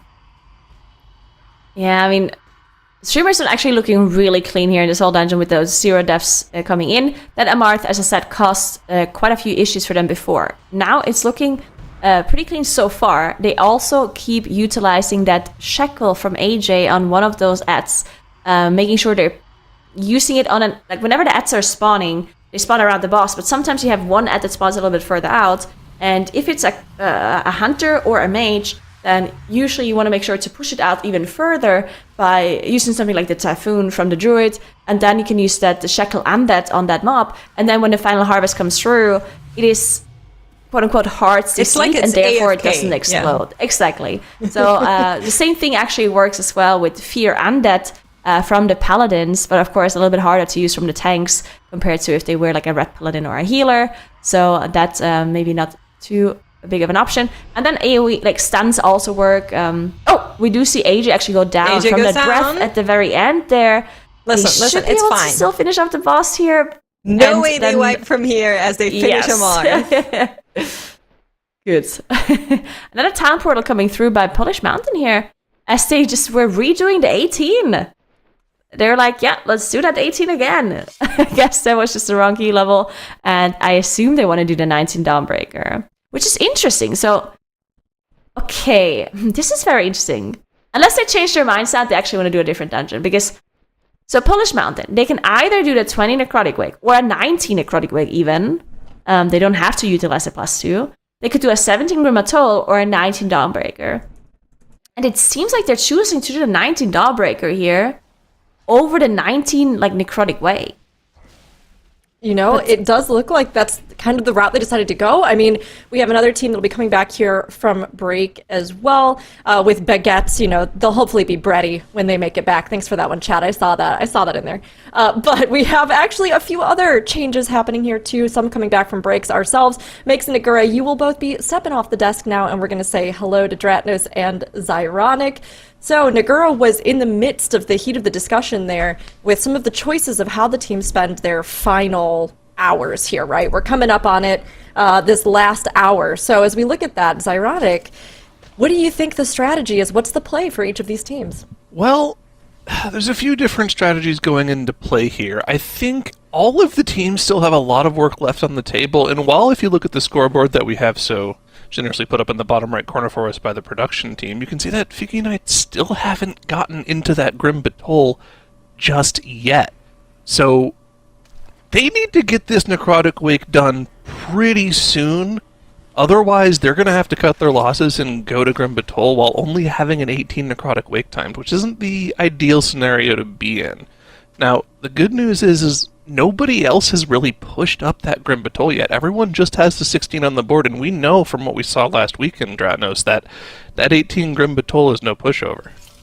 Yeah, this is going to be such an exciting finish to the day because honestly, every single team here has like, I don't want to say easy points, but they have points that they need, right? Like these aren't stretch goal points that are on the board. These are points that they know that they need and they know they can do. But we only have an hour and 15 minutes left in our day, which means these teams are going to have to start succeeding in these keys and fast. Every wipe that we see happen from this point on is brutal because all four of our teams are so close to each other, right? Like it looks like Fiki Knights are way down at the bottom here.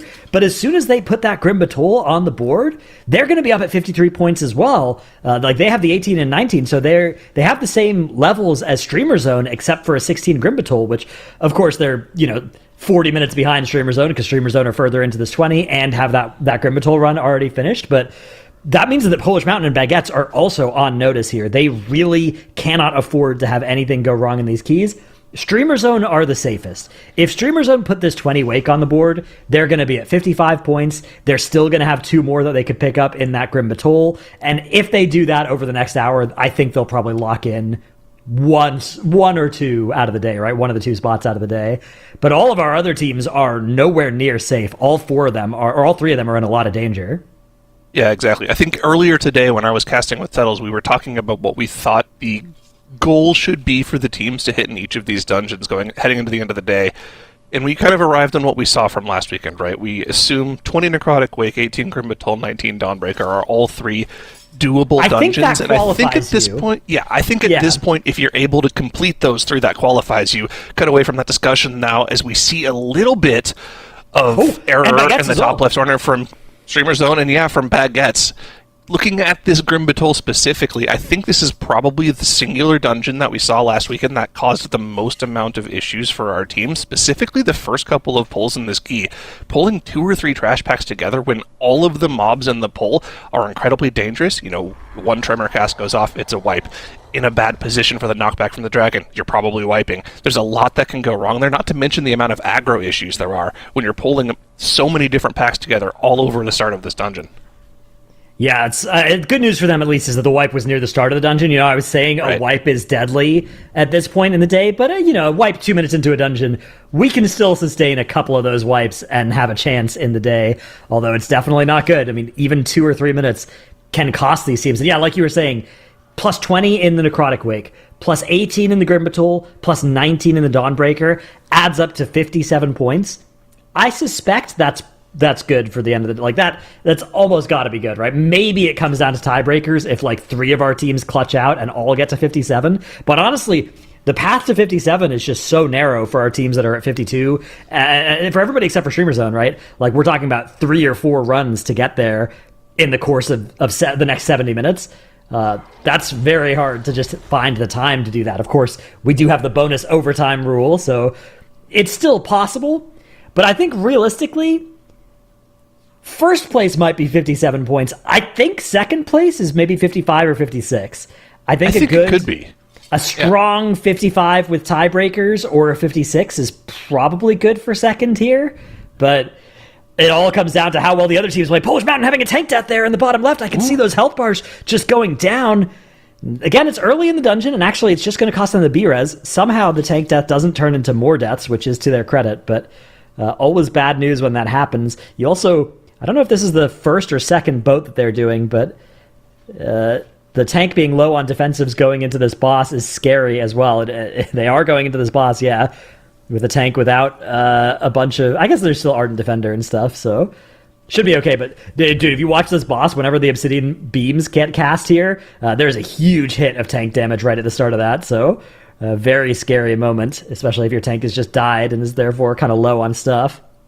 Yeah, a little bit scary. This Dawnbreaker is going to be definitely a lot more difficult now for Polish Mountain as well, because expending that battle res in this section of the dungeon, which you should be more practiced on and used to the separate pulls, and then not having that battle res later on for the real meat and potatoes of the dungeon, the middle section in between the first and second boss that we see almost all of the wipes in this dungeon come down to. We're going to have to keep an eye on them because they're going to have to play almost perfectly in order to get through that section of the dungeon. Now, Fiki Knights, though, even though they haven't put this 20 Necrotic Wake on the board yet, they've been very consistent at the first half of the dungeon, which is really unfortunate because all of their wipes have occurred either at or after a Marth, so every time they've wiped in this key, they've lost 15 to 20 minutes, and it's really added up for them. They've been in this dungeon now for, well over an hour now, well over an hour and a half, I think. Yeah, trying to get they had a huge done. lead, but now it's evaporated here. They were favorites, I think, to be second, and now... maybe it's Polish Mountain. Maybe it's still Fiki Knights. I don't know. It's very close. It's going to be a photo finish between probably all 3 of our non-Streamer Zone teams. Streamer Zone still doing well in their 20 wake. They've had another couple of deaths here in this Necropolis section. None of them look prohibitive, though, on their timer. They've lost Stitch Flesh. Okay. Stitch Flesh has severed the flesh of Crims. Now, that's not the end of the world, but the bad news here is they've killed off their creation. Probably this is multiple levels of bad news, because when a creation dies there, that probably means it ate a cleaver. And that is bad news, because that's less damage on the boss. And then they lose the free hook to immediately get the boss down from this escape.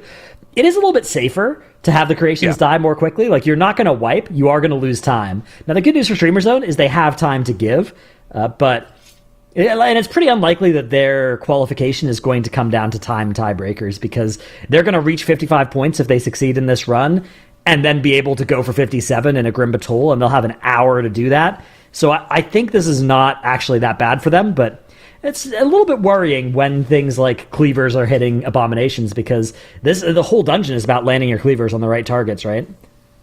And we've seen differing strategies, right? I think the more prevalent strategy, like you mentioned, is to leave that creation up until it gets its hook off and then kill it off very quickly afterwards. But we've seen Mandatory. I think we saw Mandatory last week purposefully sending that cleaver into the creation just to make sure there wasn't any extra healing for the heal to heal through. And I mean, if you look at the timer they have on the board, still a minute and 45 seconds until the 2-chest timer on a 20. That means they've got like 7.5 minutes left in this key. They have plenty of time, and you can see they're just sitting here waiting for cooldowns to come back so they can have everything active the second the boss goes out, and they can also start off the boss with a cleaver instantly, doing a huge chunk of damage. So they have all the time in the world. They've got 3 battle reses. They just need to execute on Nalthor and get the first 20 of the day on the board. There's a quick little question that I had, because we've been watching Streamer Zone, GG, and Weekend Night side by side try to tackle this plus 20, right?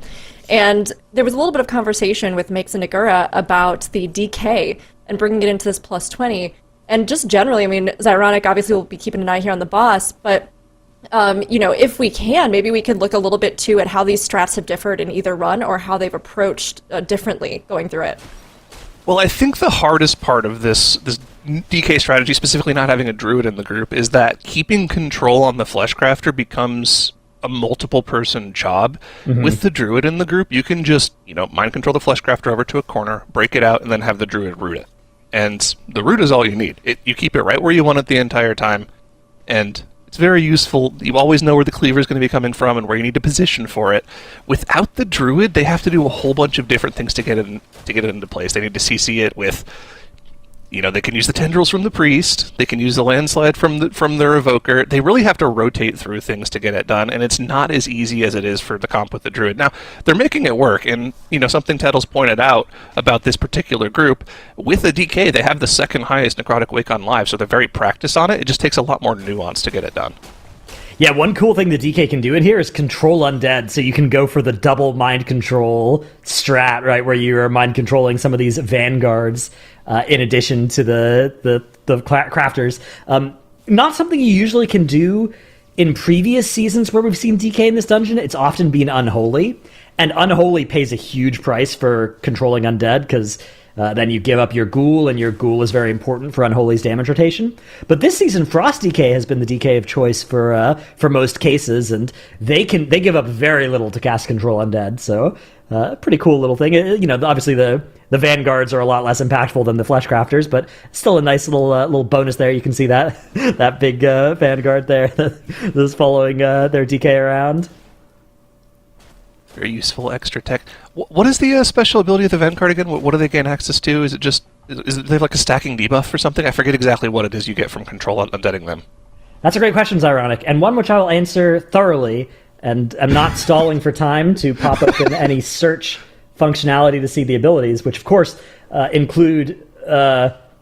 It looks like it does some damage. Yeah, it can shield itself. It just does some damage. Okay, and it has a cast that does a bunch of physical damage to its current target. So yeah, typically we don't see things get MC'd for that purpose anymore, because a lot of the times mobs will do less damage when they're MC'd. That's part of the reason why the Fleshcrafter strat isn't to have it cast its cleavers while MC'd, right? You need it to be hostile so that it's doing full damage. But maybe the Vanguard still does pretty good damage even while MC'd. There are some mobs that do still. As we are seeing up in the top left, streamerzone.gg. Oh, yeah.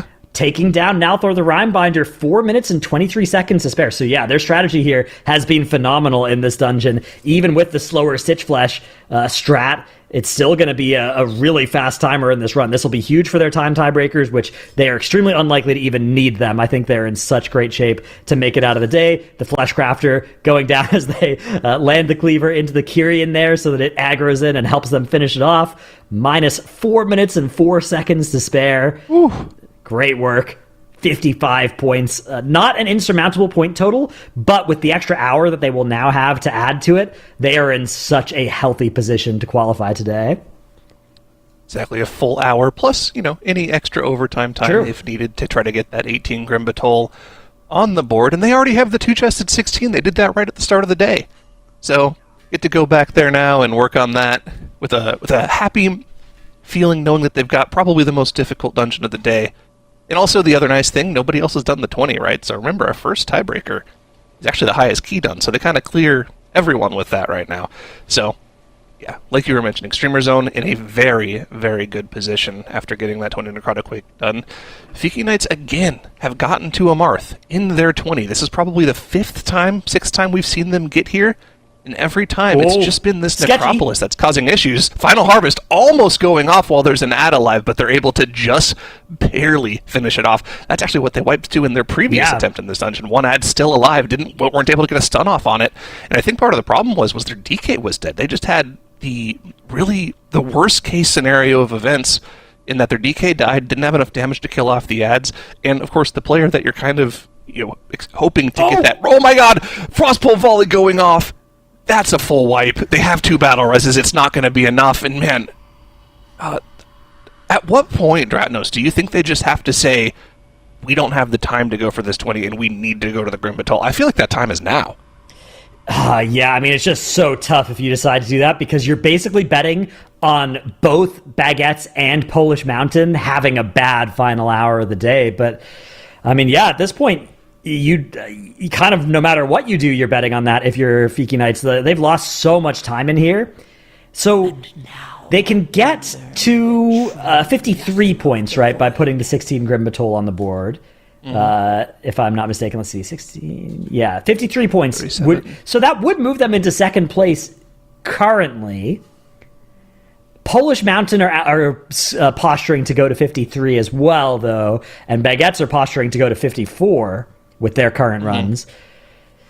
But then Fiki Knights could do the 18 Grimbatol. I mean, yeah. Like, if you think about it, if Fiki Knights go and do the Grimbatol, they're going to have the same scorecard as Polish Mountain pretty much, right? In fact, if they 2-chest it, they'll have a better scorecard than Polish Mountain. Obviously, it's going to take them a little bit more time, but because Polish Mountain are halfway through their run.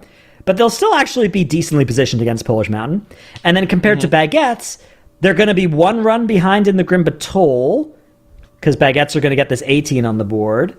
But they're 1 run ahead in the Dawnbreaker. And Baguettes can't even do the 20 Wake if they wanted to. They'll have to go back into that dungeon on plus 19. So, yeah, I mean, it looks bleak for Fiki Knights at face value, but I actually think they're not in anywhere near as bad of a position as you would think. The problem for them is that if they don't get out of here, like, on this run, so if they can finish on this run, let's say they put up a 28-minute plus 20 Necrotic Wake, which is best case scenario. They have 32 minutes left in their day. They could 2-chest the 16 and start the 18, and they could still advance to that 57-point total. It's actually still possible for them. The problem is, if even one little thing goes wrong, there's not enough time left in the day for them to do that, and then they're going to have to give up on multiple points. So there's definitely an argument for going Grimbatol first, so you could come back here and do 19 if you need to. Yeah, it's okay. This is actually not that bad, right? The start of the dungeon, a little wipe early on. Yeah, 3 minutes in. Streamer Zone is, it's chill. That wipe is fine. No big deal. I get what you're saying. Just to be a little more concise about it, they're thinking that you're saying that I could have been more concise in my 2-minute ramble about the score permutations.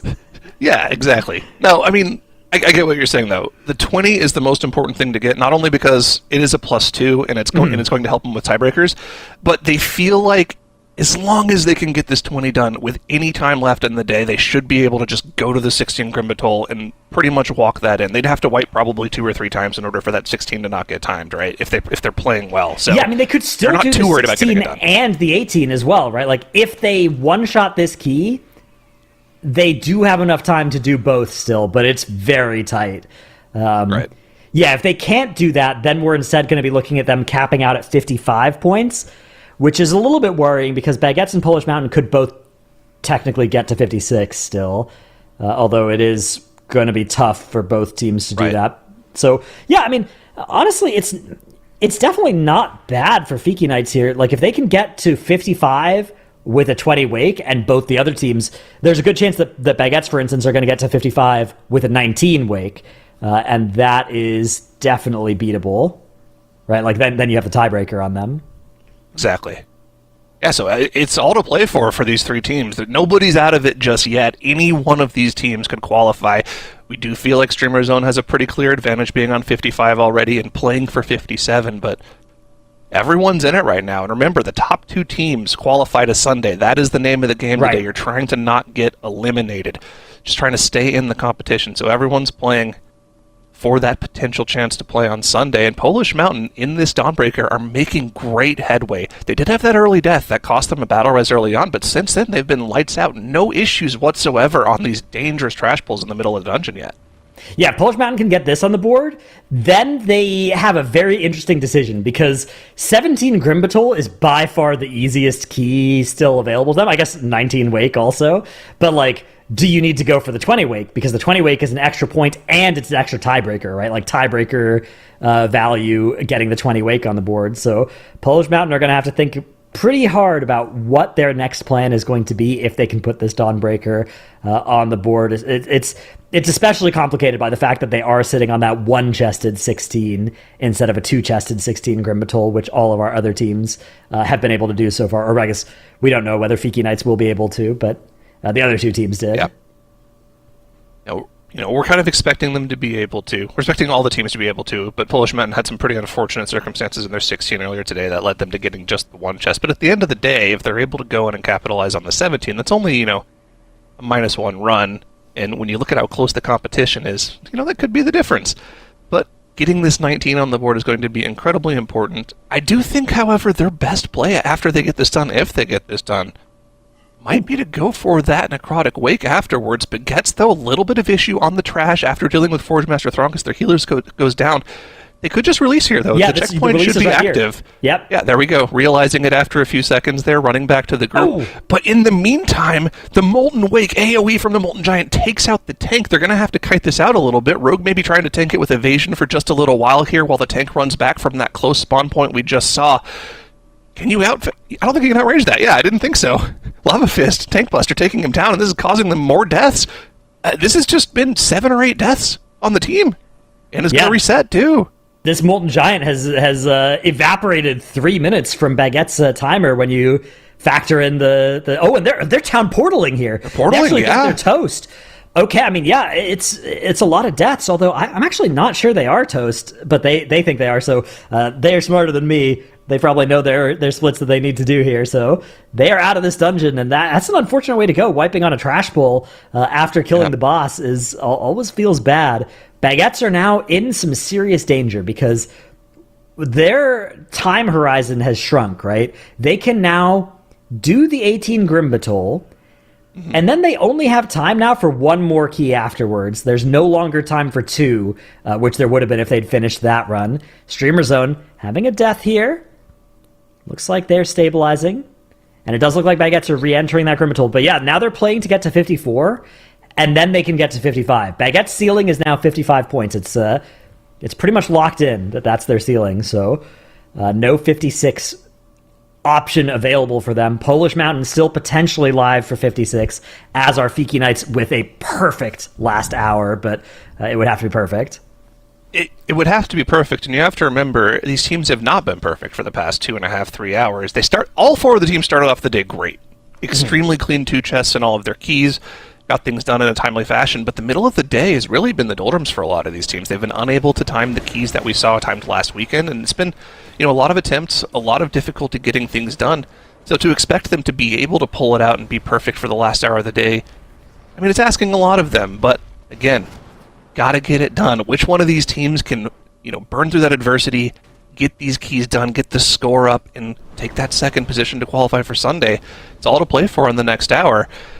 Baguettes, we're back into that Grim Batol. They were town portaling out. I think you're right. I think they might have had a chance, but we have to remember as well that in Grim Batol on live, 18 is the highest key that's been done. That's true. While we did have 2 teams time the Grim Batol 18 last weekend, it was No Speaky and Shiny Unicorns that got that down. They didn't get it done by a ton of time. No Speaky were 30 seconds under the timer with not the cleanest run, and Shiny Unicorns were only 2 minutes under, so it's a very tight timer, and I guess they figured throwing 8 deaths at that, That makes they sense, didn't have yeah. 2 minutes to give. Because the thing is, those deaths were only 15-second deaths, really. I mean, I guess the Molten Giant reset, but yeah, they did probably lose like 3 or 4 minutes there, and when you factor in the 2 minutes of death penalty as well, so it makes sense. It's probably a sensible reset. Right. Either way, they're now going to have time to finish this run and start another. Polish Mountain having 2 deaths on their boss here. One of those is going to cost a B-Res, the second is not. That's okay, it was right near the end of the fight.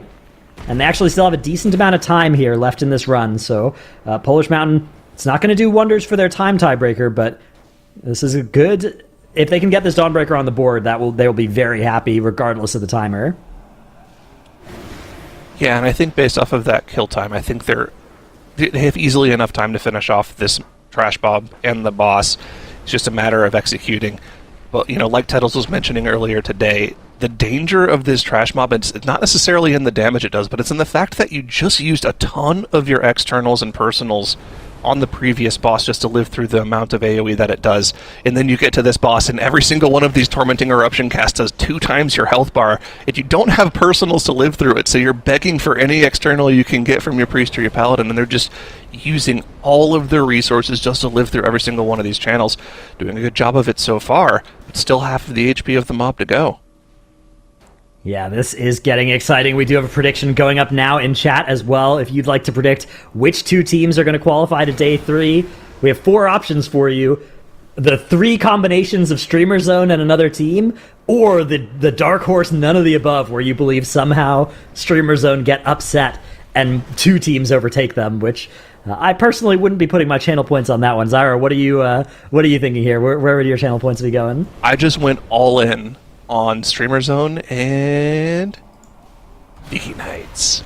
Okay, let me check how many channel points I got here. Let's see if I can do a good all in here. 24k from me. Ooh, there's so much on Fiki Nights. I gotta get my points in on one of these other options because there's just the odds are too good. Oh yeah, dude, those odds are insane. I would take those if I believed too. I'm going in on Polish Mountain. That's a good bet. All right, this Channel is points. gonna pay dividends if it works out. I'm gonna become extremely wealthy in channel points. What can you use those channel points on? Well, then I can go all in for even more on a future prediction. Ooh, you can also send a Tettles approved chat message. Well, I don't want to use my channel points because then I'll have less for future predictions, so I gotta hoard them. That is a good point. Interesting. All right, yeah. So Polish Mountain working on Rashanan here. The last boss, usually one of the least dangerous parts of Dawnbreaker. Actually, is this fight. It's pretty rare for us to see teams go down. If they do, it's to that kind of rot damage. But even that tends to be true that if you can get to this point in the dungeon, you can usually finish it, and they have a lot of time left on the clock, even though the boss does have a lot of health. So we're expecting Polish Mountain here to move to 53 points. Meanwhile, we have Streamer Zone up in the top left, midway through their Grim Batol 18. The run going decently well so far. That 1 death and B-Res have been expended by them, but that B-Res will be coming back soon.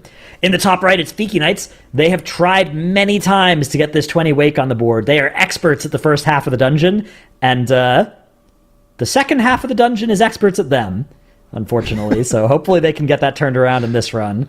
They can't afford not to at this point. And then there are Baguettes in the bottom right who are working on their 18 Grim Batol. This will bring them up to 54 points. But then they don't have any more 2 chests to capitalize on, so there may be some weakness revealed after that if they get to that point. Although there's still a lot of time left in the day for them, so they can get to 55 by finishing this run and then doing another. The problem is it's going to be at 55 without a plus 20, so their tiebreaker will lose to any of the other teams that get to 55 with a plus 20. Tiebreaker is almost certainly going to come into effect here at the end of the day. I almost guarantee it with how close these 3 non-streamer zone teams are. Any one of them can still make it through. I think a lot of it is going to come down to the top right here, though. Can Fiki Knights get this 20 done? They've been at it for hours, and even now, after spending this much time, getting this done would do wonders for them. It would give them the tiebreaker. It would give them a lot of time to go into Grimbatol and work on that as well, get 16 plus points on the board. That's what they need to get done, though. And this is like attempt number 5 at Amarth. They need to get this down. They need to kill off these trash mobs. They need to make sure that Final Harvest doesn't blow them up. They need to make sure that they kick the Frostbolt volleys. We've seen all sorts of flavors of mistakes happen for them, but they just have to lock in. It's the last hour of the competition. Who wants it more? Who wants to make it to Sunday? The pressure is on. Fiki Knights came in here and I think really surprised a lot of us. Chat, I see you still just going in. I tossed in a little bit of vote myself for Fiki Knights. But Polish Mountain are so strong. We've seen them really play. They're usually known for going big and just really taking big risks. Sometimes it comes at the cost of their lives, but that works out occasionally. Whereas Fiki Knights kind of today has shown us that they have a real creativity in working with comps and their team play and how they're going to structure things to reach those goals, although this plus 20 is really putting up a wall for them. So I guess I'm just curious, like, Stratus, when we're looking at this, why do you think that Fiki Knights ended up being such an unexpected contender that so many of us are voting for now? Yeah, I mean, they looked so good at the start of the day. Putting up that 19 Dawnbreaker in the fashion that they did was really encouraging for them, and clearly they can do this wake, right? They've done it on live. They've got this cool DK. You know, things are looking good for them. It's just, I don't know. The Amarth, the Necropolis have been getting the better of them, but if they can clutch it out, they can handle that. Then they'll only have the Grimbatol ahead of them, and you know, I guess we don't know how they look in there, but it'll be a pretty low level key that they'll be starting with. So their path to victory is definitely still there. I am a little surprised by how confident chat seems to be in predicting them, though, because I feel like all 3 of our non-streamer zone teams are close to tied right now. Have you looked at the predictions since you made your comment about Polish Mountain earlier? I went all in and I closed the tab. That's a smart play. Yeah, the odds have greatly shifted since you have tipped the scales a little bit. Oh, good. So to speak. Wait, have I made my own odds worse? You've made your own odds worse, and you've made mine so much better. Thank you very much. What have I done? I think when you made your bet, Polish Mountain was at like 5%. Now they're at 35%. Oh, my channel points. I'm gonna have to switch to Polish. Getting evaporated. That was not a good bet at 35. Oh no. You're still at 3-1 odds. I mean, that's not too bad. It's still fine. If I truly think they're all equally likely, then I should be happy with that. But yeah, I don't know. This is why they ban insider trading usually.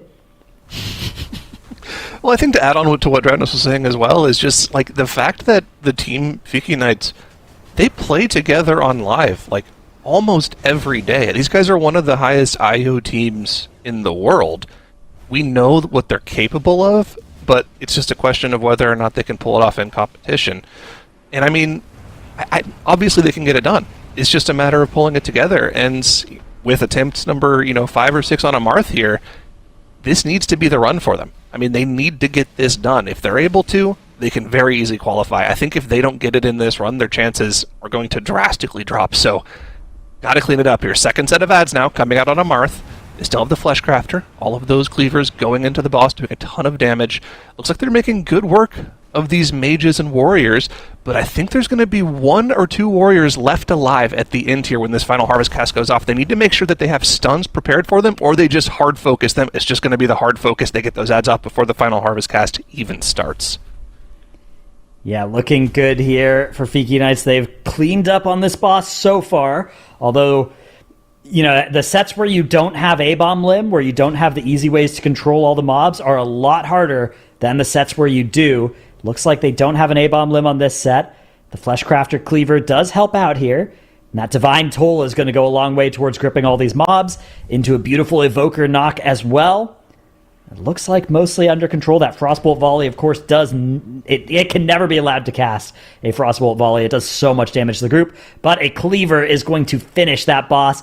Fiki Knights are on to the Necropolis section here. Exactly what they needed. Meanwhile, Polish Mountain they've put it on the board. They put the 19 Dawnbreaker on the board, advancing to 53 points.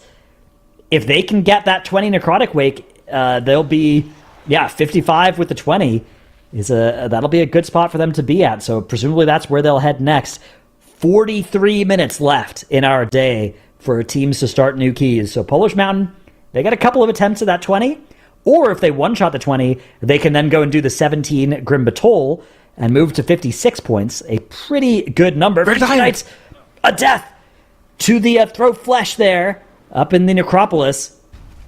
This is extremely bad. Their control on the mob is gone, and this is a massive pull. Not having your healer active for this pull is very bad. Fortunately for them, cooldowns just came up for Junkrat. That's the Ascendance popped, and likely the AG, Ancestral Guidance, being popped with it. That'll help doing a little bit of healing while they wait for Greg to come back.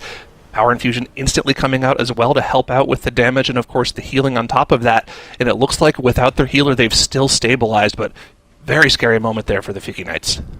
Yeah, impressive that they were able to prevent that death from turning into a wipe because, like you said, very dangerous pull, one where you usually can't afford to be without your healer for a little while, but the rest of the group stepped up and clutched it out.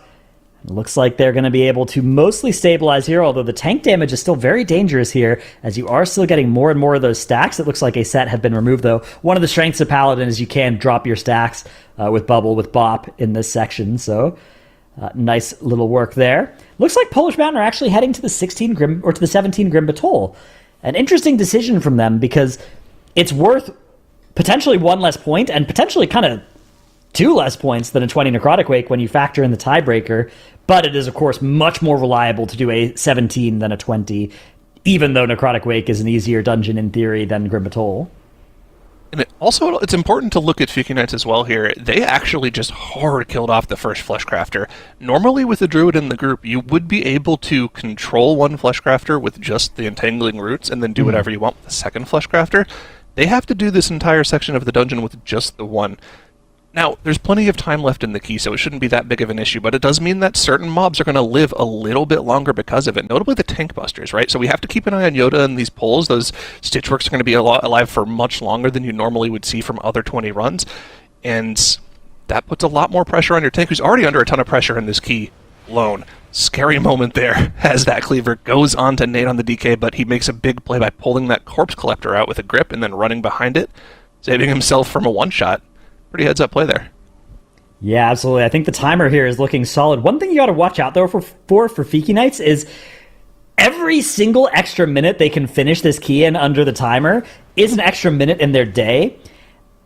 And in theory, they can do the 16 Wake and then start another key if they are fast. But they need both this dungeon and the 16 Wake to be fast to be able to do that. So Fiki Knights needs to not waste time for multiple reasons here, in addition to just the regular reason. Yeah, time is of the essence for all of the teams here. We look around the board at what the other teams have going on as we focused on Fiki Knights a little bit here in the past 5 minutes. Baguette's back into that middle section of the dungeon that we saw them wipe to earlier on. Once they get Throngus down, they'll be back on the Molten Giant that took them out 20 minutes ago. It's a good progress in their next attempt of the 18 Grim Batol. Polish Mountain starting off a 17 Grim Batol. Going to Grim Batol instead of the 20 Necrotic Wake. Certainly the easier way to put 1 point on the board, but it's not going to be useful for them for tiebreakers, especially if Fiki Knights is able to finally pull off this 20 Necrotic Wake, so we're going to have to keep an eye on that for sure. And of course, Streamer Zone GG, the team with a clear lead on the competition that probably doesn't really need to put any more points on the board, but still would like it for the extra padding. Making great progress in this 18 Grim Batol, and their timer's fantastic as well. A 14-11 kill on Forge Master Throngus is it's very swift.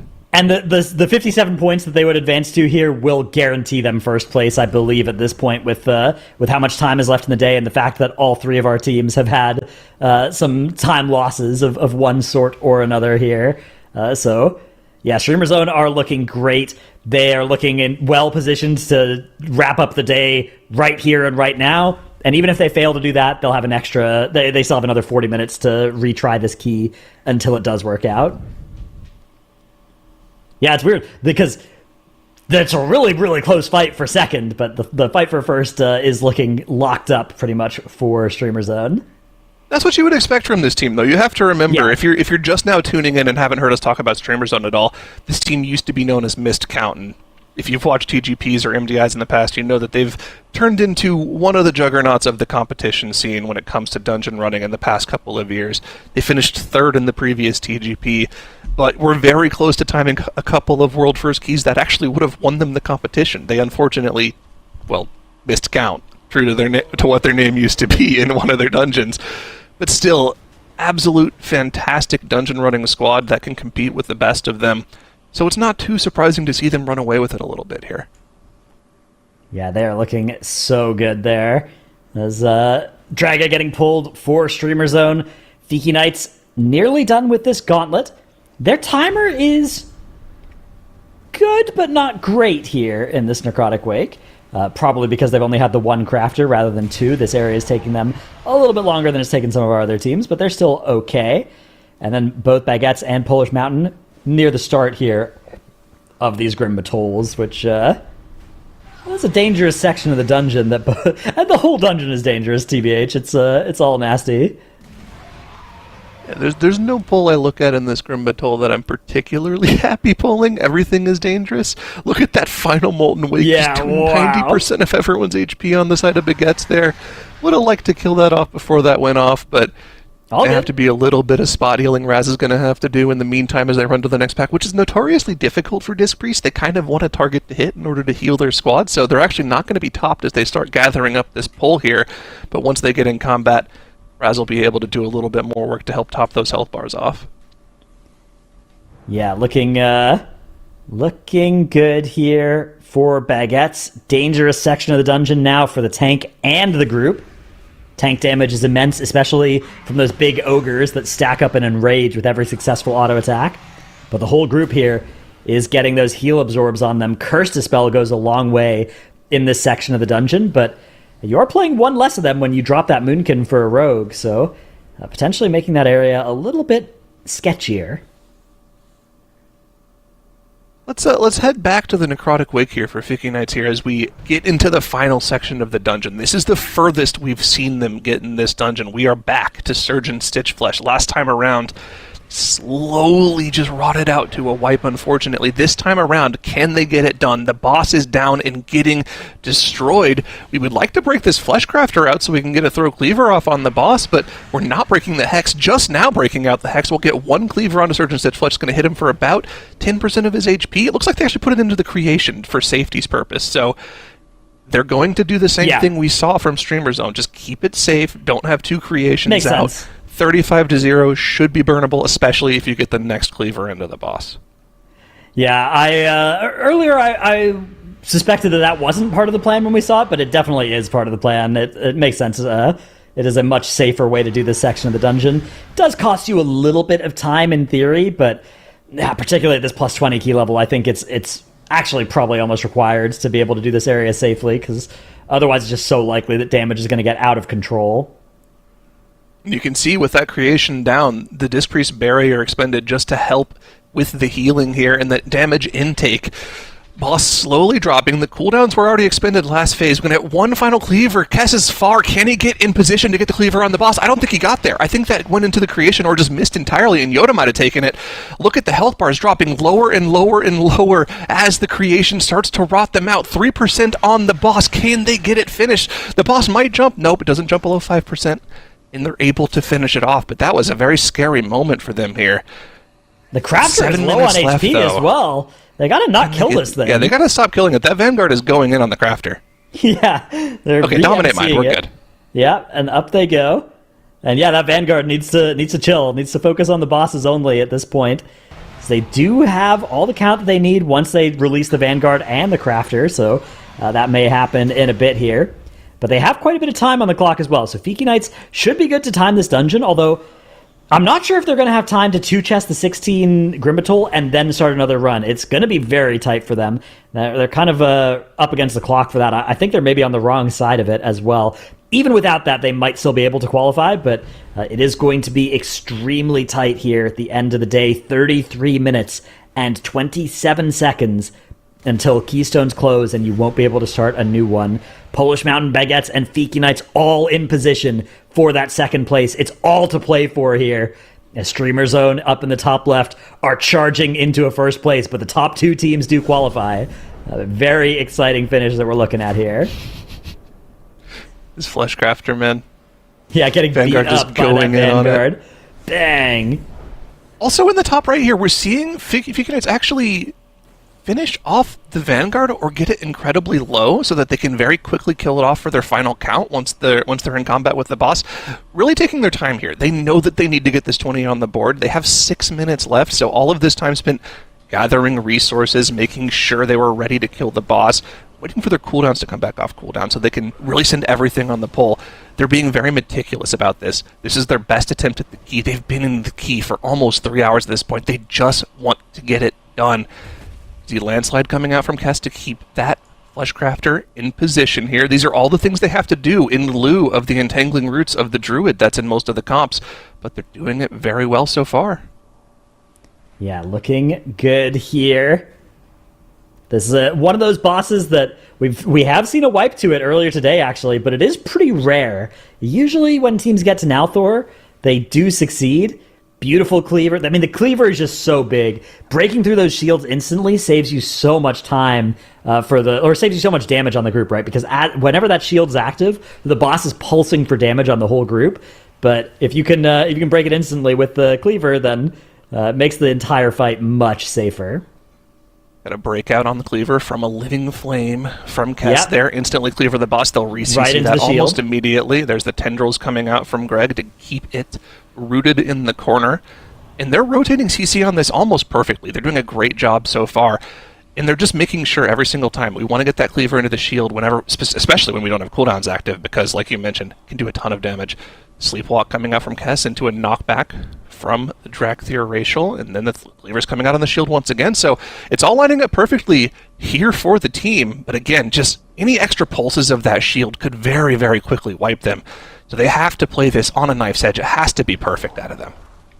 Yeah, absolutely here. 39% for Fiki Knights on Nalthor. 4 minutes on the clock. So timer will not be an issue. It is a pass-fail situation here for them. Although every second does count for their potential of starting another key. You can see Kess maneuvering there to get that sleepwalk right where they want that mob to be. And they're going to break it out again with a living flame probably here in a moment so that it can go into the boss's next shield. This is Ascendance with crit buff, PI, and Breath of Vions coming out from Junkrat here. He's about to absolutely melt this boss. Tons of damage going to be coming out on top of the cleavers here. Going to lose the DK to an Exile here very shortly.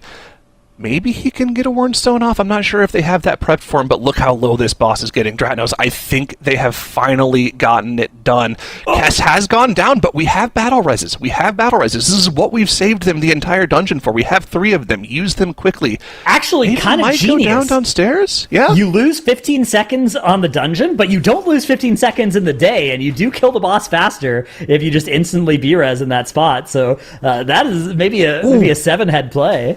Nate is coming back with a 9 stack. This circle that he drops is going to be huge. They need to make sure they're away from it. Yeah, pain suppression's on him they're as well. They're going to be okay. Nice. Okay, they Great got work. it down. This cleaver's going to finish off the boss. 1%. Get the boss done.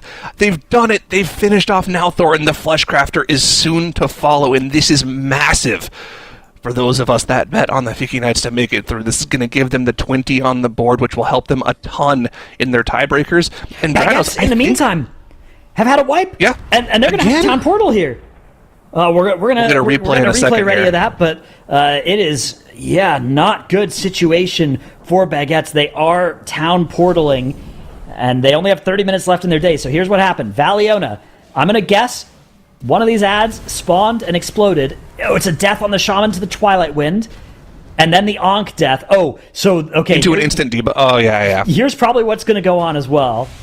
Yeah. Okay. All right. Yeah. It's all bad. In fact, nothing to do with the ads. Just a straight up bleed out situation from there. Once one person's dead, you can get the ads fixating your tank, which is often a cause of wipes in that spot. But yeah, it was just a gradual death after the first few. So brutal. We went from like mega hype to just, oh no, afterwards watching Baguettes. But, Baguette's trying to kind of even things out here, trying to at least get those 18s on all of those, but they may be shifting gears here. But Fiki Knights, that was huge to see them finally get that 20 on the board. They have really been banking on being able to do that to keep them in and, give them that advantage. But Makes is going to be joining us here on the desk for the last 30 minutes for our teams to be able to come in. Now, of course, they can keep doing a run past that, but with these last 30 minutes or so, a little bit less now, 29 technically, they have to start a run within that time. So Makes, Fiki Knights, that was huge for them. It was, yeah. But, we had kind of this discussion with Nagura earlier on. They spent quite a lot of time getting that on the board. As you mentioned, 29 minutes to go as they are entering this Grim Battle. A faster Grim Battle was around 27 minutes. So if they are really, really speeding through this dungeon, there is a world where they can get another score point after that, maybe venture into an 18 that they would have unlocked then. But of course, the other teams are also still going, still fighting for it all, trying to claim one more point, get it on the board, as Streamer Zone are also finishing out their 18 here. So it's going to stay spicy. I actually think Fiki Knights might be in this really close scenario where they can just barely time this 16 and have time to start an 18 with like seconds on the board. Yeah. They can barely get it done. So Streamer Zone did a 27-12 plus 16. Fiki Knights, if they put that on the board, they'll have like a minute to start another key. But Baguettes only did a 28-minute 36 Grim Battle, and Polish Mountain did a 31-20. Those times would not be good enough for Fiki Knights, right? You can see 26:40 left on the clock. So they need to get this key done at like 27:30. And honestly, like, they need a little bit of extra time to just be able to hearth out and go start the new key, right? So yeah, call it, they probably need 27, 15, 27:20, something in that range to realistically be able to start another key. Of course, our admins have the actual official clock and stuff and final say on the which runs are allowed and not. So if it's close, we'll, of course, have them, have the perfectly fair official ruling. But yeah, it's going to be close for Fiki Knights for sure. That would be really big for them, because if they can't do that, right, if they can only get the 16 on the board, then they will advance to 55 points.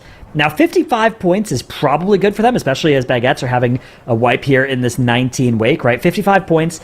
There's no way Baguettes get to 55. But there is Polish Mountain in the bottom left. Now, Polish Mountain are going to move to 54 when they finish this Grim Battle. And then Polish Mountain could go and do a 20 wake. And if they did both of those things, they would get to 56. So right. Fiki Knights' only way to contest that would be by two-chessing this key and then either starting probably the 17 or the 18 to then finish their day. And in general, I think it's important to mention the that... bad thing is... Go ahead, Mix. Sorry. No, you go. There's delay between us. So. Oh, yeah. We do have the NAU delay, unfortunately.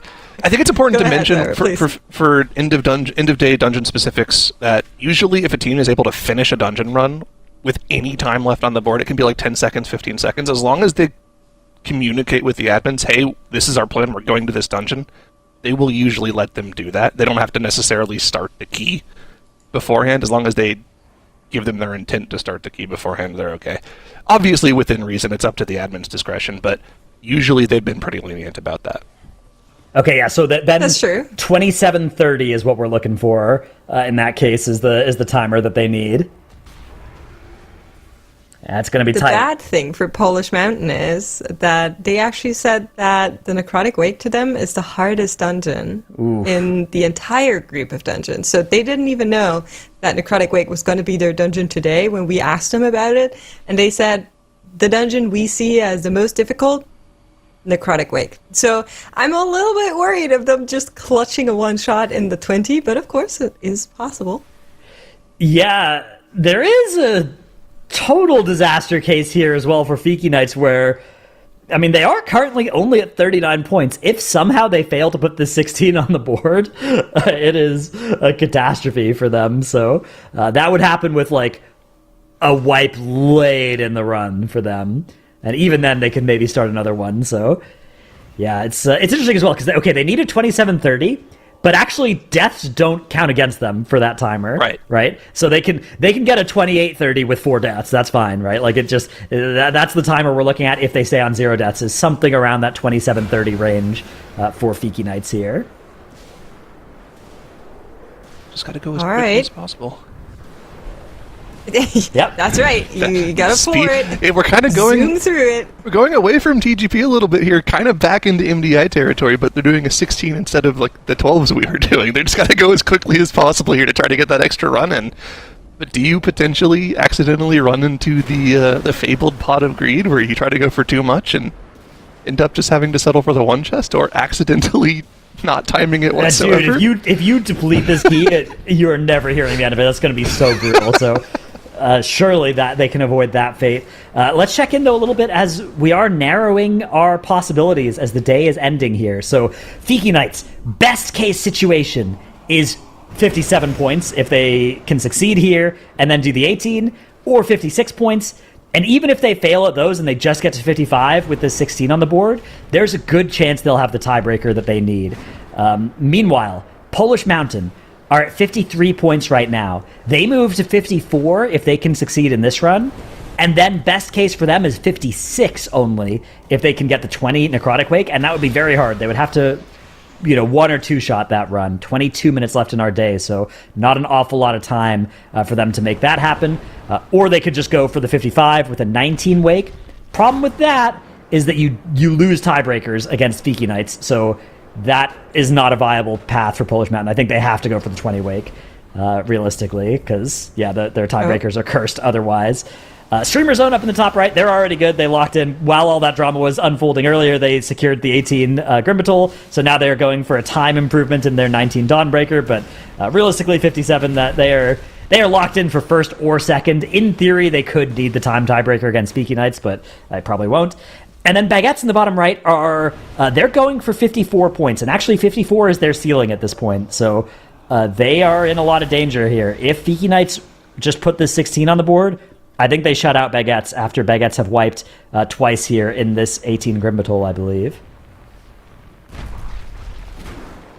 Yeah, that is all going to be very, very interesting. Now, we did get the timers from that 16 that we were mentioning from streamerzone.gg. Their first boss split was 6:42, and they were able to have a really, really fast Grimbatol. So let's see if Fiki Knights can be around that. Right now, 6 minutes and 50-something seconds is probably going to be over the 7-minute timer. Keep in mind, they need to be that fast just because of how our tournament is structured. They want to start another run after that, ideally. So they need to pick it up just a little bit, looking at their timer here. Yeah, it's actually really close. I think it's really going to come down to they need to be within about 45 seconds of when Streamer Zone finished theirs, right? Because Streamer Zone did have a death. So Yeah. we're kind of exactly on pace for that. They're 40 seconds slower on the first boss split. So if they can keep that pace the entire way through, they can get another run in just barely. Well, and have zero. If you lose 40 Yeah. seconds on the first boss split, though, staying on pace would be losing 40 more seconds on each split, right? And that they don't have time for. So they need to not lose any more time relative to Streamer Zone. They've already lost all the time they were allowed to. Now, they are playing a DK in this dungeon as well.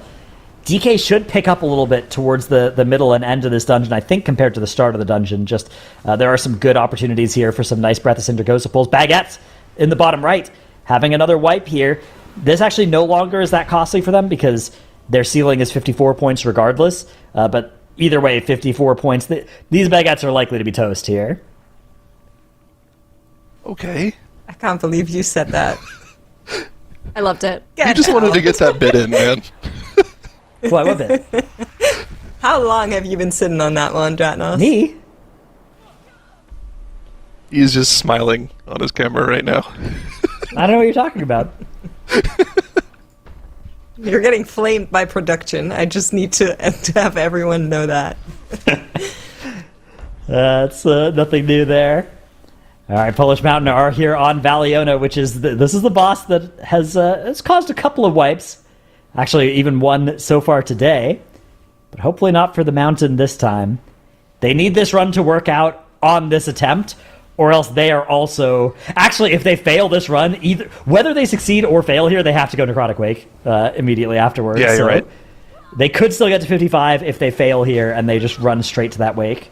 And Oh! that's going to be what happens. The caster curse! Yep. Oh, no! We're, Can't believe we're town you portaling, did and we're that. going to 20 Granos. There's that's the only option. Actually, we could maybe recover 3 battle reses. Hang on. Yeah, pick him back up. 1 Ankh, 3, Yeah. 3 combat reses. There's a world. Yeah, hang on. Recover. on. It has to be Second res very is coming fast out. here, because the debuffs are going to come out and instantly kill their shaman. Now, Maybe they were waiting until the curses came out, but then maybe the Yeah. idea was like, okay, res after that, but then the Ankh was early. remember, Valiona dies at 50%, so if they can Yeah. find a way to do 10% here, this res is going to come out after the Twilight Buffet goes off. Smart from the shaman to not take that too early. The dispels need to be instant on this next set of dispels, and they do have all their dispellers. but Well, the they're going to tank have is one fixated. debuff out. Tank is fixated. That mob needs to die. The question now is, even if they're able to finish the boss off, are they going to have enough time left for the trash? That's a problem for later team. They just want to get the boss done now, though, as a new set of ads come out. If they just finished dealing with the previous one, I think they need to just slow these and try to all-in the boss here. 5%, you have to get it done. Another AoE goes off, taking everyone extremely low, and you can see they have committed. They've got Earthbinds out, they've got Roots that are trying to go out, but unfortunately a multi-dot has broken this spirit out. 3% left on the boss. Can they get it done? They're in so much trouble here. That fixate getting so close to popping here, but they've managed to kill the ads off. Another set of those curses.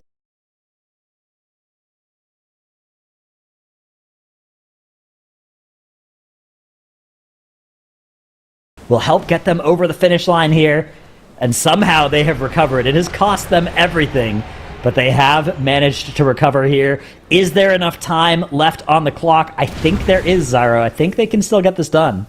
It's really close. This is a 17, not an 18, so you have to remember everything has a little less HP, or a lot less HP actually, and does less damage, so they can finish it. The timer is doable, but it's just a question of, can they do it without any further deaths? Because, like you said, they expended everything there. No battle reses left in the bank for the Polish Mountain. I mean, you have to applaud them for being able to think on their feet, get this back together as quickly as they did. There was a lot that had to happen in a very short amount of time for Polish Mountain as that ensued to keep this run somehow alive, and thus far they're able to do that. Now, they just need to keep that going, right? If they can have that same approach to the tail end of that dungeon, it is only like 15% more trash and the final boss Aerodux, and they have enough time for it. Just don't die. Yeah, I think you're right. I think they just barely have the time for it. They also have that Bloodlust that'll come up like literally in the last minute and a half of the key.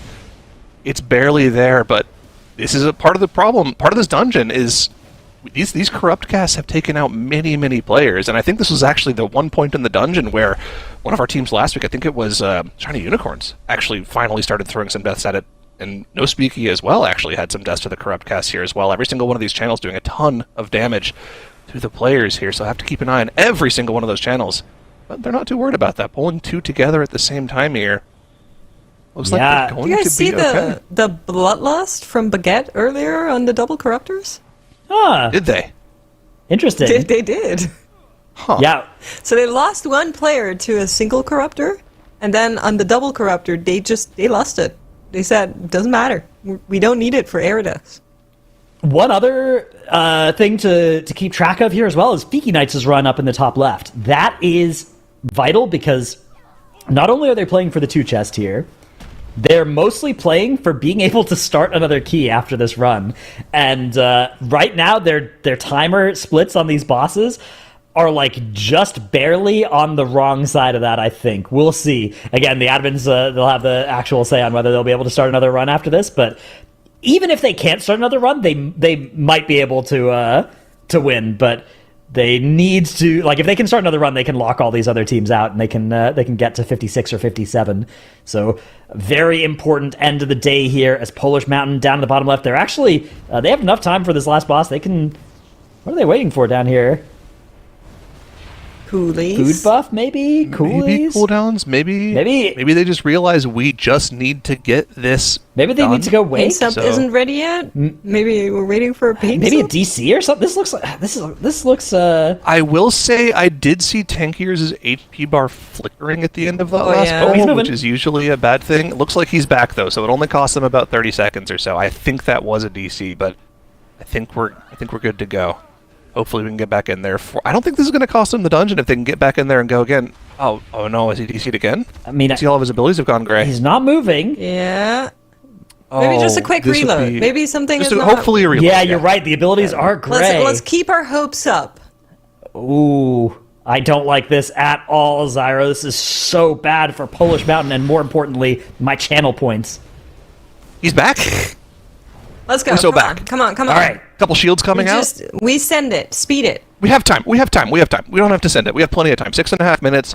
We send Something it. I learned a lot from last week is fast. Ulgrax, while it might be the last boss of the dungeon, the big end boss, doesn't actually take that long. It takes about 3.5 minutes. Deacon Knights So, have had a death up there in they the have top time. left. That's cost them a battle res as well. Somehow their DK had aggro on one of these enforcers, maybe with an attempt at taunting it out, or maybe just ripping threat. Was doing quite big damage until he died. Fortunately, it's only 15 seconds on the dungeon timer and not the real life Right, timer, exactly, which is yeah. really what they're playing up against right now. True. But I mean, every little tiny bit of extra time could end up being the difference. And I mean, we're talking about the comparison of the timers to Streamer Zone's run, just to kind of get a comparison of how fast they need to be here. They were 40 seconds behind on General Umbrus, and we said they needed to stay at that clip. They were 45 seconds behind on Forge Master Throngus, so they've been better in the middle of the dungeon here. They've been making up the time they need. If they can keep it at that pace in that 40 to 45 second range, I think they'll just barely be able to get that extra run in, but it's going to be very, very close either way.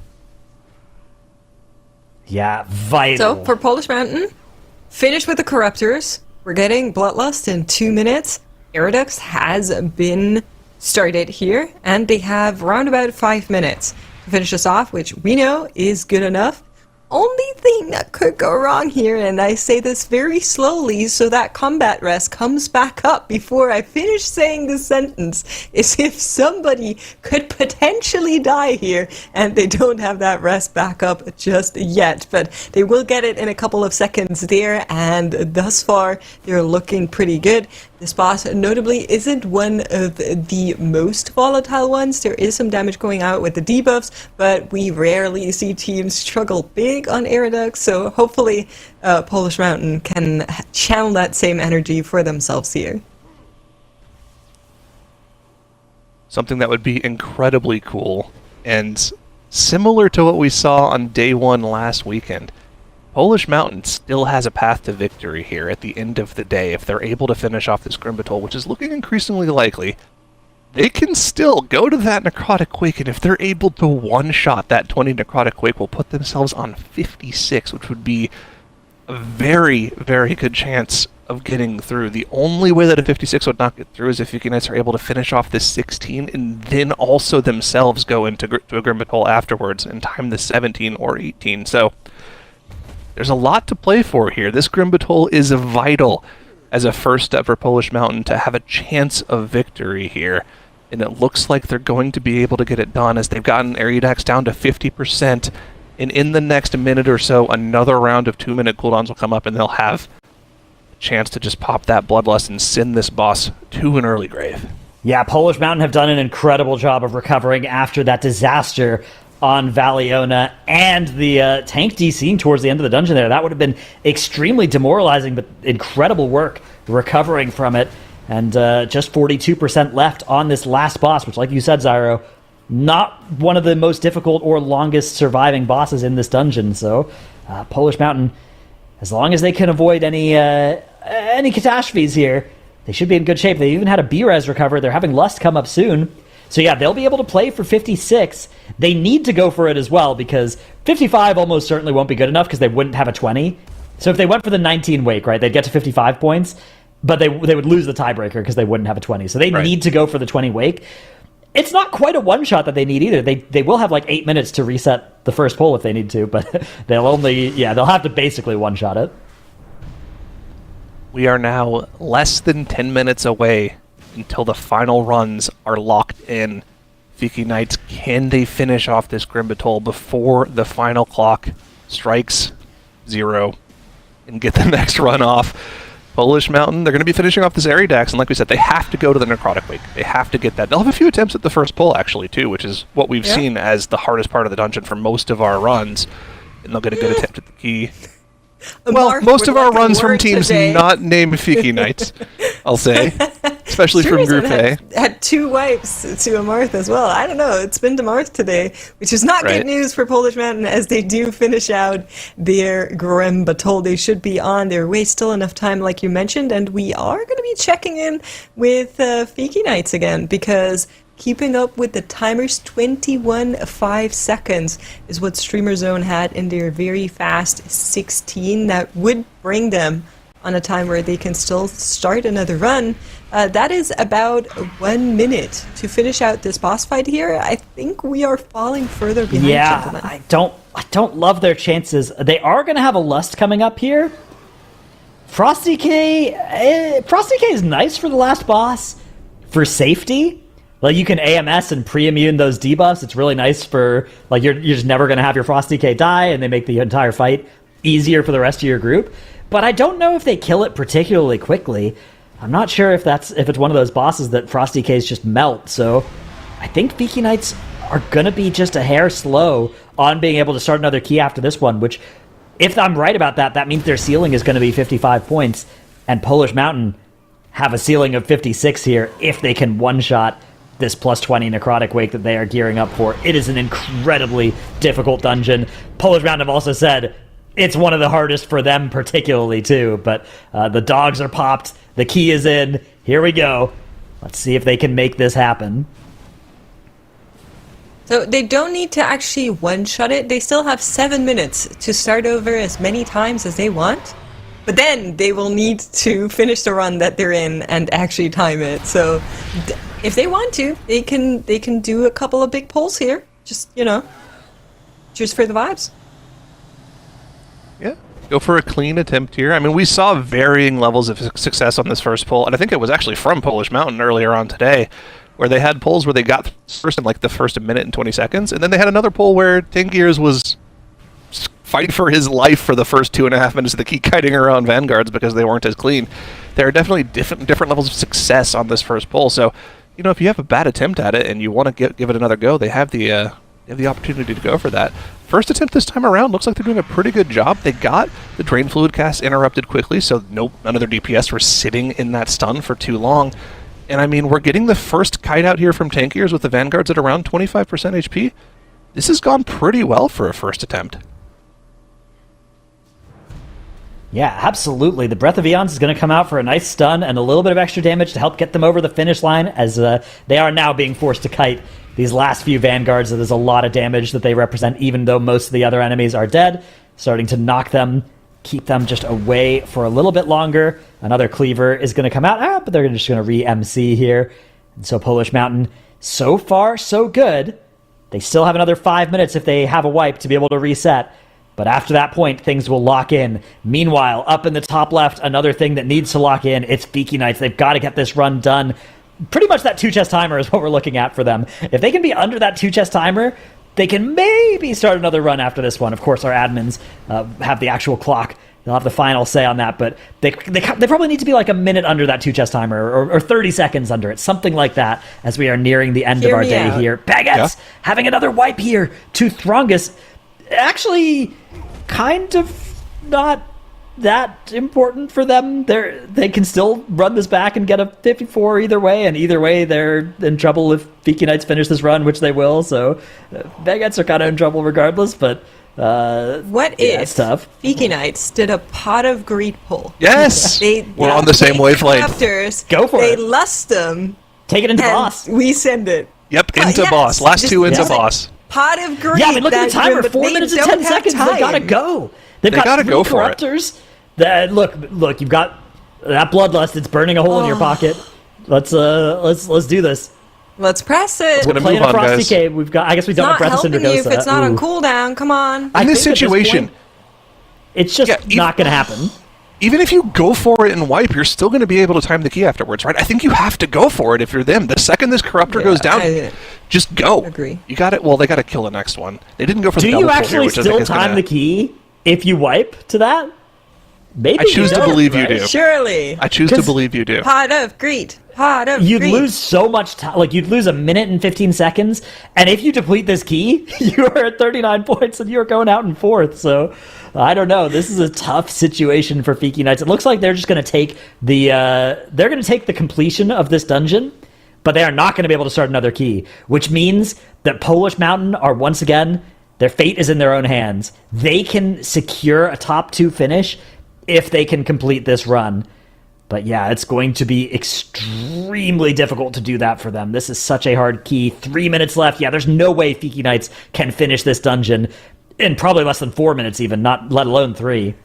3 minutes. It Aridax says is a 2 fast minutes, boss. 50 seconds. Yeah, I know, but like I think Yeah, but not that yeah, fast. like, I think they're going to be a minute slow here. What if you just crit all of your Tempests? What What if you just crit everything? You know? What if we had a lot of shaman dogs helping us out? Well, yeah, what if you just by proc 10 magical lightning dogs? intervention? 10 Baldos. Yeah, true.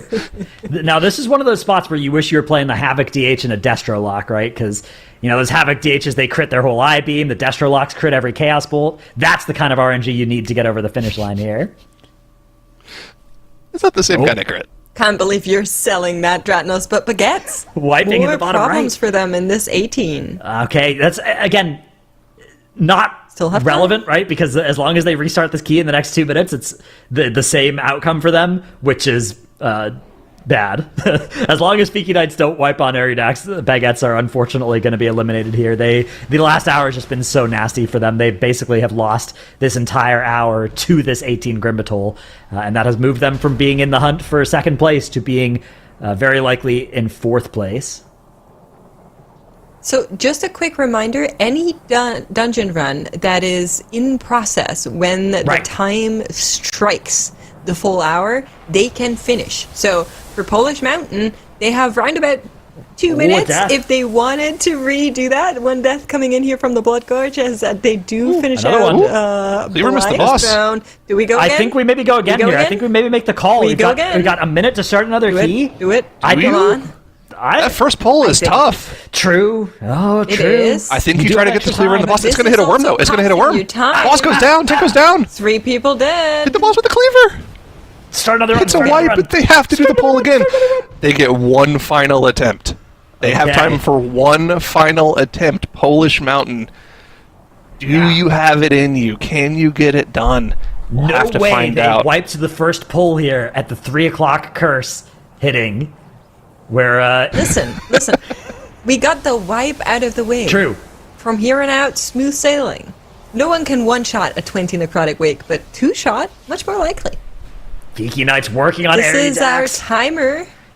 There's no way, right? There's there's are no they chance. even going to be able to two-chest here? It's like 30 No, seconds I don't left. think so. Yeah, I think they're toast for being able to start another key. But that's okay. This is still going to get them to 55 points.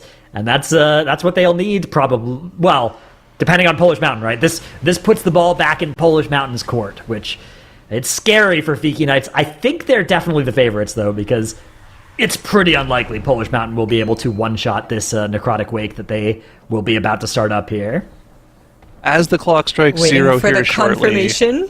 I do want to say we are in final runs now. 07's in the chat for Baguettes. They played well, they qualified, but there is no path to qualification for Sunday for them. They played well, though. They got some tough keys done. Obviously, not the cleanest of days for them, but it looks good for them. And Polish Mountain have wiped at the start of the poll! And we are already in the final runs. Polish Mountain is going to bow out in third place. It's not enough. Oh, as predicted, as foretold. My channel points, no. How could this happen to me? Poor Polish Mountain. They had such a good day as well. Things were looking so solid for them, and it looked like they had such a good chance when Fiki Knights were wiping in that 20 wake, but Fiki Knights, incredible resilience there. They clutched out that 20 necrotic wake, after several disasters against a Marth. They were able to keep their composure. They were able to play such a clean run. And even with the death here at the end of this Grim Battle, it looks like they are going to be able to move to an unassailable 55 points here. There it is, 55, second place for Fiki Knights. That is good enough to see them through to Sunday. Polish Mountain having just barely not enough time to start another run, wiping right after that run became final, are out in third, and Baguettes are out in fourth, whether or not they finish their current run. And Streamer Zone have locked up a first. They're playing to improve their timer here in this Necrotic Wake because their previous Necrotic Wake was a 32:10, and they think, or sorry, not Necrotic Wake, Dawnbreaker, of course. They think they can do better than that 32:10, but it doesn't matter. Either way, they're not just winning on time tiebreakers. They are winning by 2 points over Fiki Knights. An incredibly dominant performance from Streamer Zone because not only are they winning by multiple points, but they got here with time to spare in the day, and they've just been improving their time for the last 30 minutes. That'll be a good feeling for them. Obviously, we've been singing their praises all day. Again, third in the previous TGP. We're competing for first. They had a chance. I think this is a very real opportunity for them to win this TGP. This is an incredibly strong team. They have the capability of doing all the highest keys. And I mean, this has got to be something that really helps their confidence here. This was a great first day for them, and hopefully they can continue playing like this moving forward.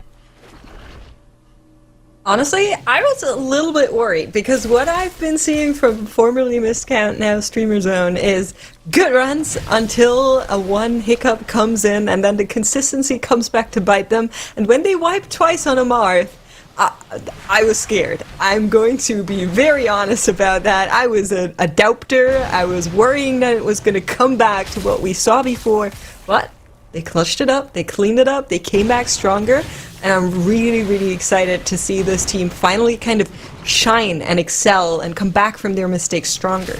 I have one very important thing to say. Mods, pay me my channel points. Where are my channel points at? Oh, man, you're getting some of my channel points. Oh, this is tough. Treat them well. I'll How hold many on are to you them out, for a Dranos? further gamble. I was out a couple thousand. That's Oh, tough. wow. I'm now on true That's a zero lot. channel points here. This is brutal. Couldn't be me. Did you gamble any points, Mix? Just a little. Just a On little? what? Gotta dabble a little bit, you know. Which outcome were you on? Of course, I always correct the outcome. Ah, I see. Okay. Well, then why not all in then? Well, I don't want to be greedy, you know. I see. A lot of greed is confined to dungeon runs. That makes sense. Not my own choices. That makes perfect I sense. left myself a modest sum of 50 channel points in reserve if I was incorrect with my That's bet. good. Yeah, you got to be able to start What were building you it back gonna use up. them for? Yeah. Do we even have a redemption for 50? No, right? It's like 500. No, but you can build it back It's up. 50. Yeah. Exactly. It's 50 more points towards the rebuild, but obviously don't need the rebuild because won the bet, so all good. Yeah, if you're somebody out there who originally was going to bet on this outcome, and then I debated you into the into changing to Polish Mountain with my logic earlier, well, you know, my bad. Sorry about your channel points. You're gonna pay them back, right? Yeah, I'll get you back. Don't worry. And then tomorrow I'll have some really good prediction insight, so you can get it back then. Excellent. All right. It's very important. Streamer Zone here, finishing out Yeah. that boss. They still have a little bit longer to go, 3.5% on Rashanon, but they're definitely going to be faster than their previous time, right? It was 32:10 Yeah. that they put on the board before. Looking Ooh. good right now. Scrims does go down. I'll just stop talking, guys. I don't know. The caster cross is strong with us today. Makes, I mean, could you just please give these teams a break? They had to fight so hard today. They don't need you I'm cursing trying. them as well at the end. I mean, this has been an incredible day, and you know, we're talking about Streamer Zone GG, formerly Missed Count, right? This being a time that really seems like, as they shave off some time here, a time for them in the competition where they can really get in here. They've been working on consistency. They've been practicing. They seem to feel more coherent than ever in their approach to the dungeons this time around. But I mean, it's ironic looking at how they played today. You know, what do you think some of the big takeaways in any of their improvements or in the runs that you saw? I think if I remember correctly, the thing with missed count in previous TGPs was they had the potential to do all of the runs that the top teams could, but they were just a little bit less consistent. But the consistency was great for them today, like Dratnos was talking about. They got all their runs done with plenty of time left in the day. If you ever see a team in the TGP going back to a key they've already timed at that level just to go a little bit faster, you can tell that their day went pretty well. So if this is the new Streamer Zone, previously missed count, I mean, I love it. They have a great chance of doing well in this competition. I think their level of play today was at least on par with what we saw from Mandatory and No Speaky last weekend. Yeah, I want to highlight something as well. In previous TGP formats, it was easier to be done in a day as well. Now you have 3 dungeons on each of these days. It is very hard to be done with all 3 of those dungeons in the short amount of time that we give these players in the day, right? 5 hours minus 20 minutes of breaks. So yeah, Streamer Zone, I mean, they basically had no mistakes today, right? Like they put every key on the board on their first or second try, and now they're back making their Dawnbreaker a couple minutes faster, where they don't even need this. They don't even come close to needing this. They are in such a great position. So yeah, I mean, this is a team I remember in some previous MDIs and TGPs talking about the missed count in theory being faster than like Echo or Perplexed or whoever at the time, right? But then of course it doesn't always come into practice, right? But today they have executed. It's been 5 extremely clean hours from this team. You only have to do that a couple more days and you're TGP champion. Yeah, I mean, theory is not, as you said, execution, but here they are executing, and they seem to be in a better place than we have seen them ever before, living up to some of that potential. I just wanted to draw everybody's attention as well here towards the chat. There's a poll up that's very important in case anybody else would like to hop in there. Some of us didn't vote with Dratnos, so we're good. But those of you who maybe did, just think about it a little bit and see. I see Makes.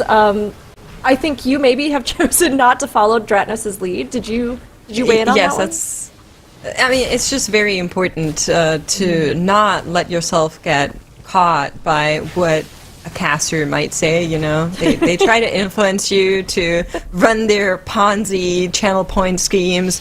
It's very important you don't give in to these. Thank you so much for the PSA. We really appreciate that. Everybody don't get taken in by Dratnos, channel point schemes. Believe in the rest of us. But, Makes, while we were talking about Streamer Zone, I heard a little in the background. I heard a little... Because Dratnos said they basically had no mistakes and timed everything with 1 or 2 tries. Let's maybe say 3 tries, and I'm on board. That Necrotic Wake needed to run a little bit longer. Yeah. Sure. Yeah, casting even more doubt onto Dratnos. History is written by the winners. I understand. No, I mean, I think this wasn't, we can't say they had a flawless day, but certainly I think comparatively and sort of looking at even past performance, they really did seem to have a better throughput this time around in executing what they wanted and really coming through with it, which was great to see. And now, of course, as they finish that up, we're looking at Baguettes. Baguettes are underdogs here. I don't want to butter everybody up to them, but it was really wonderful seeing them compete, even if they are now toast in the competition. It was really great, honestly. And I think they kept pace pretty well up until the very end, but seemed to really be able to kind of hold their own until a little bit of that gap of some of those plus 20s started up. But as we kind of think back on the whole day here, and as ironic, I see, you can't see, but rubs his head off camera because of all the puns. Dratnos, we'll cherish some of your opinions because they are good ones no matter how much we tease you. But how do you think things shook out overall today for Division 1 of Group B? Yeah, I mean, there were a couple of Kryptonite dungeons that our teams ran into, and it's sort of similar to what we saw last weekend. This 18 Grimbatol was Baguette's Kryptonite dungeon. They've been in here for more than an hour now, failed to put this on the board. That cost them the chance at qualifying out of today.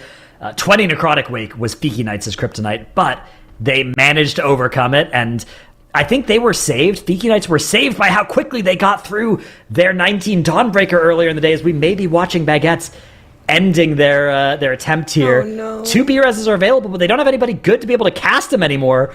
They're down so many players. Will they be able to land one of these engineering reses? They just have a priest and a rogue alive. It looks like it's going to be a no. It looks like this is going to be the end of Baguettes' attempt here at this 18 Grim Batol that has definitely proved to be their kryptonite today. Oh, I mean, it's a tough one, right? This dungeon, the dragons are not messing around, and they will barbecue you in a split second. But that will go ahead and give us the end of all the runs today.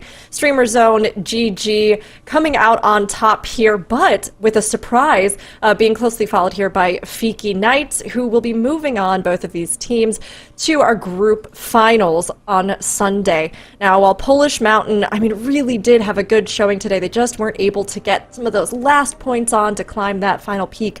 And Baguettes, of course, a huge thank you to them as well for coming, and for all of our participants today and over the course of our many weekends. Now, again, this has been amazing, and we mentioned Fiki Knights had this incredible kind of rise today. So, Makes, as we were watching Fiki Knights, what really stood out to you about their performance? I mean, you kind of have to paint the picture of on what position did Fiki Knights come into this competition. And that is the very last seed, right? They came in as the very last seed, and they were able to clutch it out, get qualified to the championship Sunday in a matter that was honestly, I think, absolutely overwhelming and absolutely surprising to everyone here. When I talked to people leading up to today, not many were kind of expecting Fiki Knights to make it out, despite all of the experience, despite all of that historical player profile on their team. People were just kind of doubting, like, okay, they didn't put a good time in the time trials. There were some rumors around that team having a little bit of disagreements between themselves. So I think we really have to highlight how big of a catch-up, how big of a surprise it is from Fiki Knights to actually qualify to the Sunday. Yeah, it was huge, and it was exciting to see. I mean, when we started to realize, like, are they going to be able to do that plus 20? I mean, they spent so much time in it, but landing it, I think, was just the huge thing they needed to secure this victory and surprise us all. But it's ironic. I mean, Fiki Knights, they came in, they showed us some creativity with some of their performance and some of their comps, and of course, we got to see Streamer Zone just come out, just be so strong today. What were some of your thoughts about today's competition, or what that might even mean for the teams, what they're going to be going up against, whoever qualifies through tomorrow to group finals? I mean, this was a tough dungeon set, I think, in general. And I mean, being able to top off those dungeons on the side of Streamers on GG bodes well for them for Sunday. But looking at who we have tomorrow, ESC Gaming, the number 3 overall seed, some very well-known Mythic Plus names on that squad. People like Yaunt, people like Speed, people like Elbro, Enhanced Shaman Specialist, who's been an Enhanced Shaman Specialist for the past, 2 or 3 years. That's going to be a tough team to play up against. We've also got Cinema, who hopefully will give us some cinema tomorrow. That logo is amazing. Can't wait to add that to 7TV tomorrow. They're also well-known Mythic Plusers as well. People like Krona, Arxes, Whippy, Stone, Groovy as well. I mean, all of these players you see at the top of the Mythic Plus leaderboards if you look at Raider.io. I think these two teams are the clear favorites heading into tomorrow and could put up similar runs to what we saw from our top 2 teams today. It's going to be another close competition, though. I mean, every single day of the knockout competition we've had has come down to the overtime.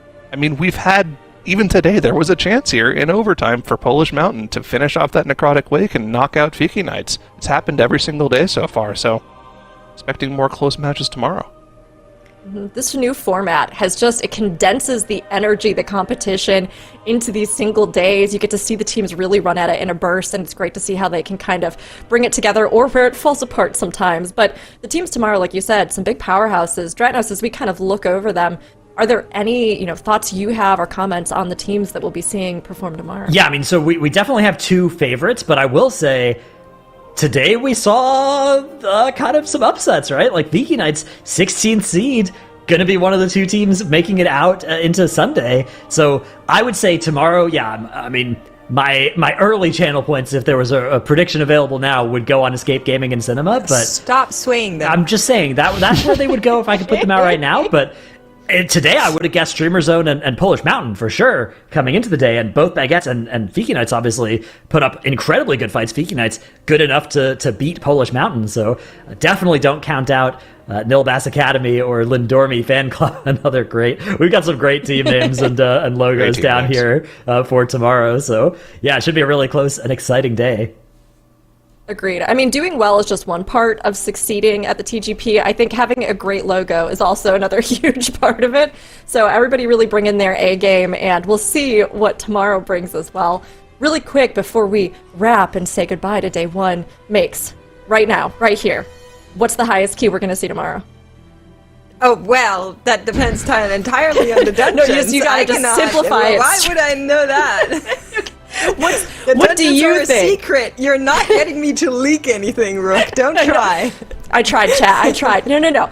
We'll say, okay, looking back at last weekend, looking at today, what do you think is liable to be our highest key, should theoretically we see it pushed this weekend? I mean, No if we idea. get an Arakara, that can go very high, is what I will say. I don't know if there is an Arakara, so that will be a mystery for everybody to find out tomorrow, which is why you're surely all going to be back tomorrow, right?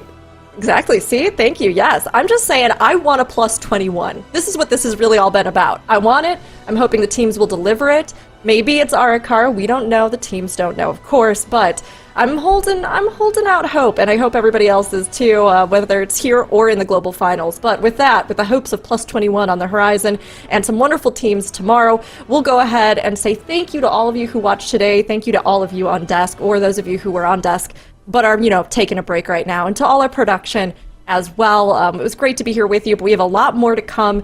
Group B's first division, they fought hard to get their points today, but the 4 remaining teams in Division 2 get their chance tomorrow to push their keys. Can they go even higher? A new day with new teams starts on the Warcraft channels at 10 a.m. PT, 7 p.m. CET. Join us then for more Mythic Dungeon International, The Great Push.